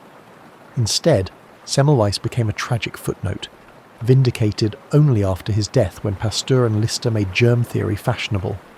Occasionally the most important discoveries aren't rejected because they're wrong, but because they're so right they threaten everything people think they know about how the world works. Let's shift gears again and talk about something that could have made your daily commute look very different. While everyone was getting excited about cars and airplanes in the early 1900s, there was another transportation revolution brewing that most people have never heard of. It involved pneumatic tubes, basically shooting capsules through pressurized air systems like you were mailing yourself across the city. The beach pneumatic transit system in New York was like something out of a Jules Verne novel, except it actually worked. In 1870, Alfred Ely Beach built a 312-foot demonstration tunnel under Broadway and shot a cylindrical car carrying passengers through it using nothing but air pressure. The car was plushly appointed with upholstered seats and elegant lighting, making it feel more like riding in a Victorian parlour than being shot through an underground tube. Passengers described the experience as surprisingly smooth and quiet.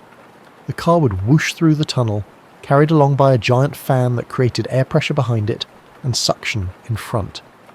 At the end of the line, the process reversed, and the car would slide gently back to the starting point.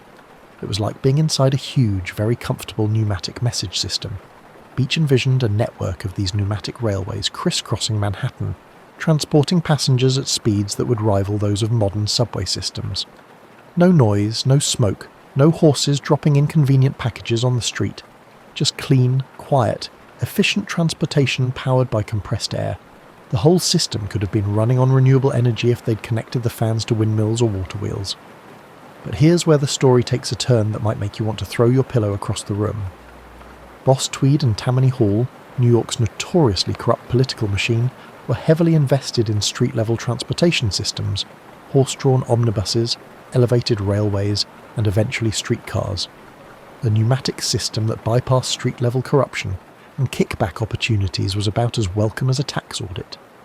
The political opposition to Beach's system was so intense that he had to build his demonstration tunnel in secret, working at night and disposing of excavated dirt through a basement in a nearby building. He was literally conducting an underground transportation revolution underground, in both the physical and political sense. When Beach finally revealed his system to the public, it was an instant sensation. Over 400,000 people paid to ride the demonstration line in its first year of operation. The public loved it, the press praised it, and engineering experts confirmed it was completely feasible. Everything was perfect except for the small matter of political approval for expansion. Tweed and his cronies made sure that Beach's request for permits and funding got buried deeper than his tunnel. They wanted transportation systems they could control, profit from, and use as sources of political patronage. A pneumatic system that could be built quickly and operated efficiently offered too few opportunities for the kind of creative accounting that kept political machines running. The Beach Tunnel eventually closed, not because the technology didn't work, but because the politics didn't work. The demonstration tunnel was sealed up and forgotten until it was accidentally rediscovered during subway construction in 1912. By then, the window for pneumatic transit had closed, and New York was committed to the electric subway system we know today. Imagine if Beach had succeeded. Manhattan might have had a transportation network that was faster, quieter, and cleaner than what we ended up with. The whole development of urban transportation could have taken an entirely different path. Instead of noisy elevated trains and crowded subways, cities might have developed silent, smooth pneumatic networks that shot people around like packages in a delivery system. The technology wasn't the problem. Pneumatic tube systems were already being used successfully for mail delivery in major cities. The problem was that beneficial technology isn't enough if the political and economic systems aren't ready to support it. Sometimes the best inventions fail not because they don't work, but because they work too well for the wrong people. Now, as we settle in for the final part of our journey through forgotten inventions, let's talk about something that could have changed the entire course of the 20th century. While Thomas Edison and Nikola Tesla were having their famous war of currents, another inventor was quietly working on something that could have made both of their electrical systems look like child's toys. Nikola Tesla, yes, the same Tesla who won the AC/DC battle, had an even bigger idea brewing in his brilliant, slightly obsessive mind. He believed he could transmit electrical power wirelessly through the Earth itself, making power lines as obsolete as carrier pigeons. His Wardenclyffe Tower on Long Island wasn't just an experimental radio station, it was supposed to be the prototype for a global wireless power system. Picture this. Instead of cities crisscrossed with power lines, you'd have elegant towers spaced across the landscape, beaming electricity through the ground to receivers anywhere in the world. No more power outages from fallen lines, no more unsightly electrical infrastructure, and no more limitations on where you could build things based on how close they were to power sources. The whole planet would become one giant electrical grid. Tesla's system worked on the principle that the Earth itself could act as a conductor. By pumping electrical energy into the ground at specific frequencies, he believed he could create standing waves that would allow power to be extracted anywhere on the planet. It sounds like science fiction, but Tesla had already demonstrated wireless power transmission on a smaller scale, lighting bulbs from miles away without any connecting wires. The financial backing for Wardenclyffe came from J.P. Morgan, who initially thought he was funding an improved wireless communication system. When Tesla revealed his true intention, free wireless power for everyone, Morgan's enthusiasm cooled faster than coffee left on a porch in January. Free power meant no metered usage, which meant no way to charge customers, which meant no profit. Morgan pulled his funding in 1906, and Tesla's wireless power dreams died with it. Here's where you might want to pull the blankets over your head and contemplate alternative timelines. If Tesla's wireless power system had worked as intended, the entire 20th century could have unfolded differently. There would have been no necessity for large-scale power plants in each region. The system would have been immune to attacks on infrastructure during wartime. There would be no environmental issues associated with power transmission lines passing through wilderness areas. Rural electrification, which didn't reach many parts of America until the 1930s and 1940s, could have happened immediately. Developing countries wouldn't have needed to build expensive power infrastructure to modernize. Electric vehicles might have become practical decades earlier, since you could power them anywhere without needing charging stations. But Tesla's wireless power system had one crucial flaw that probably doomed it from the start. It would have been almost impossible to control who used the power. Unlike electrical lines that could be metered and disconnected, wireless power beamed through the Earth would have been available to anyone with the right receiving equipment. It was socialism through physics, which was never going to fly with the business community.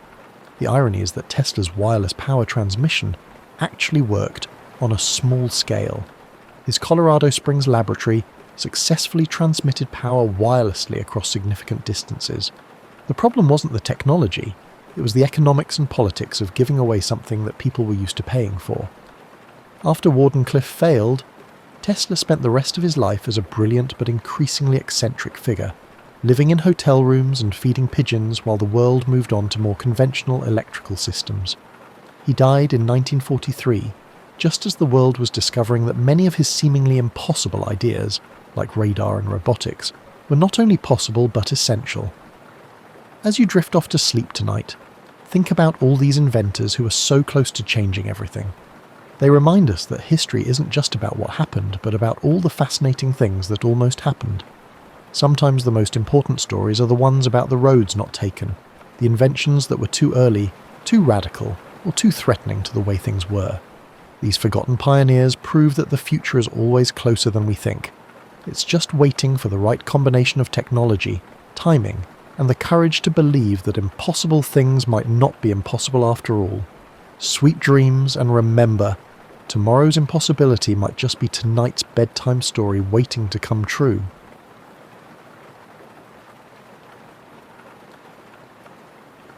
Now, you may believe that you are familiar with Alexander Hamilton from the popular Broadway production, but for the time being, let's put the hip-hop music and dramatic performances aside. Instead, think of him as your exceptionally intelligent neighbour who always has something interesting to say over the garden fence.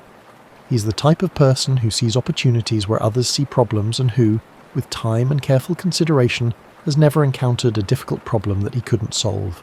Our story starts on the tiny Caribbean island of Nevis, where the sound of waves lapping against coral shores and the aroma of sugarcane are carried by the trade winds. In 1755, a child is born who will grow up to have thoughts the size of an entire continent. The problem with Alexander, though, is that he didn't begin life with any advantages that would indicate greatness was on the horizon. You know how some people seem to have it all from birth? Alexander became more akin to a wooden spoon that had previously been used to stir up something dubious. James Hamilton, his father, had a knack for making bad business choices that would make a contemporary businessman shudder. Imagine a man who had the ability to take something that was certain and somehow make it a spectacular failure. For you, that's James Hamilton. When Alexander was 10 years old, his father did what struggling men do when life becomes too difficult. He just left. He was there one morning, discussing his most recent business endeavour that would undoubtedly bring wealth to the family, and the following morning, his seat at the breakfast table was vacant. Alexander seemed to brush it off as just another mystery to be solved at a later time, even though it's the kind of abandonment that could shatter a child's spirit. Rachel, his mother, was left to handle things alone, and she did so with the quiet resolve that would later manifest in her son's personality. She didn't have a lot of money or ties to influential families, but she had something more valuable. She was a reader, and she made sure Alexander was as well.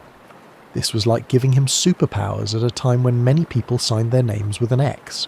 Imagine young Alexander reading by candlelight in their tiny home as the Caribbean night hummed with insects and sea breezes. He devoured books with the same fervour and seemingly insatiable appetite as some children consume candy. It made no difference whether it was history books, philosophy, poetry, or mathematics. Alexander wanted to understand anything that had words on a page. However, harsh lessons come with living on a small island, and Alexander's mother passed away when he was 13. With no family wealth to rely on and no clear way forward, this intelligent boy suddenly found himself practically alone in the world. This type of circumstance could teach someone to be cautious, to keep their head down, and to seize any little opportunities that present themselves. Rather, Alexander surveyed his situation and concluded that it was unacceptable. Not in a furious manner, but with the cool resolve of someone who just doesn't think that where you begin is where you end up. He secured a position in a trading company as a clerk, managing the bookkeeping and correspondence for traders who transported goods between islands. This may seem like a rather ordinary way for a future founding father to spend his adolescence, but this is where Alexander's unique brilliance began to emerge. Alexander started to comprehend how the entire system operated. Whereas other clerks might have just copied letters and added up columns of numbers, he observed how ships travelled between islands, how money moved between locations, and how a sugar shortage in one area could lead to opportunities in another. Today he was like a teenager, who begins by assisting with the social media account for a family business, and ends up knowing more about digital marketing than those who have degrees in the field. Alexander not only carried out his duties, but also assimilated the fundamental ideas that underpinned successful commerce. At the age of 17, Alexander experienced a life-altering event in 1772. The Caribbean was hit by a huge hurricane, the kind of storm that prompts modern weather forecasters to use adjectives like catastrophic and unprecedented.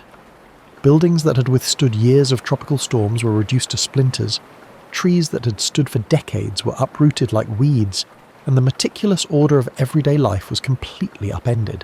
The majority of people would have written home about the devastation, and perhaps even shared some dramatic tales of how they managed to survive the storm.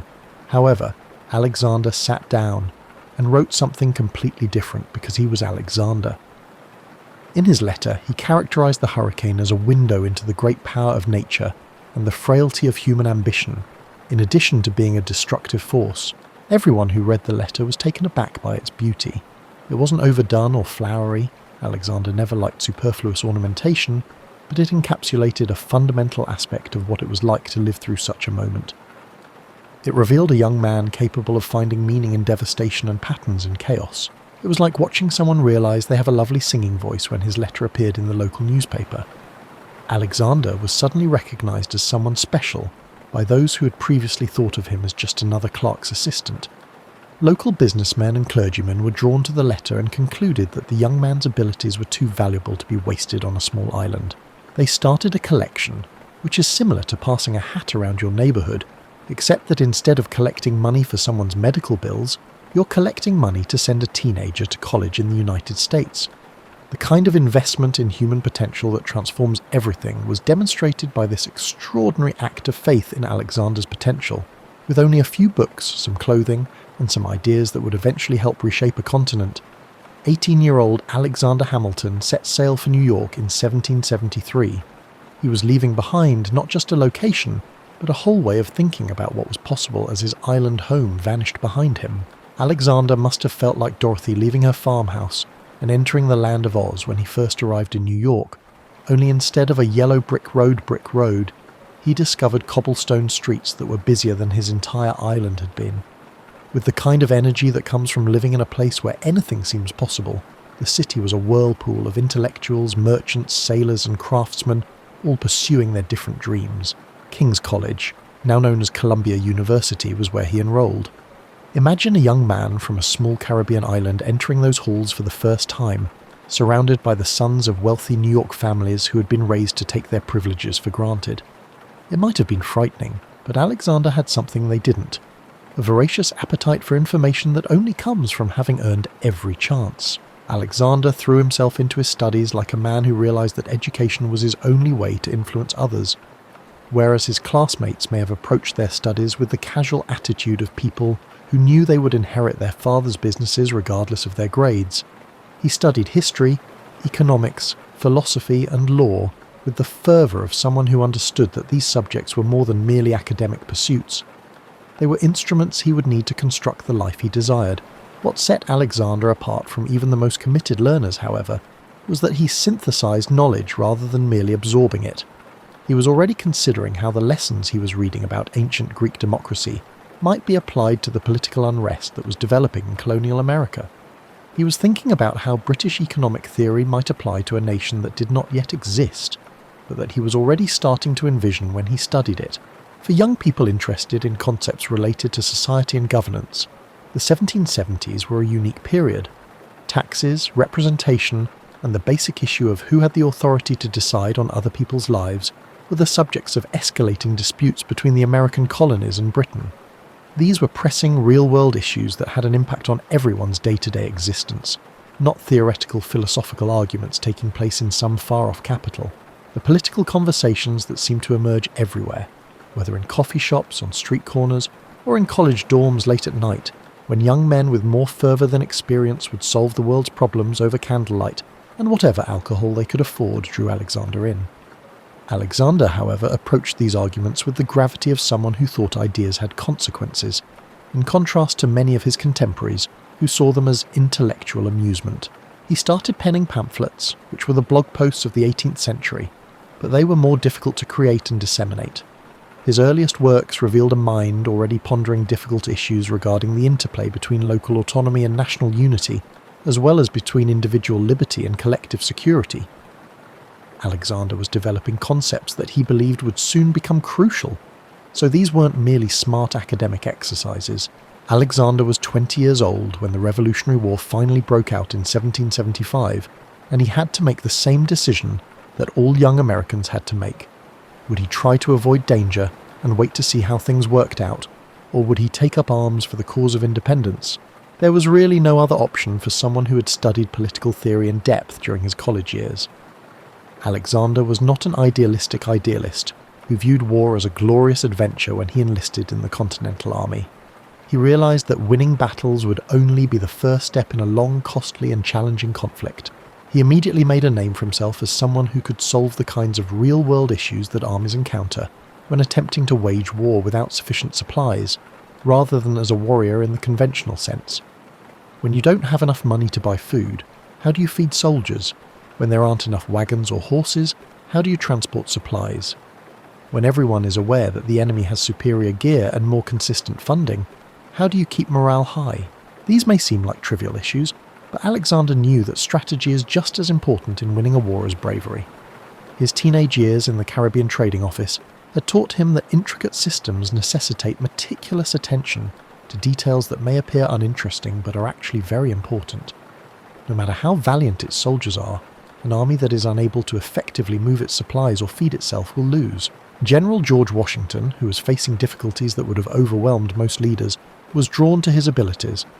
In order to effectively manage a revolutionary war, Washington needed someone who could coordinate with other officers, draft orders, handle correspondence, and solve the intricate administrative issues that arise. He discovered someone in Alexander who was capable of all of that, and who also had a broad understanding of their goals. Alexander developed into one of Washington's most trusted aides, working closely with him for years, allowing him to see directly how decisions are made in emergency situations. He observed how Washington handled conflicting demands, controlled challenging individuals, and remained focused on long-term objectives even when immediate pressures became too much to handle. Most significantly, though, Alexander spent those years of war contemplating the future. He was already thinking about the more difficult question: how would they actually govern themselves once they had gained the right to do so? While others concentrated on the pressing issue of gaining independence, after the war ended in 1783, Americans had to figure out what it meant to be a nation, a problem no previous generation had ever faced. When you put it that way, it sounds easy, but the reality was far more intricate. 13 distinct colonies, each with its own customs, passions, and views on how things ought to be run, had to somehow manage to operate as a single country. The Articles of Confederation, which were essentially a treaty between 13 independent states rather than a blueprint for a single government, were the first attempt to solve this conundrum.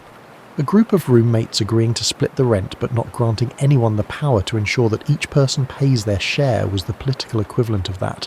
Alexander became increasingly convinced that this system was not going to work as he watched it falter from crisis to crisis.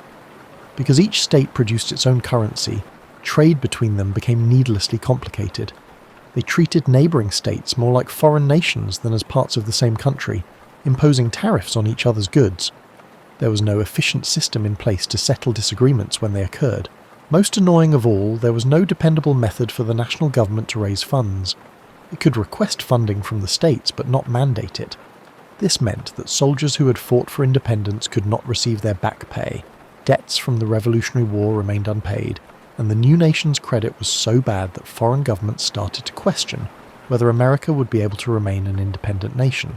This was similar to witnessing a business owner who refused to record their revenue or expenses and then question why they were unable to pay their bills for someone with Alexander's background in finance and commerce. The issues weren't enigmatic, rather, they were the inevitable outcome of attempting to manage a complicated organization without delegating decision-making authority to anyone. Alexander was developing his legal career in New York during this time, taking on cases that allowed him to gain first-hand knowledge of the day-to-day operations of the nation's legal and economic systems. He witnessed the needless complexity of business caused by the absence of a unified set of commercial laws, the confusion and inefficiency caused by the lack of a stable national currency, and the difficulty in resolving disputes that crossed state lines due to the lack of federal authority. Alexander, however, started formulating solutions to these issues rather than merely lamenting them. He looked for ideas that might apply to the American economy by researching the economic systems of other nations, especially Britain. He read widely about various governmental structures in an effort to comprehend what caused some countries to be stable and prosperous, while others suffered from ongoing political unrest. By 1787, enough Americans had agreed with Alexander that something needed to change because the Articles of Confederation were failing. In order to determine whether a more efficient system of national government could be established, a convention was called in Philadelphia, supposedly to amend the Articles. Despite being in the awkward position of being the only member of his state's delegation who genuinely wished to establish a powerful federal government, Alexander was chosen as one of New York's delegates. Because his two colleagues favoured the status quo, New York's official stance at the convention was typically against the kinds of reforms Alexander believed were required. Some of America's most intelligent political thinkers, men who had pondered societal and governmental issues for years, came together for the convention. Even so, Alexander stood out among this esteemed group for his willingness to think outside the box and for the breadth of his vision. Alexander argued for something more fundamental. They needed to establish a national government that was actually capable of governing, whereas many delegates saw the convention's work as a matter of making small changes to the current system. Instead of depending on state cooperation, this meant granting the federal government the authority to impose taxes, control interstate commerce, and directly enforce its laws. Although these might appear to be technical details, Alexander realized that they served as the cornerstone for all other goals the new country wished to achieve. The government couldn't maintain an army, pay off debts, or fund the kinds of infrastructure projects that would support the nation's development and prosperity if it couldn't consistently generate income. The United States would not be a true national market if it did not have the power to control interstate commerce. Alexander's speech on June 18, 1787, outlining his vision for a powerful federal government, is his most well-known contribution to the convention. Even though the presentation lasted 6 hours, imagine spending that much time watching a PowerPoint. It wasn't dull academic theory. Alexander was outlining a workable plan for handling the intricate problems that a big, diverse country faces. Although his fellow delegates listened politely, many of them thought his ideas were too radical. Alexander was advocating for a degree of federal power that was higher than what the majority of Americans at the time felt was appropriate. Many of them weren't prepared to establish a new government that might turn out to be just as repressive, because they had just fought a war to rid themselves of what they perceived to be excessive government power. Alexander had a big impact on the final constitution, despite the fact that his specific suggestions were not accepted. The powers given to Congress reflected his views on the necessity of federal control over taxation and commerce. His focus on establishing a government that could take decisive action had an impact on the executive branch's layout. Convincing the American people to ratify the new constitution was the true challenge that arose after the Constitutional Convention concluded its work in September 1787. It took more than just persuading politicians to support this. It also required a shift in the way the general public perceived the connection between individual liberty and group government.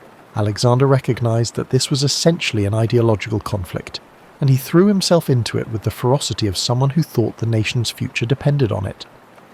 He started writing a collection of essays with John Jay and James Madison that became known as the Federalist Papers. They were all published under the same pseudonym Publius. These essays provided thoughtful, in-depth justifications for why the proposed constitution would be superior to the current one, not just catchphrases or sentimental pleas.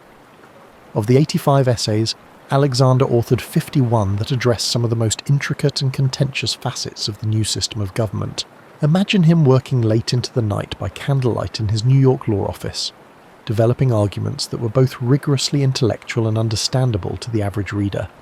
In essence, he was creating the instruction manual for American democracy, outlining not only the functions of the new government, but also the rationale behind its structure. Alexander carefully outlined the reasons why the Articles of Confederation were failing in Federalist number. 21 using relatable examples.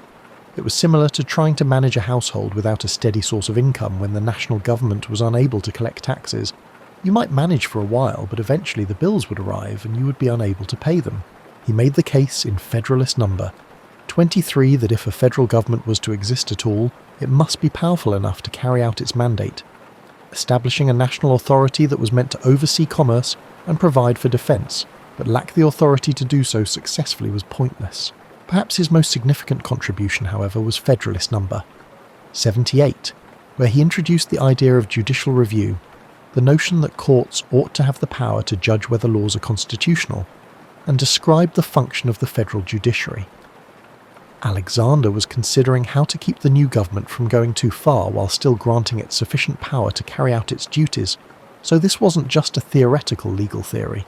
Newspapers across the nation carried the Federalist Papers, which sparked discussions in town squares, taverns, and family dinner tables. Although many Americans were still wary of strong federal authority, Alexander's arguments were generally unpopular, but eventually gained support because they were both practically sound and intellectually sound. The task of transforming abstract plans into functional government operations fell to George Washington, the first president appointed under the new Constitution.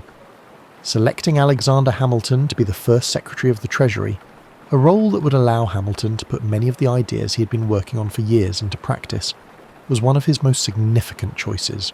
Alexander, at 34, was younger than most cabinet members, but his theoretical background and real-world experience made him an ideal fit for the new country's problems. Due to the millions of dollars it owed to both domestic and foreign investors who had contributed to the Revolutionary War's funding, the federal government was effectively bankrupt. Some European observers questioned whether the United States would remain an independent nation because of the country's extremely low credit rating. Alexander's methodical approach to these issues was a reflection of the years of study he had put into his understanding of finance and economics. Instead of tackling each crisis one at a time, he developed a comprehensive plan that would build a stable financial system, restore the nation's credit, and lay the groundwork for sustained economic growth. In On Public Credit, his first significant report, he suggested that the federal government take full responsibility for all debts accrued during the Revolutionary War, including debts accrued by individual states. This was more than simply paying back debts. Alexander recognized that a country's debt management reveals a lot about its dependability and character. States that had already paid off their war debts would ultimately be assisting in the repayment of states that hadn't been as fiscally responsible, which made the proposal contentious. However, Alexander contended that this was the cost of moving from a loose confederation of independent states to a truly unified nation.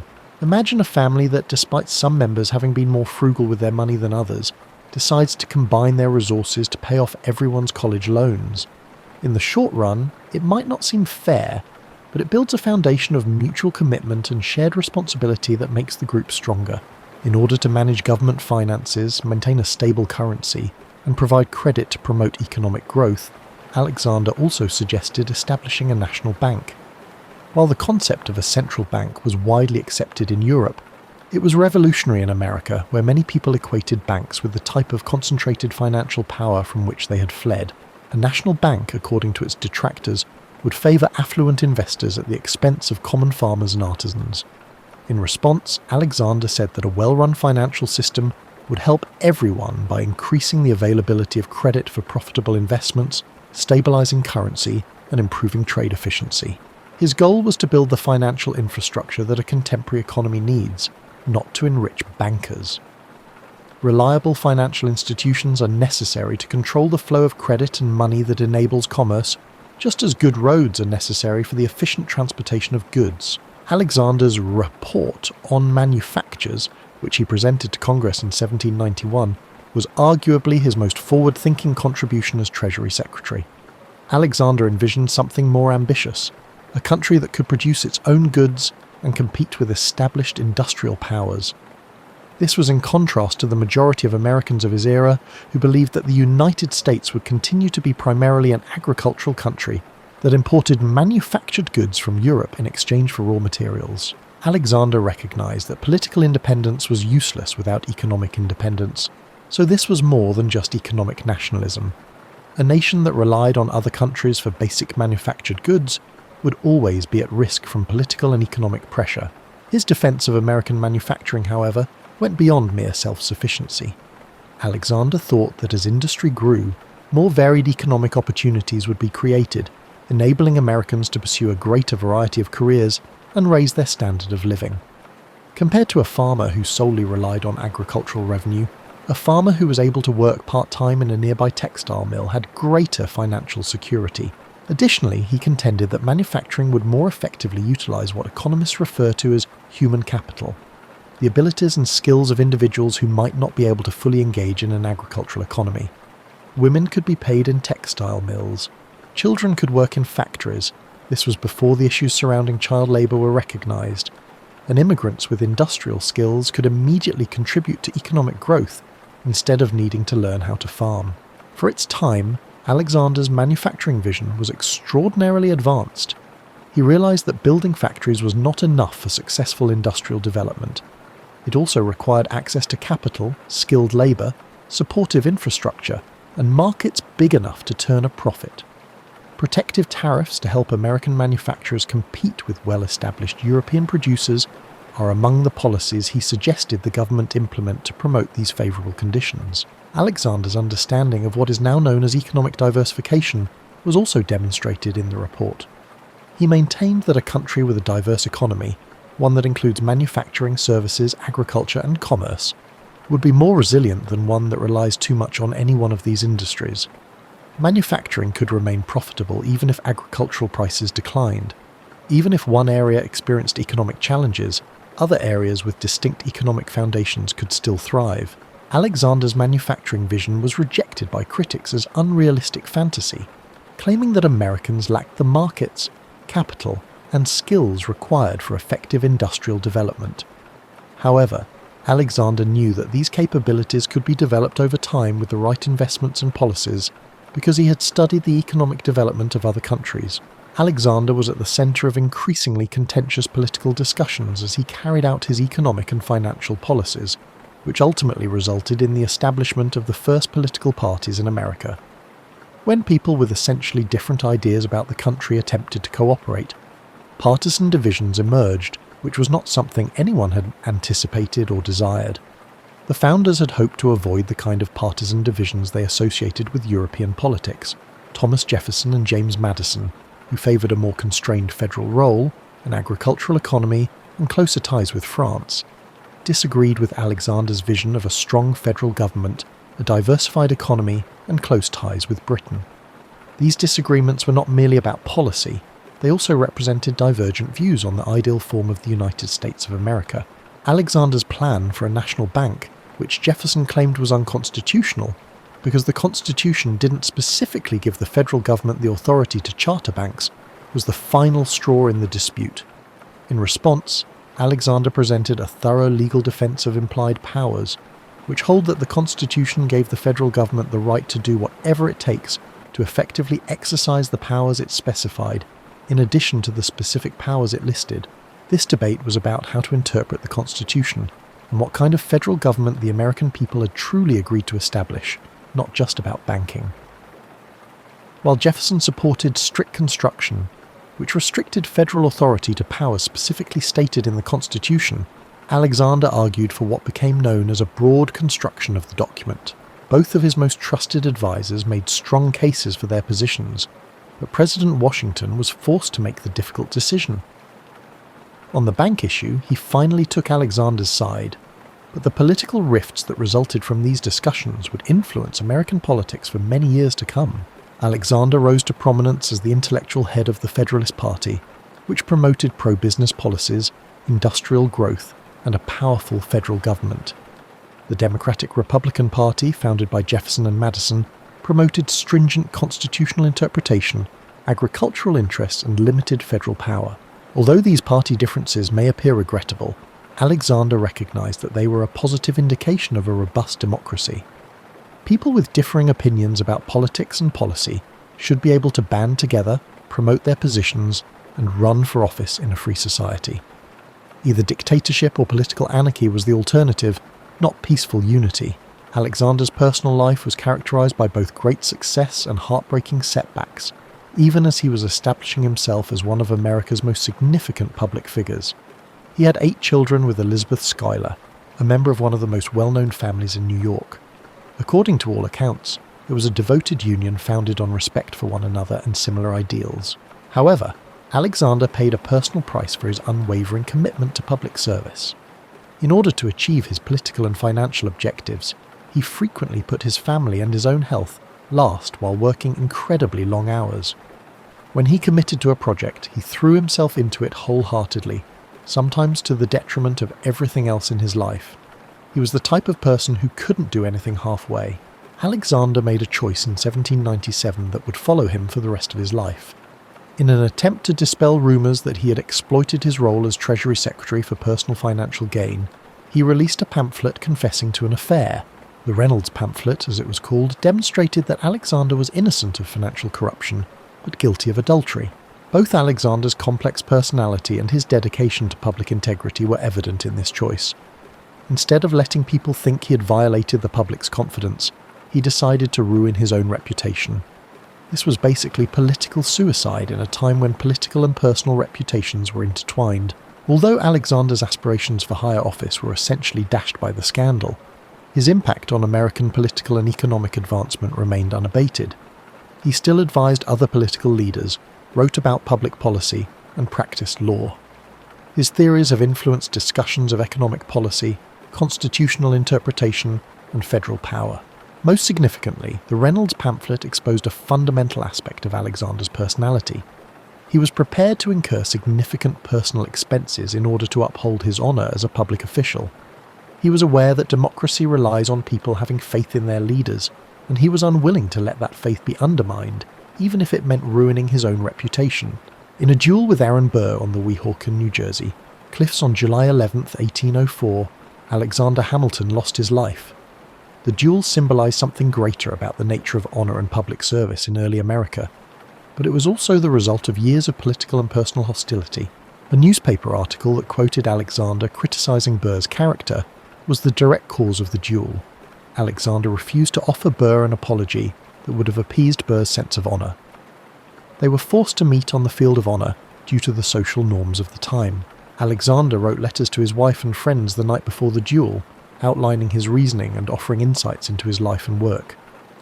These letters show a man who felt constrained by the social mores of his class and time, but who was also deeply conflicted about the duel. He felt that he would lose his ability to influence public affairs and become ineffective as an advocate for the causes he supported if he gave in to Burr's challenge. The actual duel was short and tragic. Both men fired. Burr's shot found its mark, while Alexander's, perhaps on purpose, went wide. The following day, Alexander passed away, surrounded by loved ones who understood that one of the most extraordinary careers in American politics was coming to an end. Alexander's life, which had already made a significant contribution to American development and appeared to hold even more promise for future accomplishments, was cut short at the age of 49. In addition to establishing the nation's financial system and many of the precedents that would shape future economic policy, he had contributed to the creation of the Constitution and expressed a vision of American potential that still shapes our perception of what the nation could achieve. However, his intellectual rather than practical legacy may have been his most significant contribution. Alexander proved that concepts have repercussions, that thoughtful consideration of difficult issues can result in workable answers, and that new institutions can be created that better meet the needs of people than the ones they replace. It's worthwhile to reflect on how Alexander Hamilton's theories still influence our modern world as you sink further into your cosy chair and maybe finish that cup of tea.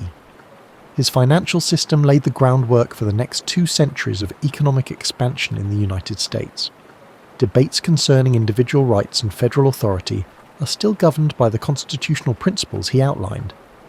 His vision of America as a modern, diverse, and economically vibrant country came to pass. However, Alexander's most lasting contribution may be his example of how intelligence, perseverance, and a dedication to a cause greater than oneself can help one overcome the circumstances of one's birth. He demonstrated that concepts are important, that thorough examination of difficult issues can result in workable answers, and that wisely and strategically planned institutions can meet the needs of people for many generations. Alexander Hamilton's story provides an alternative viewpoint in our own era, when we confront problems that seem insurmountable and solutions that seem unattainable. The fundamental societal structures were being reconstructed and questioned during the time he lived, which was a time of great uncertainty and change. He had to come up with novel solutions to problems that had never been solved before. However, he approached these difficulties with methodical thought, meticulous analysis, and an unwavering faith that people could come up with better ways to arrange their shared lives, rather than with fear or despair. He realized that creating a successful society calls for both bold leadership and patient compromise, as well as visionary thinking and attention to detail. The America that Alexander Hamilton helped build never reached its full potential. He passed away before the nation had expanded far afield of the Atlantic coast, before the Industrial Revolution he had predicted had truly begun, and before the diversified, wealthy, and internationally significant country he had imagined had come to pass. However, he had sown the seeds that would eventually bear fruit that he could hardly have dreamed of. The most significant lesson from Alexander Hamilton's life may be that the task of creating a better world is never fully completed, that every generation inherits the successes and unsolved issues of its predecessors, and that our own contributions will be evaluated based on how well we further the continuous endeavour of human progress, rather than how well we solve every issue. As you get ready for bed tonight, you may consider the amazing fact that our thoughts on politics, economics, and society are still shaped by the ideas of a young man from a small Caribbean island who passed away more than 200 years ago. It serves as a reminder that people's lives can have far-reaching effects that are beyond their wildest expectations, and that it is never a waste of time to carefully consider how to improve the world. Alexander Hamilton was a strong believer in the ability of human reason to resolve difficult issues, the potential for establishing institutions that promote the common good, and the capacity of regular people to achieve extraordinary feats when given the chance. These were hard-won lessons from a life spent battling real problems and real responsibilities, not naive optimisms. His narrative implies that overcoming obstacles with consideration and perseverance, rather than avoiding them, is the way to meaningful success. Patient analysis and innovative thinking frequently yield solutions to seemingly intractable problems.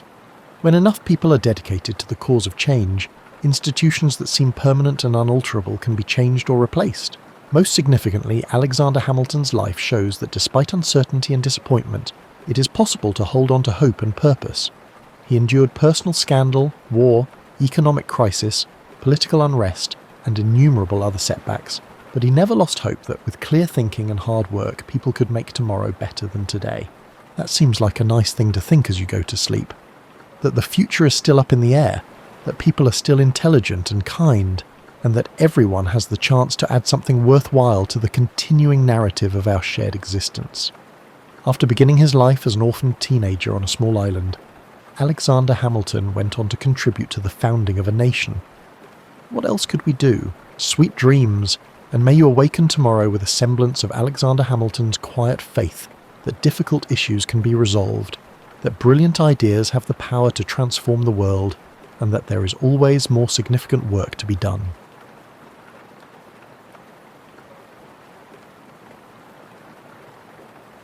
Friends, we're going back more than 400 years to meet a young girl who would have a profound impact on American history.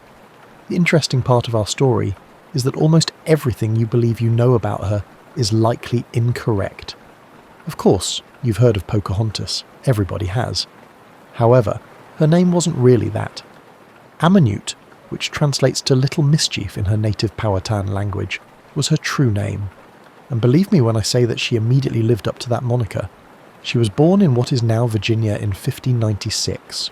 Her father was Chief Wahunsa-Nakau, but everyone called him Chief Powhatan because, to be honest, his real name was too long even for his own people.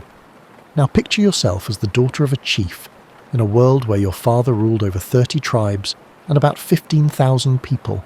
It's like being the child of the president, the governor, and the mayor combined. Amanute, however, was no ordinary spoiled princess who sat around munching on grapes. Oh no, she was actually getting her hands dirty out there. The tidy suburban communities you may imagine when you think of home were nothing like the Powhatan world. Through forests so dense that sunlight hardly reached the ground, these vast villages were connected by well-travelled paths. Imagine a forest where you would get lost trying to find your car keys, but these people knew every tree, stream and hiding place as well as you do the rooms in your home. Amanute adapted to this world like a sponge. She already showed signs of being what we might politely call spirited, the type of child who would sneak out of the longhouse to go exploring when she was supposed to be helping with dinner preparations or climb the tallest tree just to see what was on the other side of the hill, while other kids her age were learning to weave baskets and tend crops. You would find the way of life of her father's people to be both remarkably alien and oddly familiar. They had politics, a lot of them. The Powhatan Confederacy resembled a sophisticated neighbourhood association, but instead of fighting over lawn care, they were settling territorial disputes and negotiating trade agreements. Chief Powhatan was effectively in charge of a small country, complete with all the hassles that came with juggling conflicting interests, personalities, and the occasional neighbouring tribe that felt they could just walk in and take over. Little Amanute was in the midst of all of this, keeping a close eye on everything and not missing anything. Before she could pronounce the word correctly, she was studying statecraft. You know how some children, even when adults believe they are being subtle, have an amazing ability to pick up on every nuance of adult conversations? Amanute was doing just that, but she was also learning to read the political winds of a whole confederation of tribes. Being the daughter of the chief meant that everyone expected you to do great things, but no one knew exactly what those great things should entail. Boys had clear careers. They would either be hunters, warriors, or, if they were fortunate and intelligent, political leaders. But girls were making their own rules, especially girls like Amanute, who had a special combination of intelligence, curiosity, and a total disregard for staying out of trouble. Ammonute was known for her ability to charm her way out of nearly any predicament by the time she was 10 or 11 years old. Imagine the type of child who, when caught exploring the basement during lunch, could persuade the principal of the school that she was, in fact, conducting educational research. That was Ammonute, but she was interacting with tribal elders who had been around long enough to recognise most ploys rather than a principal. What set her apart, though, was more than just her charm or intelligence. She was innately able to see connections that others failed to notice. Ammonute could see complex situations and find solutions no one else had considered, much like a person who can quickly identify where the odd-shaped piece goes in a jigsaw puzzle. Nobody could have predicted how crucial this specific set of skills would become. You know how it feels to be going about your day as usual, perhaps reading a book or doing some yard work, when something totally out of the blue occurs and alters everything. Perhaps you run into someone you haven't seen in 20 years, or the phone rings with news that could change your life. That time, however, came for Ammonute and her people in the spring of 1607, and it showed up as 3 ships that appeared on the horizon like something from a fever dream. Imagine waking up one morning at the age of 11 to find that aliens have landed in your backyard. Not the spooky aliens from movies, but the ungainly, obviously lost, and most likely harmless kind. That's about what happened when 104 English colonists arrived on the shores of the Chesapeake Bay, surveyed the mosquito-infested swampland, and concluded that the area would be ideal for establishing a settlement. The Powhatan people likely had a few other names for their new home, most of which would not be suitable for bedtime reading, but the English named it Jamestown, after King James I. Because, let's face it, would you really pick a swampy island with dirty water, hostile mosquitoes, and soil that appeared to have lost all life as a place to establish a new town? However, there they were, pale, strangely dressed strangers, unpacking their things as if they had recently moved into the area. Chief Powhatan was no idiot now. Having been in charge of his confederacy for decades, he had witnessed his fair share of strange situations, unanticipated guests, and individuals who were obviously inexperienced. His attitude toward the English was similar to that of a patient neighbour, observing someone attempt to put together IKEA furniture without first reading the instructions, curious, a little amused, but also wondering when they would eventually ask for assistance. Ammonute, who's 11 years old and inherently interested in anything novel and possibly thrilling, found these odd newcomers to be fascinating. They wore more layers of clothes than seemed practically necessary for the Virginia weather, had hair in colours she had never seen, and had pale skin that burned in the sun. She loved puzzles, and they were like walking puzzles. However, what was most fascinating about these English colonists was not how they looked, but rather how utterly unprepared they were for, well, everything. These were individuals who somehow persuaded themselves that they could arrive in a foreign country and start discovering gold strewn about like spare change.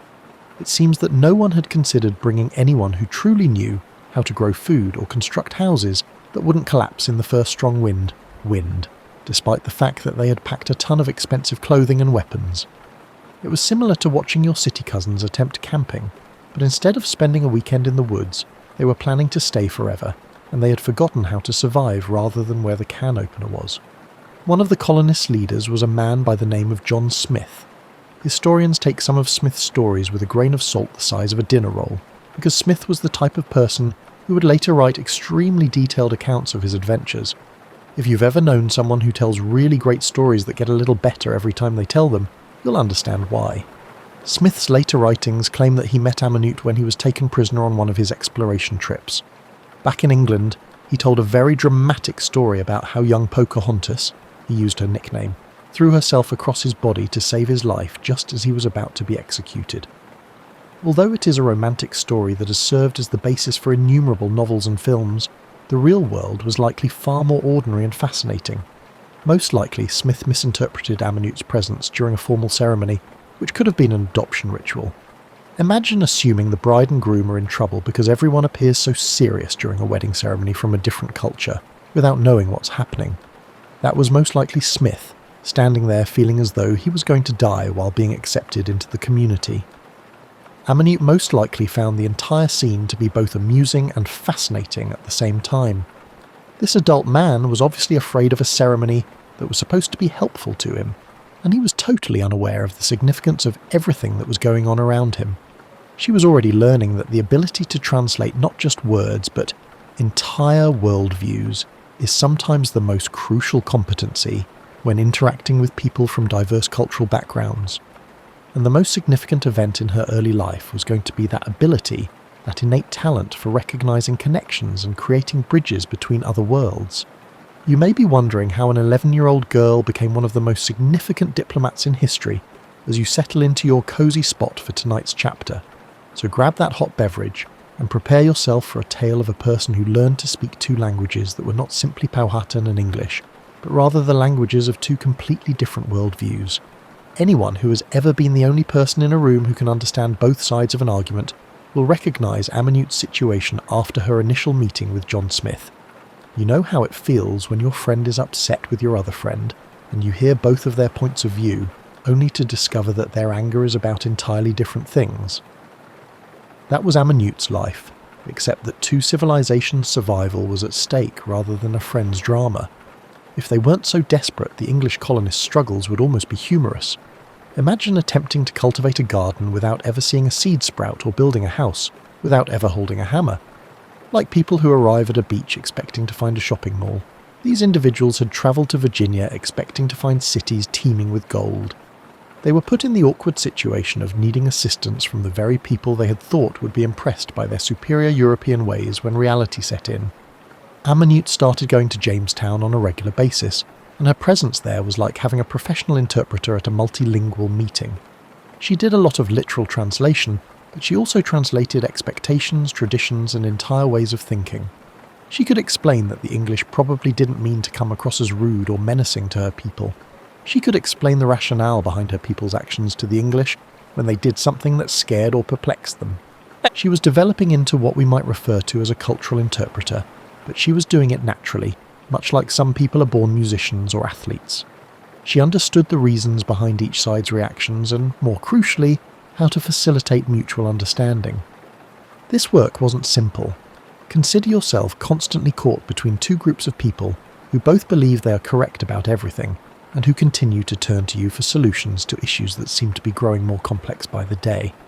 Because they continued to try to grow crops that weren't suitable for Virginia soil, and because they had brought along more gentlemen than farmers, the English were always running out of food. The Powhatan people were growing more and more irritated with their neighbours, who seemed to believe that borrowing food and supplies without asking was okay. However, Amanute possessed a quality that most diplomats learn over the course of years. She truly liked people, even when they were acting absurdly. She admired the English colonists' unyielding resolve, even when it took them in completely different directions, and found their errors more humorous than dangerous. However, she could also understand why her people were annoyed by these odd neighbours, who didn't seem to understand common sense or basic courtesy. She took a refreshingly realistic approach to diplomacy. She would bring food to Jamestown when people were hungry, or set up unofficial meetings where both parties could actually speak to one another, rather than assuming things, in place of formal negotiations and drawn-out speeches. She was skilled at finding common ground in unexpected places and using humour to diffuse tension. She observed, for example, that both the Powhatan and the English enjoyed storytelling, games, and showcasing their abilities. She would therefore plan storytelling sessions or contests in place of official diplomatic gatherings so that people could get to know one another as unique individuals rather than as representatives of intimidating foreign cultures. Once you've witnessed someone laugh at a funny joke or face the same common issues you do, it's difficult to remain afraid of them. Pocahontas, which translates to playful one in Powhatan, was the name the English adopted for her. It was a loving moniker that reflected both her gift for finding novel solutions to issues and her ability to inject humour into serious situations. Amanute could find ways to remind people that they had more in common than they realised, much like a person who can make a group of quarrelling relatives laugh together by telling the perfect story at the right time. She was vital to both communities' survival by the time she was 13. The Powhatan people needed her to help them deal with these unfamiliar but seemingly permanent new neighbours, and the English needed her to help them understand how to live in Virginia. Imagine what it would be like to spend your adolescence literally torn between two worlds, each with its own set of rules, expectations and ideals for you as you become more comfortable in your evening attire. Growing up for Amanute meant negotiating the more complicated relationship between her people and the English colonists, in addition to the typical difficulties of puberty.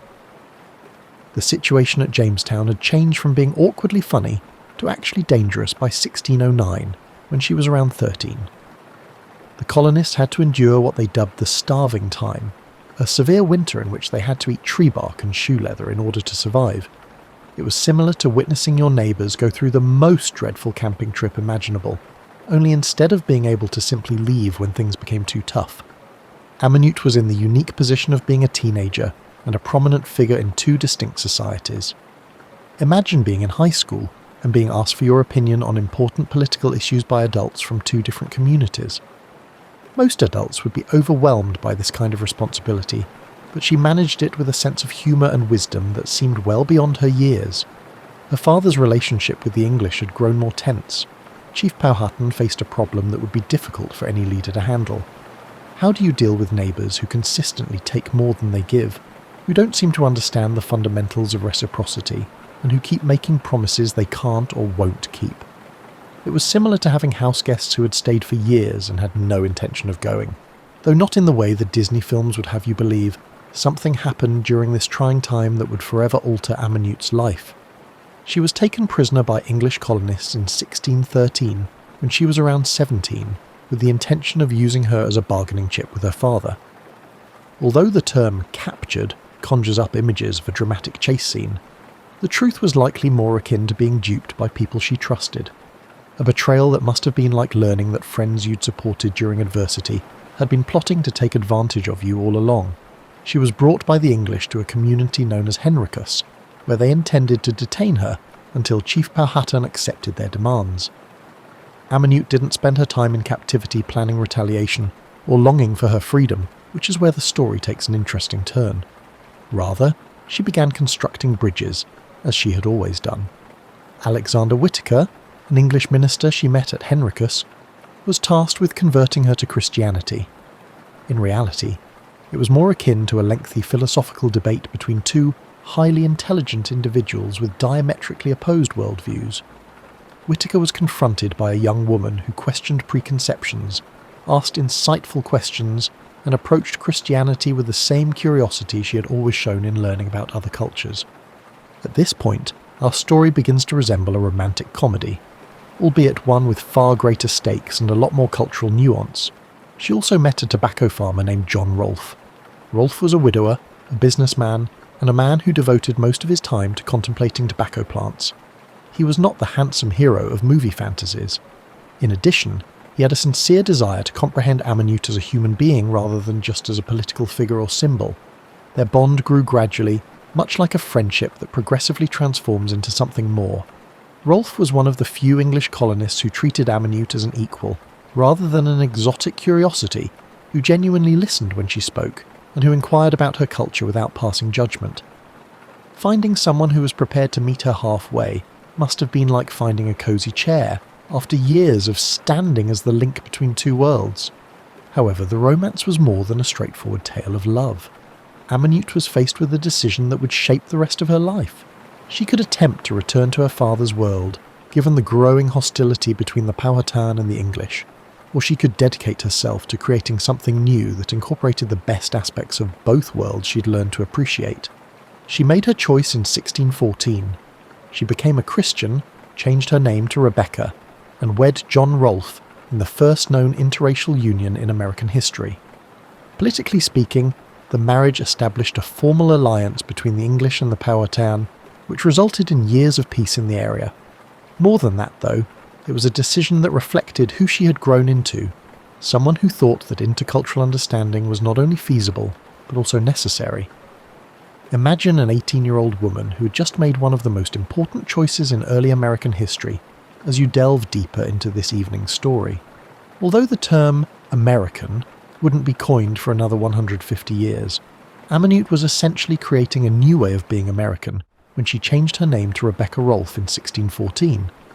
Her union with John Rolfe brought about what historians refer to as the Peace of Pocahontas, a period of time during which the Powhatan Confederacy and the English colonists were able to live side by side without perpetual hostilities. The stakes were the survival of entire communities, so it was similar to finally bringing rival neighbours together on property lines and noise levels. both sides were able to concentrate on building rather than defending for the first time since the arrival of the English. Rebecca threw herself into this new life with the same vigour she had always used to tackle challenging issues. It was probably like learning to play a completely different sport, with completely different rules when she learned how to manage a household in the English way. She was now running a colonial farmhouse in place of the communal longhouses where she had been raised. She was dealing with the very English idea of a nuclear family, rather than shared responsibilities dispersed throughout an extended family network. She contributed to the creation of something completely new, though, rather than merely assimilating into English culture. Powhatan and English traditions merged in her home in ways that benefited everyone. She raised her son Thomas, born in 1615, to be at home in both worlds, served corn alongside English bread, and used indigenous plants for medicine while also learning European cures. Being one of the first individuals to be born into a truly bicultural family, Thomas Rolfe exemplifies something extraordinary in American history. He would grow up understanding that having multiple identities was a strength to be celebrated rather than a problem to be solved. He came to view cultural differences as chances for growth, rather than causes for contention, as a result of Rebecca's influence. In the meantime, John Rolfe's tobacco experiments were yielding impressive results. By 1617, tobacco was starting to become the colony's first significant source of income. He had been working to create tobacco strains that would thrive in Virginia soil and satisfy European palates.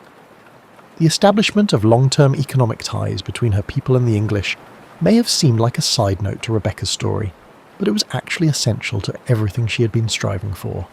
Rebecca saw what many others did not. Mutual benefit, not just tolerance, is typically necessary for enduring peace between communities.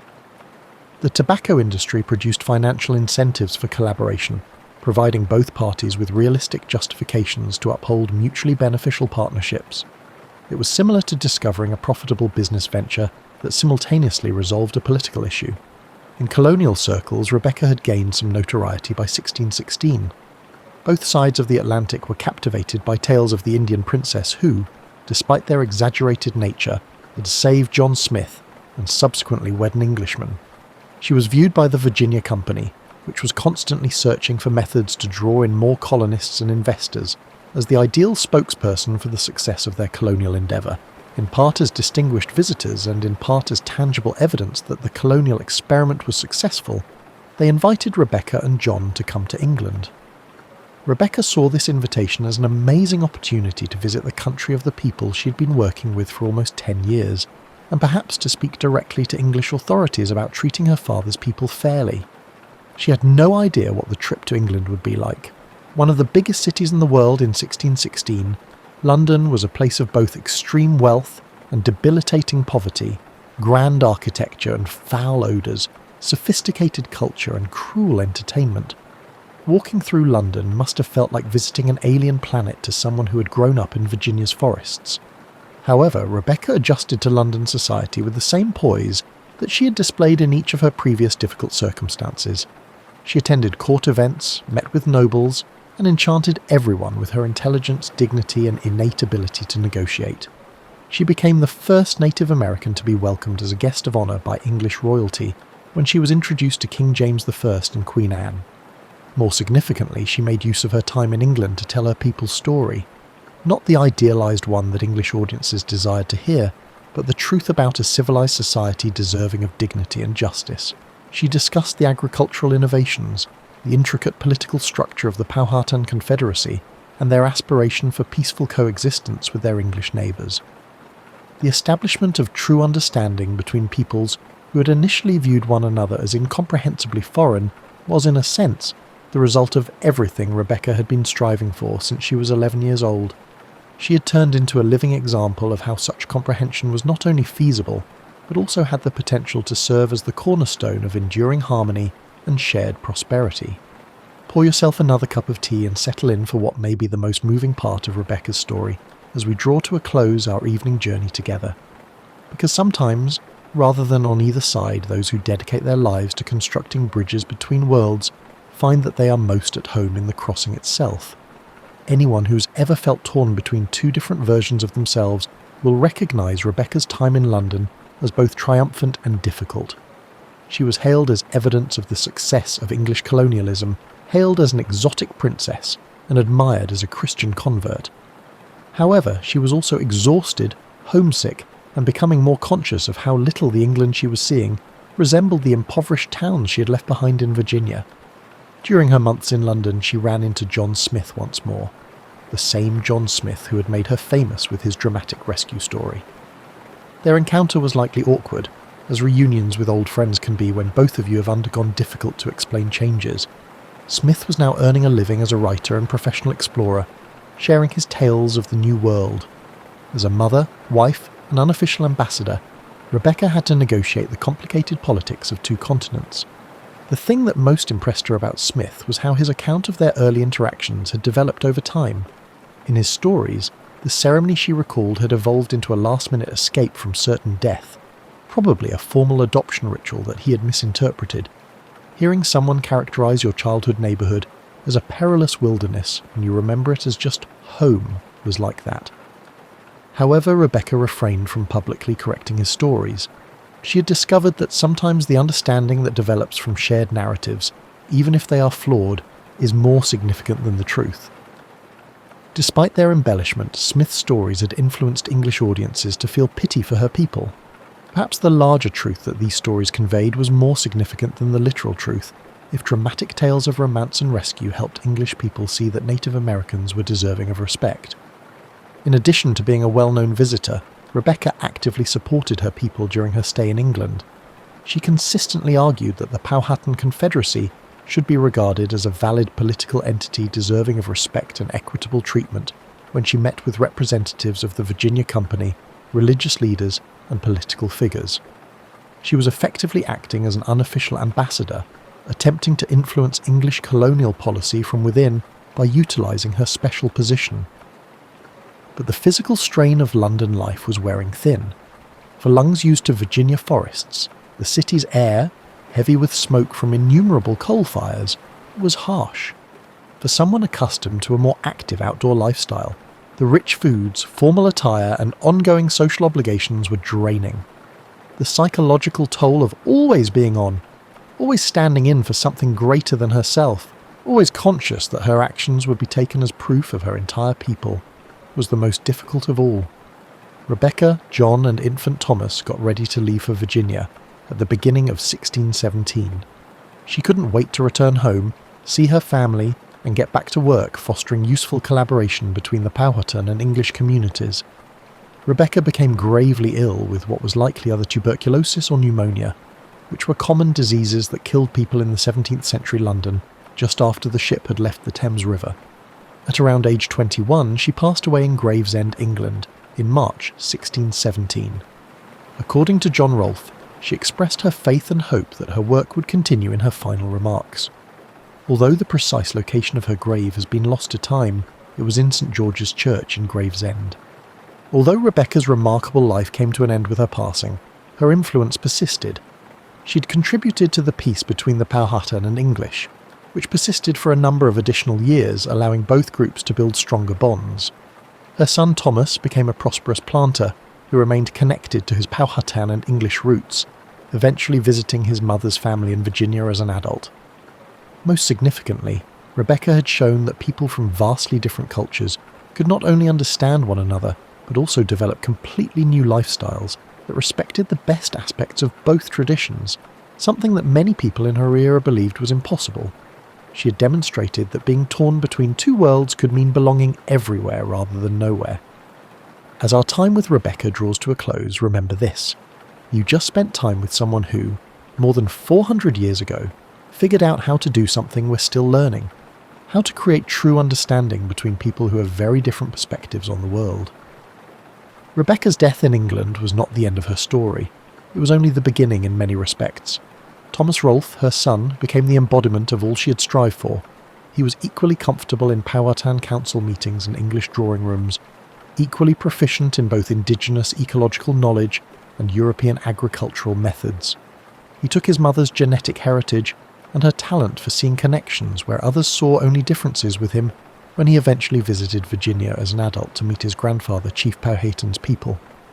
Rebecca's lineage persisted in Virginia through Thomas and his descendants. eventually extending throughout the American South and beyond. She's one of the most common ancestors of old Virginia families, with thousands of Americans today tracing their lineage back to Rebecca and John Rolfe. More than genetic inheritance, however, these descendants continued her method of negotiating difficult cultural circumstances, the capacity to stay loyal to oneself while remaining receptive to new information. Rebecca may not have realised it, but her life story also evolved beyond historical fact to become a fundamental American myth. Despite the fact that the reality was far more complicated and the conclusion far more tragic than the myth implied, the story of Pocahontas saving John Smith came to represent the potential for collaboration between Native Americans and European settlers.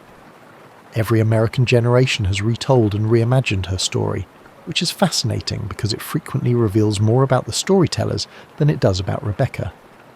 She's occasionally portrayed as the honourable savage who eschewed barbarism for civilization. She is the unfortunate victim of colonialism at times. At times, she's the courageous heroine who used love and compassion to unite two worlds. Although there are truthful aspects in each of these versions, none fully conveys the complexity of her true self. Because she was more human, the real Rebecca was more fascinating than any of these mythological representations. She was a person who found herself in an unprecedented circumstance and responded with intelligence, flexibility, and extraordinary emotional maturity. She was neither a symbol nor a stereotype. She made errors, had to make difficult decisions, and occasionally had to put workable solutions ahead of ideal results. To put it another way, she was just the kind of person that we need more of in every age. Her method of diplomacy, which is founded on interpersonal connections, realistic problem-solving, and sincere interest in the opinions of others, provides lessons that are still applicable today. Rebecca's example serves as a reminder that, in a society where people frequently appear more concerned with winning arguments than with understanding one another, listening to others with genuine interest and respect is frequently the most effective way to influence them. She also illustrated something that is worth reiterating in the present, that learning from others does not necessitate sacrificing your own values, nor does preserving your own cultural identity require rejecting everything about other cultures. Rebecca converted to Christianity while maintaining her Powhatan identity. She was able to navigate English society while maintaining her understanding of her father's political concerns. She instilled in her son a sense of pride in his entire heritage, not just the aspects that were deemed acceptable by society. Most significantly, Rebecca demonstrated to us that serving as a bridge between other worlds is not only feasible, but also necessary. There are people who fulfill this role in every community and time period, assisting various groups in understanding one another by translating not just words, but entire world views. Though they rarely receive the credit they merit, these bridge builders enable civilization. Think about this as you get ready for bed tonight. Although Rebecca's life was short, just 21 years, she was able to stop wars, bring about enduring peace, forge new kinds of collaboration, and show that individuals from very different backgrounds could not only live together, but also produce something beautiful. She demonstrated that one individual could alter history if they worked with tolerance, humour, and sincere concern for other people. Remember Rebecca the next time you're in a situation where people seem to be talking over one another, when various groups are assuming things rather than asking questions, or when conflict seems unavoidable because no one is paying attention. Remember that understanding can develop even in the most unlikely situations, that bridge building is feasible, and that sometimes the most significant thing you can do is just assist people in seeing one another as fellow human beings rather than as symbols of terrifying alien ideas. I hope you have a little more of Rebecca's ability to see connections where others only see differences when you wake up tomorrow. Sweet dreams.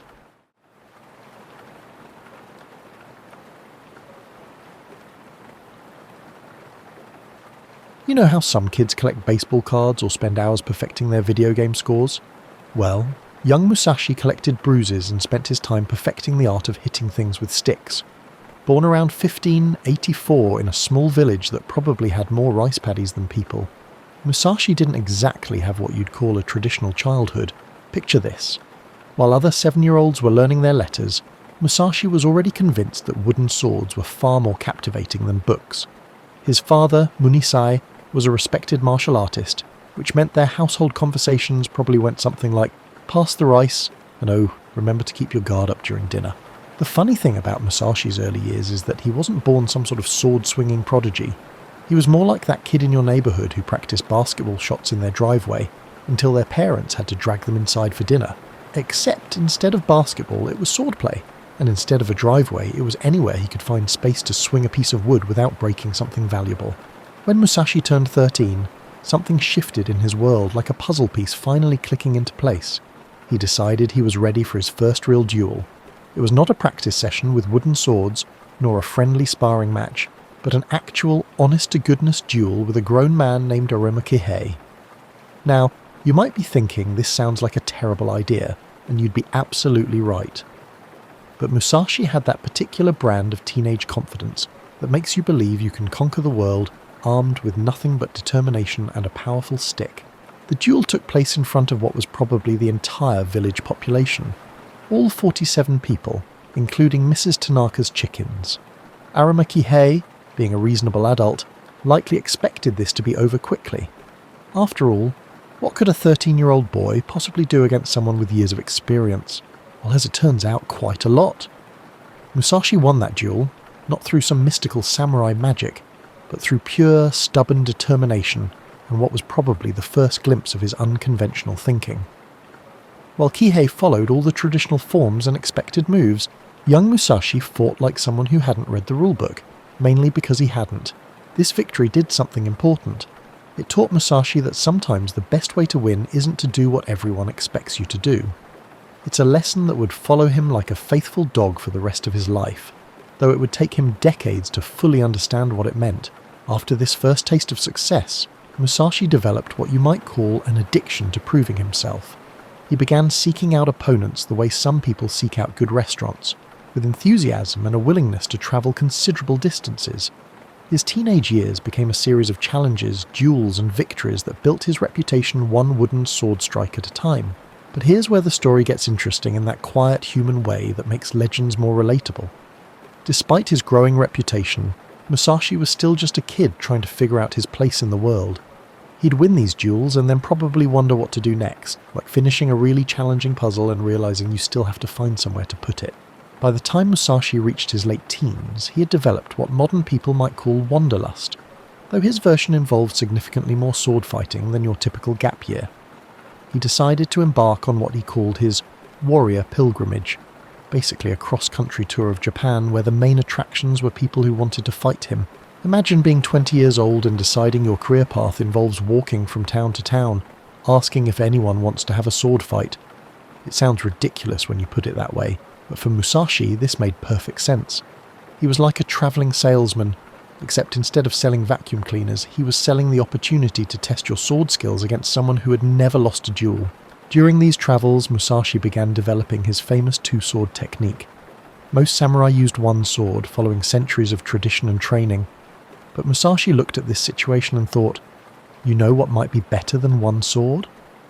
Two swords. It was the kind of logic that probably made traditional swordmasters shake their heads, but it worked.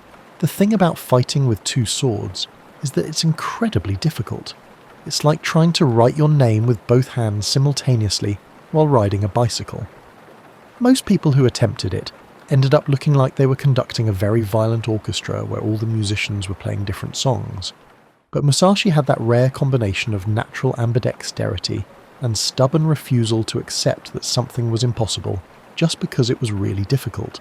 His two-sword style wasn't just about having more weapons, it was about confusing his opponents. When you've trained your entire life to fight against someone with one sword, suddenly facing someone with two is like showing up to a chess match and discovering your opponent is playing three-dimensional chess while juggling. Your brain takes a moment to recalibrate, and in sword fighting, a moment is often all your opponent needs. But Musashi's travels weren't all successful duels and growing fame. There were plenty of nights when he slept under bridges, mornings when he woke up hungry, and days when he walked for hours without finding anyone interested in testing their skills against a wandering swordsman. Fame doesn't pay for in-rooms or meals, and Musashi learned that being legendary doesn't automatically make you wealthy. These lean times taught him resourcefulness that would serve him well later. He learned to find food in places where others might starve, to create shelter from materials that others would overlook, and to entertain himself during long, solitary walks across the Japanese countryside. He became someone who could be content with very little, as long as that little included the opportunity to perfect his craft. During one particularly memorable period, Musashi spent several months in the mountains, not because he was on some spiritual quest, but because he'd gotten thoroughly lost after a duel and was too proud to ask for directions.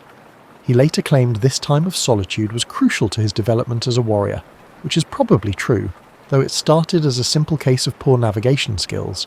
The mountain experience taught him patience in a way that formal training never could. When you're alone with your thoughts for months, carrying only your swords and whatever food you can find or catch, you learn to slow down. You start noticing things like the way morning light moves across valley floors, or how the sound of your footsteps changes depending on whether you're walking on rocks or pine needles. When Musashi was around 21, he heard about someone named Sasaki Kojiro, who was considered one of the finest swordsmen in Japan. Kojiro was famous for his technique called Tsubame Geishi, or swallow cut, which could supposedly cut down a swallow in flight. Whether or not he actually performed this feat is debatable, but it made for excellent marketing in the world of professional sword fighting. Kojiro was everything Musashi wasn't. Refined, traditionally trained and employed by a powerful clan with a steady income. He was like the difference between a classically trained pianist performing at Carnegie Hall and a street musician who learned to play by ear. Both might be incredibly talented, but they represent completely different approaches to their craft. The challenge was arranged to take place on Ganryu Island, a small piece of land in the strait between Honshu and Kyushu. The choice of location was significant. Islands have a way of making everything feel more final. There's something about being surrounded by water that suggests this isn't the kind of appointment you can simply walk away from if you change your mind. On the morning of the duel, Kojiro arrived precisely on time, as any properly trained samurai would. He was immaculately dressed, his sword was perfectly maintained, and he probably had the kind of confidence that comes from years of structured training and consistent victories. He was ready for what he undoubtedly expected to be another successful defense of his reputation. Musashi, on the other hand, was late. Not fashionably late, not strategically late, but genuinely problematically late. He had overslept. Here was one of the most important duels of his career, against one of Japan's most skilled swordsmen, and Musashi had somehow managed to sleep through what was essentially his job interview. When he finally arrived, rowing a small boat to the island, Kojiro had been waiting for hours. If you've ever been stood up for an important meeting, you can imagine Kojiro's state of mind, except instead of rescheduling a business lunch, he was waiting to fight for his reputation and possibly his life. But here's where Musashi's unconventional thinking showed itself again. During his boat ride to the island, instead of panicking about being late or worrying about the duel ahead, he had used the time to carve a wooden sword from one of the boat's oars, not because his regular swords were inadequate, but because he had realised something. Kojiro's sword was longer than his own, which gave Kojiro a reach advantage. The wooden sword Musashi carved was longer than Kojiro's steel blade, neutralising that advantage. It was practical problem-solving disguised as either confidence or disrespect, depending on your perspective. Kojiro probably saw it as an insult. Showing up late and then fighting with a piece of boat seemed like the ultimate dismissal of his skills and status. The duel itself was brief, as most real sword fights were. Despite what movies suggest, skilled swordsmen don't engage in lengthy, choreographed battles. They circle each other, looking for an opening, and when that opening appears, the contest is usually decided in moments. Musashi won, but the victory came at a cost that would follow him for years. Kojiro was not just defeated, he died on that island. For all of Musashi's previous duels, death had been a possibility, but this was the first time that possibility became reality in such a definitive way. The aftermath of the duel marked a turning point in Musashi's life. He had proven himself against one of Japan's most respected swordsmen, but the victory felt different from his previous wins. There's a weight to taking someone's life that changes you, even when it happens in the context of an agreed-upon duel between skilled opponents. After the duel with Kojiro, something shifted in Musashi's approach to life. He didn't immediately retire or give up sword fighting, but he began to think more deeply about what it meant to be truly skilled. It's like the difference between someone who can run fast and someone who understands the art of running. Technique versus mastery. Musashi began studying things that had nothing to do with sword fighting. Painting, calligraphy, sculpture and poetry. To outsiders, this might have seemed like a strange career pivot for someone who had built his reputation on being outstanding at sword combat. But Musashi was beginning to understand something that many specialists never grasp. excellence in one area often comes from understanding principles that apply across multiple disciplines. When he picked up a brush to paint, he discovered that the control and precision required were similar to sword work, but the patience needed was entirely different. You can't rush a painting the way you might rush a sword strike. Each brush stroke has to be deliberate, considered, and committed to once it touches the paper. It taught him about permanence in a way that sword fighting, which is all about split-second decisions, never could. His calligraphy practice became almost meditative. The repetitive nature of forming characters and the focus required to make each stroke both beautiful and readable gave him a different kind of discipline. It was like strength training for his mind, building muscles he didn't know he needed. During this period, Musashi also began developing his thoughts about strategy and technique into what would eventually become his famous book, The Book of Five Rings. But that was still years away. At this point, he was simply a man who had realized that being the best sword fighter wasn't just about being good with swords. It was about understanding how excellence worked in general. He started accepting students, which presented an intriguing challenge. How do you teach someone to think unconventionally? How do you impart knowledge gained from years of trial and error, from sleeping under bridges and getting lost in mountains? Traditional martial arts schools had curricular and structured lessons, but Musashi's approach was more like, let me show you some things I've figured out, and then you can figure out how to make them work for you. His teaching style was probably frustrating for students who wanted clear step-by-step instructions. Instead of saying, hold your sword like this, he might say, find the way that feels like an extension of your arm, and then watch while his students struggled to interpret what that meant. But for the students who understood this approach, it was probably incredibly liberating. One of the most important things Musashi learned during this period was the art of not fighting. For someone whose career hinged on combat excellence, this may seem contradictory, but it's actually an essential skill. Knowing when not to engage, when to walk away, and when to let someone else prove their point without making it your problem. These are advanced techniques that require just as much mastery as any sword movement. He began to understand that true strength often looks like doing nothing at all. When you're confident in your abilities, you don't need to constantly prove them. You can let smaller challenges pass by without feeling diminished, saving your energy for situations that truly matter. By his 30s, Musashi had developed into something rare, a warrior who was equally skilled as an artist. He wasn't just dabbling in painting and sculpture as hobbies, he was approaching them with the same intensity and dedication he had brought to swords fighting. His paintings, particularly his bird and flower studies, showed a sensitivity and attention to detail that might surprise people who only knew his reputation as a duelist. There's something beautiful about watching someone apply warrior discipline to creating art. The same focus that allowed Musashi to analyze an opponent's stance in combat helped him observe the way morning light fell across a crane's wing.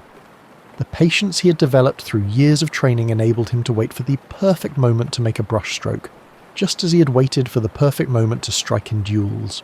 His sculptures were particularly captivating because they required a completely different kind of physical engagement. Instead of the quick, decisive movements of sword fighting, sculpture demanded sustained effort over long periods. You might spend days carefully removing tiny bits of wood or stone, making gradual progress toward your vision. It was like the difference between sprinting and marathon running. Both require athleticism, but they develop different kinds of endurance. During this period, Musashi also began to write more seriously about his understanding of strategy and combat. But unlike many martial arts treatises, which focused on specific techniques or traditional forms, Musashi's writing was more philosophical. He was trying to capture the thinking behind effective action, rather than just describing the actions themselves. He developed what he called the way of strategy, which was essentially a comprehensive approach to conflict resolution that could apply to anything from sword fighting to business negotiations to personal relationships. Preparation, understanding, and psychological positioning determine the outcome of most conflicts before the physical confrontation even starts. One of his most important insights was about timing. In sword fighting, timing isn't just about moving fast, it's about moving at exactly the right moment. Too early, and you reveal your intentions before your opponent is vulnerable. If you act too late, you will completely miss your opportunity. This principle, Musashi realized, applied to almost everything in life. He also wrote about what he called the spirit of the thing itself, which was his way of describing the importance of understanding the essential nature of whatever you're dealing with. Whether you're fighting an opponent, painting a landscape, or trying to solve a problem, Success comes from seeing clearly what's actually happening, rather than what you think should be happening or what happened in similar situations before. His students during this period included not just aspiring swordsmen, but also artists, craftsmen, and even merchants who wanted to understand his approach to strategy. Musashi had begun to attract people who were less interested in learning to fight, and more interested in learning to think clearly under pressure. Teaching changed Musashi in ways he probably didn't expect. When you have to explain something to another person, you discover gaps in your understanding that you didn't know existed. Students ask questions that force you to examine assumptions you've never questioned, and their mistakes help you see problems from entirely new angles. Musashi found that his best students weren't necessarily the most naturally talented ones. Often, they were the ones who struggled with traditional approaches and had to find their ways of making techniques work. These students forced him to think more creatively about instruction, to discover new ways of explaining concepts that he had internalized so thoroughly that he barely thought about them anymore. One of the challenges of teaching unconventional methods is that they don't translate easily into rules and procedures. Traditional martial arts schools could give students a clear progression: learn this stance, then this movement, then this combination, and so on. But Musashi's approach was more like jazz improvisation than classical music. There were underlying principles, but the expression had to be personal and spontaneous. He began to develop teaching methods that were more about creating conditions for discovery than about direct instruction. Instead of showing students exactly how to hold their swords, he might offer them a series of exercises that would naturally lead them to discover effective grips on their own. It was slower than traditional instruction, but it produced students who truly understood what they were doing, rather than just copying movements. During this period, Musashi also began to understand the importance of what modern people might call work-life balance, though he wouldn't have used that terminology. He realized that constant intensity, whether in training or in teaching, was ultimately counterproductive. Excellence required periods of rest and reflection, times when you weren't actively trying to improve, but were simply maintaining what you had already achieved. He started incorporating more variety into his daily routines. A morning might include sword practice, followed by painting, writing, then a long walk with no particular destination. This wasn't procrastination or lack of focus. It was a recognition that different types of thinking required different mental states, and creativity often emerged from the spaces between focused activities. During this period, his reputation shifted from being seen as a dangerous duelist to a wise teacher, although he remained fully capable of being the former when circumstances required it. People started seeking him out not because they wanted to challenge him, but because they wanted to learn from him. It was a more sustainable way to live, and probably much better for his long-term stress levels. As Musashi entered his later years, he began working on what would become his most lasting contribution to the world, the Book of 5 Rings. But calling it a book about sword fighting is like calling Moby Dick a book about whaling, technically accurate but missing most of the point. The 5 rings, ground, water, fire, wind and void, weren't just different sword fighting techniques. They were different ways of approaching any challenge, different modes of thinking that could be applied to everything from military strategy to personal relationships to artistic creation. The ground ring was about fundamentals, the basic principles that everything else was built on. Musashi had learned that you couldn't build lasting excellence on shaky foundations, whether you were learning sword fighting or trying to run a business. Most people wanted to skip the boring foundational work and jump straight to the advanced techniques, but Musashi had seen too many promising students fail because they hadn't mastered the basics. The water ring was about adaptability, flowing around obstacles rather than trying to smash through them. Water always finds a way to its destination, whether that means going around a rock or wearing through it over time. Musashi learned this lesson through years of encountering opponents who were stronger, faster, or better trained than he was, and finding ways to win anyway. The firing was about intensity and decisive action. There are moments when gradual progress isn't enough, when you need to commit everything you have to a single effort. But the trick is knowing when those moments are. Use fire tactics too often, and you burn out. If they are used too infrequently, important opportunities may be missed.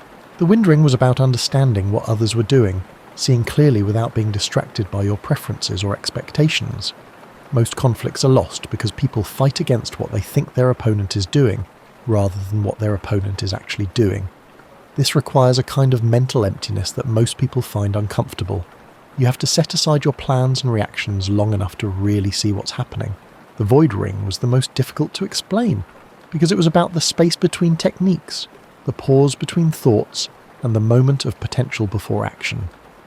It was what happened when you stopped trying to control everything and allowed your training and intuition to guide you. Writing these ideas down was probably one of the most challenging things Musashi had ever done. He had spent decades developing these insights through direct experience, learning them in his muscles and bones before he understood them intellectually. Translating that kind of embodied knowledge into words was like trying to describe the taste of water to someone who had never been thirsty. In his final years, Musashi retreated to a cave in the mountains near Kumamoto to complete his writing and reflect on his life's work. This wasn't the dramatic hermit withdrawal that popular culture sometimes portrays, but more like the decision of a senior professor to take a sabbatical to write the book he had been contemplating for decades. The cave provided the kind of uninterrupted solitude that's almost impossible to find in normal life. No students asking questions, no visitors wanting to test their skills against his reputation, and no daily obligations beyond the basic requirements of staying alive. It was like having a completely clear desk for the first time in years, where you can finally focus on the projects that matter most. In this setting, Musashi completed not just the Book of Five Rings, but also a work called Dokodo, or The Way of Walking Alone. This was a much shorter piece consisting of 21 principles for self-reliant living. Reading it today, it sounds remarkably modern in some ways. Advice about not depending on others for your happiness, not accumulating unnecessary possessions, and treating all things with respect but not attachment. But The Way of Walking Alone wasn't a guide to hermit living or antisocial behaviour. It was more about psychological independence, the ability to remain centred and purposeful, regardless of external circumstances. Musashi had learned through decades of wandering that your inner state was the only thing you could truly control, and that everything else was essentially weather. Sometimes pleasant, sometimes difficult, but always temporary. During his cave years, Musashi also created some of his most celebrated artwork. Without the distractions of teaching or the pressure of maintaining his reputation, he could paint purely for the joy of capturing something beautiful. His late paintings have a quality of serene confidence that's different from his earlier work. The brushstrokes are more economical, but somehow more expressive, like someone who has learned to say more with less. The mountain setting probably influenced his art as well. When you're surrounded by the same landscape day after day, you begin to see it in incredible detail. The way shadows move across rock faces throughout the day, the subtle differences in how pine trees respond to wind, the dozens of different sounds that mountain silence contains. This kind of intimate observation shows up in the precision and sensitivity of his late paintings. Musashi died in 1645, at the age of about 61, having never lost a duel, and having created a body of work that would influence people for centuries. But perhaps his most interesting legacy isn't his undefeated record, or even his artistic achievements. It's the example he set of someone who refused to be limited by conventional categories. In a society that valued specialization and clearly defined roles, Musashi insisted on being both a warrior and an artist, a teacher and a student, and a man of action and a philosopher. He proved that excellence in one area doesn't require ignorance of others, and that the deepest understanding often comes from seeing connections between seemingly unrelated disciplines. His approach to learning was particularly revolutionary for its time. Instead of accepting traditional methods simply because they were traditional, Musashi tested everything against his own experience and kept only what actually worked. This wasn't disrespect for tradition. It was a deeper respect for the principles that made traditions valuable in the first place. Modern readers often find Musashi's writing surprisingly relevant, not because sword fighting has made a comeback, but because his insights about strategy, timing, and clear thinking apply to contemporary challenges. Whether you're dealing with a difficult work situation, trying to master a new skill, or simply attempting to live with greater purpose and effectiveness, Musashi's principles offer practical guidance. His life also demonstrates something important about the relationship between discipline and cruelty. Rather than stifling imagination, Musashi's rigorous training in martial arts seemed to enhance his artistic abilities. The same attention to detail that made him a formidable swordsman made him a sensitive painter. The patience required for mastering combat techniques transfers to the patience needed for creating beautiful calligraphy. Most importantly, Musashi demonstrated that one can fully commit to excellence without becoming rigid or closed-minded. He remained curious and experimental throughout his life, always willing to reconsider his assumptions and try new approaches. This combination of dedication and flexibility is rare, and it's probably what allowed him to continue growing and improving well into his later years. As we come to the end of Musashi's story, it's worth considering what this man from 4 centuries ago might teach us about living well in our time. His life offers several lessons that transcend the specific circumstances of medieval Japan. First, there's the importance of developing your own approach rather than simply copying what others do. Musashi's two-sword technique worked for him not because it was inherently superior to single-sword fighting, but because it matched his particular strengths and way of thinking. In your life, the most effective solutions are often the ones you develop for yourself, based on your unique combination of abilities and circumstances. Second, Musashi demonstrates the value of cross-training between different disciplines. His martial arts informed his art informed his writing, and his writing clarified his understanding of martial arts. In our age of hyper-specialization, there's something refreshing about someone who refused to stay in a single lane, who understood that breadth of experience could deepen rather than dilute expertise. Third, his willingness to start over and keep learning throughout his life is particularly relevant. Musashi did not reach his peak in his 20s and then rely solely on his reputation. He continued taking on new challenges, developing new skills, and refining his understanding well into his 60s. In a world where careers increasingly require constant adaptation and lifelong learning, Musashi's example is both inspiring and practical. There's also his approach to dealing with failure and uncertainty. Musashi made mistakes. He got lost in mountains, overslept on the day of important duels, and probably had plenty of moments when he questioned his life choices. But he seemed to treat these setbacks as information rather than disasters, using them to adjust his approach rather than as reasons to give up. His later focus on teaching and writing suggests something important about how to create lasting value. Physical accomplishments, no matter how impressive, are ultimately temporary. However, your ideas, insights, and influence on others can endure long after your passing. Musashi's dueling record is historically intriguing, but his books are still helping people solve problems today. Finally, there's his integration of action and reflection, his ability to be both a doer and a thinker. Too often, we divide the world into people who act and people who contemplate, as if these were mutually exclusive approaches to life. Musashi showed that the most effective people often combine both. They're willing to jump into challenges and take risks, but they also spend time thinking deeply about what they've learned and how they can improve. As you prepare for sleep tonight, perhaps there's something comforting in the story of Musashi Miyamoto, not the fearsome duelist of legend, but the more human figure we've explored together. A man who started as a boy, swinging sticks with unusual enthusiasm, who spent years walking the roads of Japan looking for worthy opponents, and who eventually learned that the most important battles are often the ones we fight with ourselves. Musashi's life serves as a reminder that growth is rarely linear. He had periods of intense activity and periods of quiet reflection, times when he pushed himself to his limits, and times when he stepped back to consolidate what he had learned. This rhythm of effort and rest, challenge and recovery, is something we can all relate to, regardless of our particular pursuits. There's also something deeply satisfying about the way his story integrates seemingly contradictory elements. He was both a warrior and an artist, both a loner and a teacher, and both someone who sought out conflict and someone who eventually understood the value of peace. Perhaps that's a useful way to think about our own complex lives. The image of Musashi in his mountain cave, completing his life's work in solitude but with full engagement, offers a peaceful note on which to end our time together tonight.